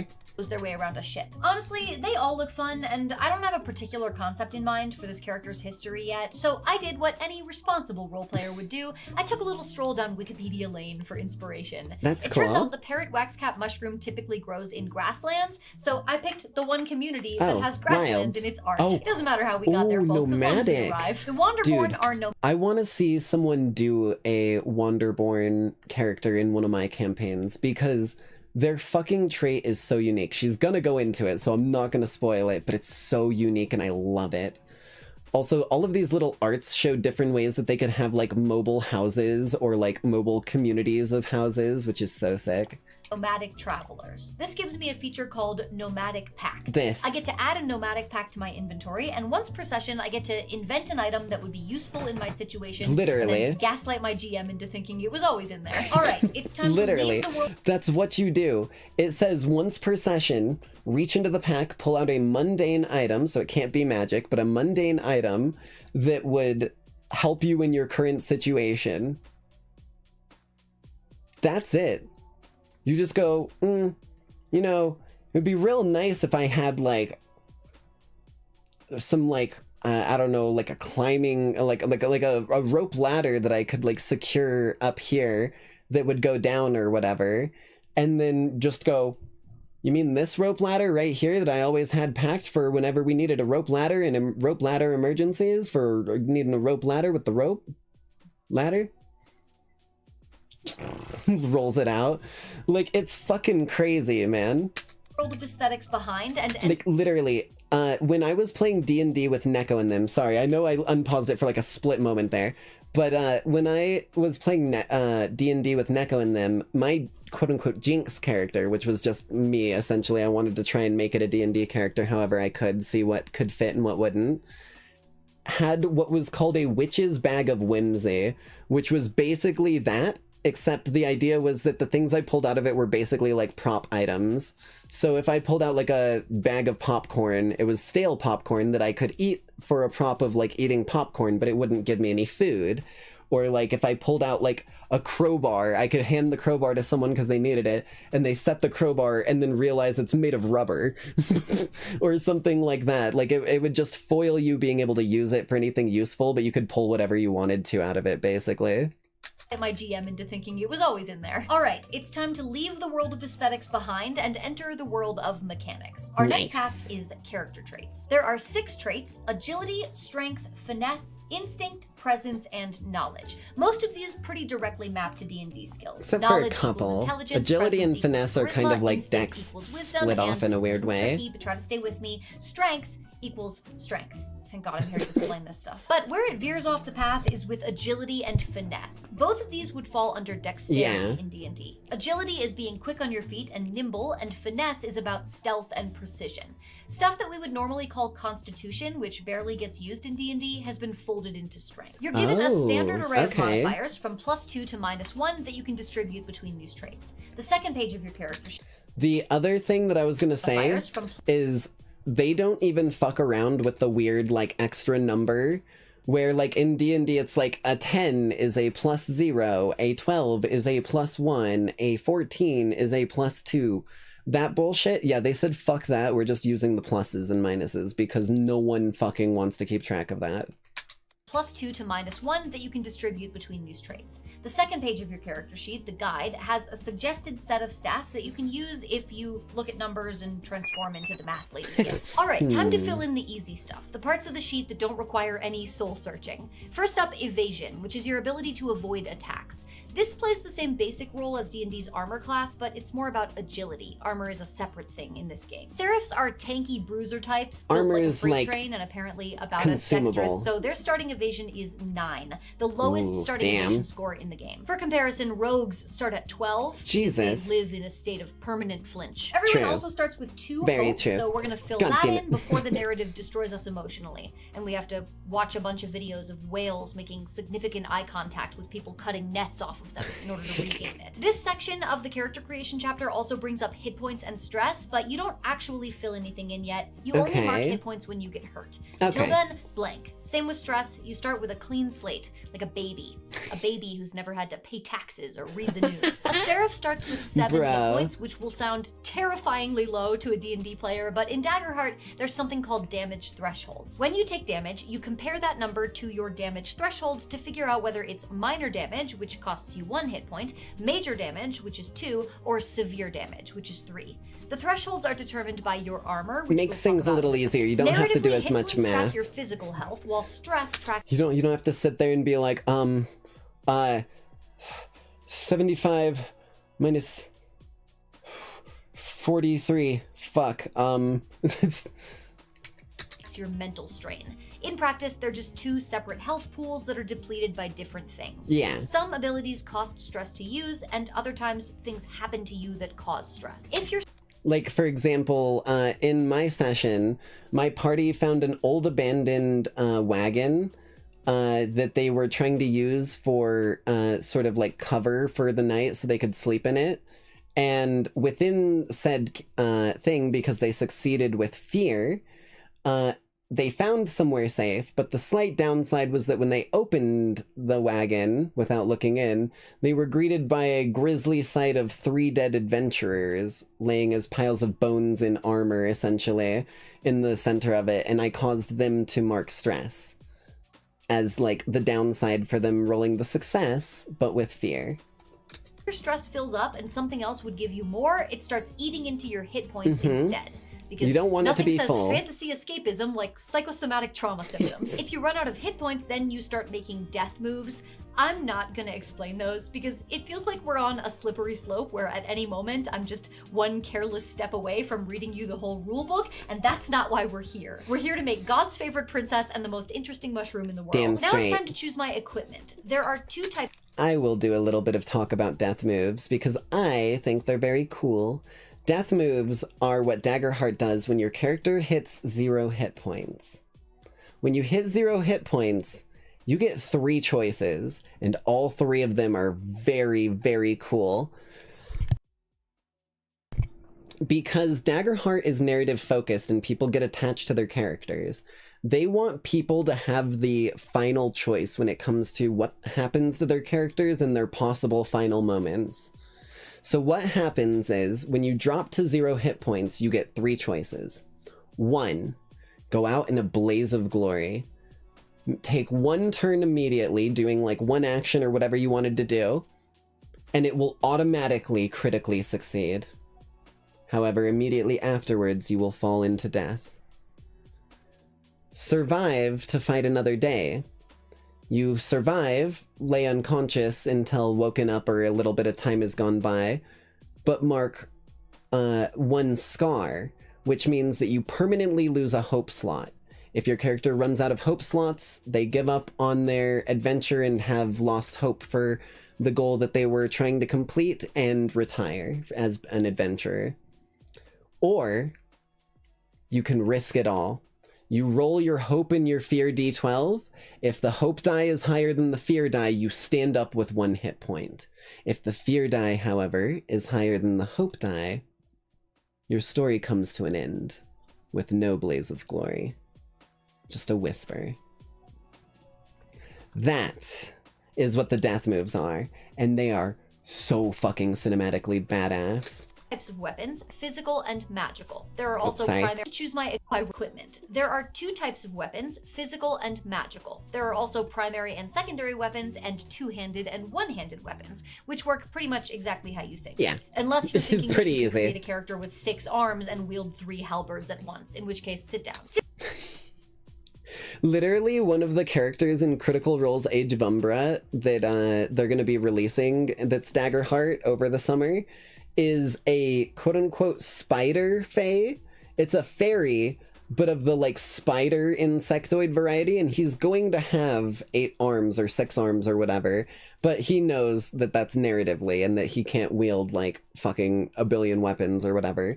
And that's what Daggerheart allows you to do as a player. It's so sick. You just stick to what the game allows you, and then outside of rules as written, anything is your oyster, basically. Since Seraphs are spellcasters, Unless you're allergic the to character guide oysters, I wouldn't suggests recommend a it. hallowed axe, which is a strength-based magic weapon, and a round shield for the offhand. But if you'd rather make your own choices, there are full tables of weapons to choose from. I actually love the way that proficiency works in Daggerheart. Mine is currently 1, which means I roll 1 die for weapon damage, in this case a d8. When my proficiency later goes up to 2, it becomes 2d8 and so on, which means the You weapon get better scales with the the weapon. character. There's a tier 4 staff called the Blood Staff that deals 1d20 plus 7, but if your proficiency is still 1, you only roll that d20 once. So yeah, it's terrifying in the hands of a powerful villain, but if your party loots it off their corpse, don't worry, you haven't broken your game. It's like giving a toddler a katana. Not necessarily advised. That's actually really cool. I didn't think about that. So the villain staff has like, it rolls like 4d20 damage or whatever. It's this big brutal thing, but when someone who doesn't know how to use it picks it up, it's still just like, even if it's like a legendary item that they pick up at like level 1, it will still only ever do the 1d20. That's kind of crazy. But mostly just. But as they level up, it'll continue to get stronger. Armor. Here's how it works. Armor slots are kind of like your armor's hit points. You can spend those slots to reduce incoming damage and then repair your armor again. Oh, during my your armor rest. broke. Different types of armor give you a different number But I of didn't slots get hit. to spend. Your armor is also what determines your damage thresholds. Stronger armor gives you higher thresholds, so enemies have to hit harder in order to deal major or severe damage to you. I'm gonna be honest, during the beta, this was my least favorite part of the whole system. The damage thresholds are already a little complicated, and the early version of armor slots had players subtracting their armor score from the damage they were taking. Trust me, nothing drains the urgency out of combat like pausing after every hit for the player to go, okay, that's 13 damage. I was literally saying this earlier. The threshold is 9, and then you carry the emotional damage. They have simplified this system in the final version, thank God. Now when you spend an armor slot, it just reduces the damage by 1 threshold. So if you're about to take major damage, you can mark an armor slot to reduce it to minor. The recommended armor for a Seraph is Chainmail, which gives me 4 armor slots to spend, plus my round shield gives me a +1 to armor, leaving me with a 5. The thresholds are 7 and 15, so I can now add my level to those and fill in my damage thresholds. 8 and 16. Every time I level up, I'll add 1 to those thresholds. Of course, Chainmail also gives me a -1 to evasion, which brings me down to because it's heavier armor. Glia isn't going to be evading Now we just write down our starting equipment, and then we're ready to move on from the bookkeeping and get back into the Now I do want to say, add 1 down to an 8. Oh, shit. Thresholds. 8 and 16. Basically, when you take damage, because she explained it, but she didn't show with the visual, and I personally learn more if I have the visual there. Say, because this is an 8 and a 16, we'll say that you take 9 damage. Well, that's above the 8 and below the 16, so that becomes major damage, which is just 2 HP. If you spend an armor, it will move it from major down to minor, which will then make it only 1 HP.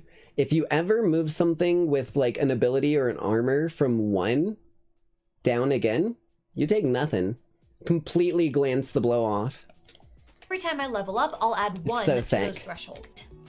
Glia isn't going to be evading Now we just write down our starting equipment, and then we're ready to move on from the bookkeeping and get back into the fun stuff, background. This is where we figure out how to unite all these game mechanics into an actual character. Each class has its own set of 3 background questions, just some open-ended prompts They're to very help you cool. develop some story around your They help you build like, stuff like how dare you? Who do you think in the you background. are? And what do you have to say for yourself? The first Seraph question is, of course, which god did you devote yourself to?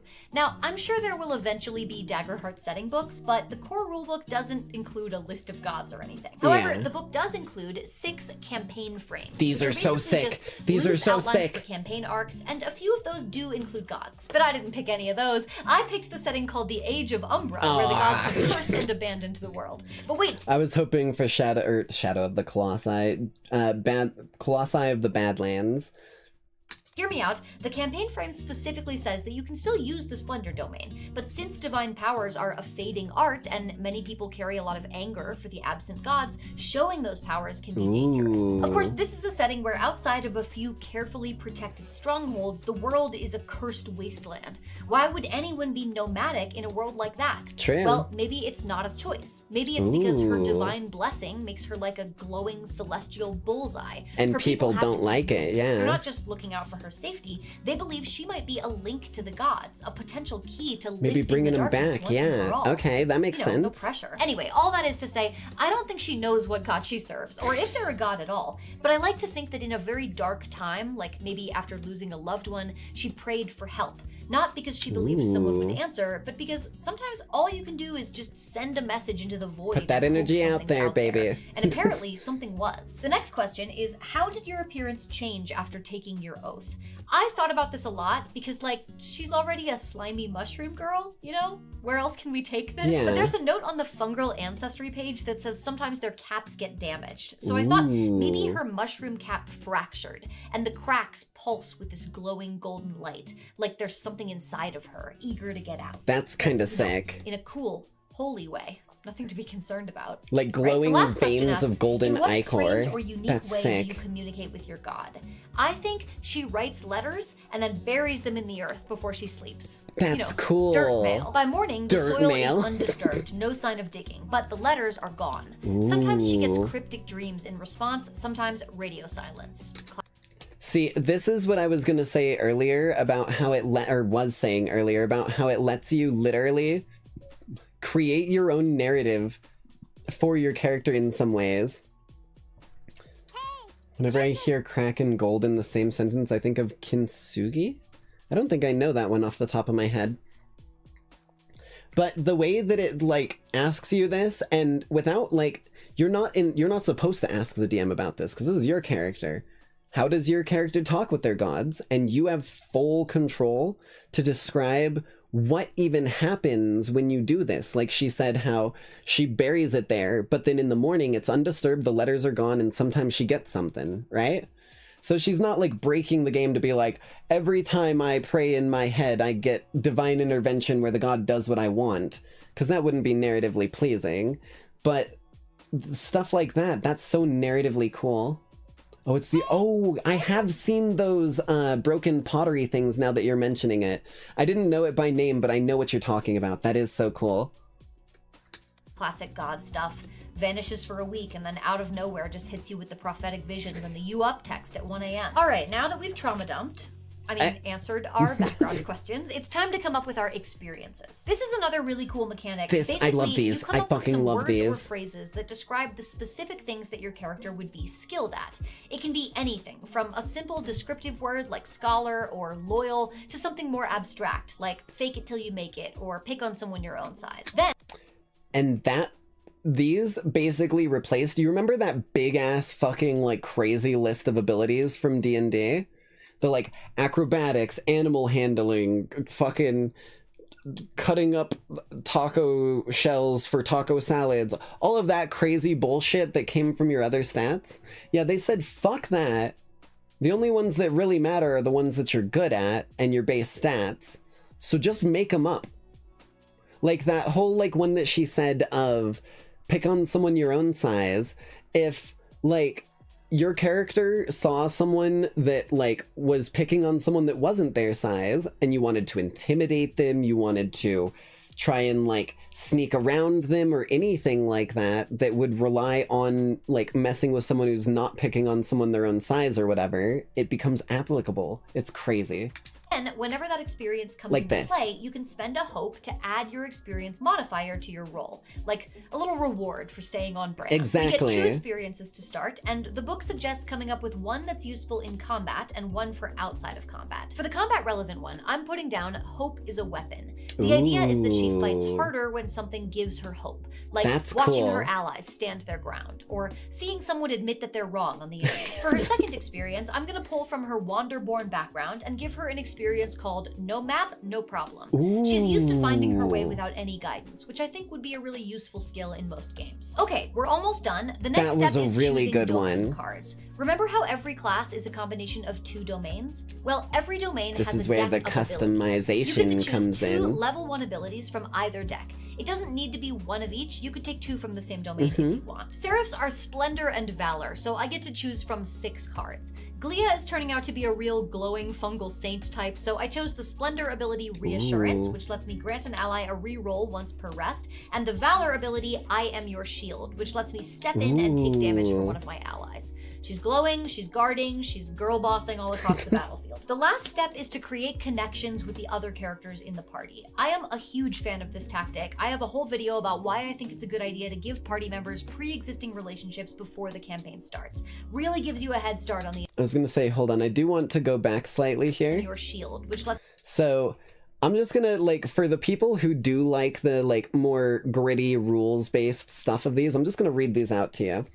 Reassurance. Once per rest, short or long, after an ally attempts an action roll, but before the consequences take place, you can offer assistance or words of support, and when you do, your ally gets to re-roll their dice.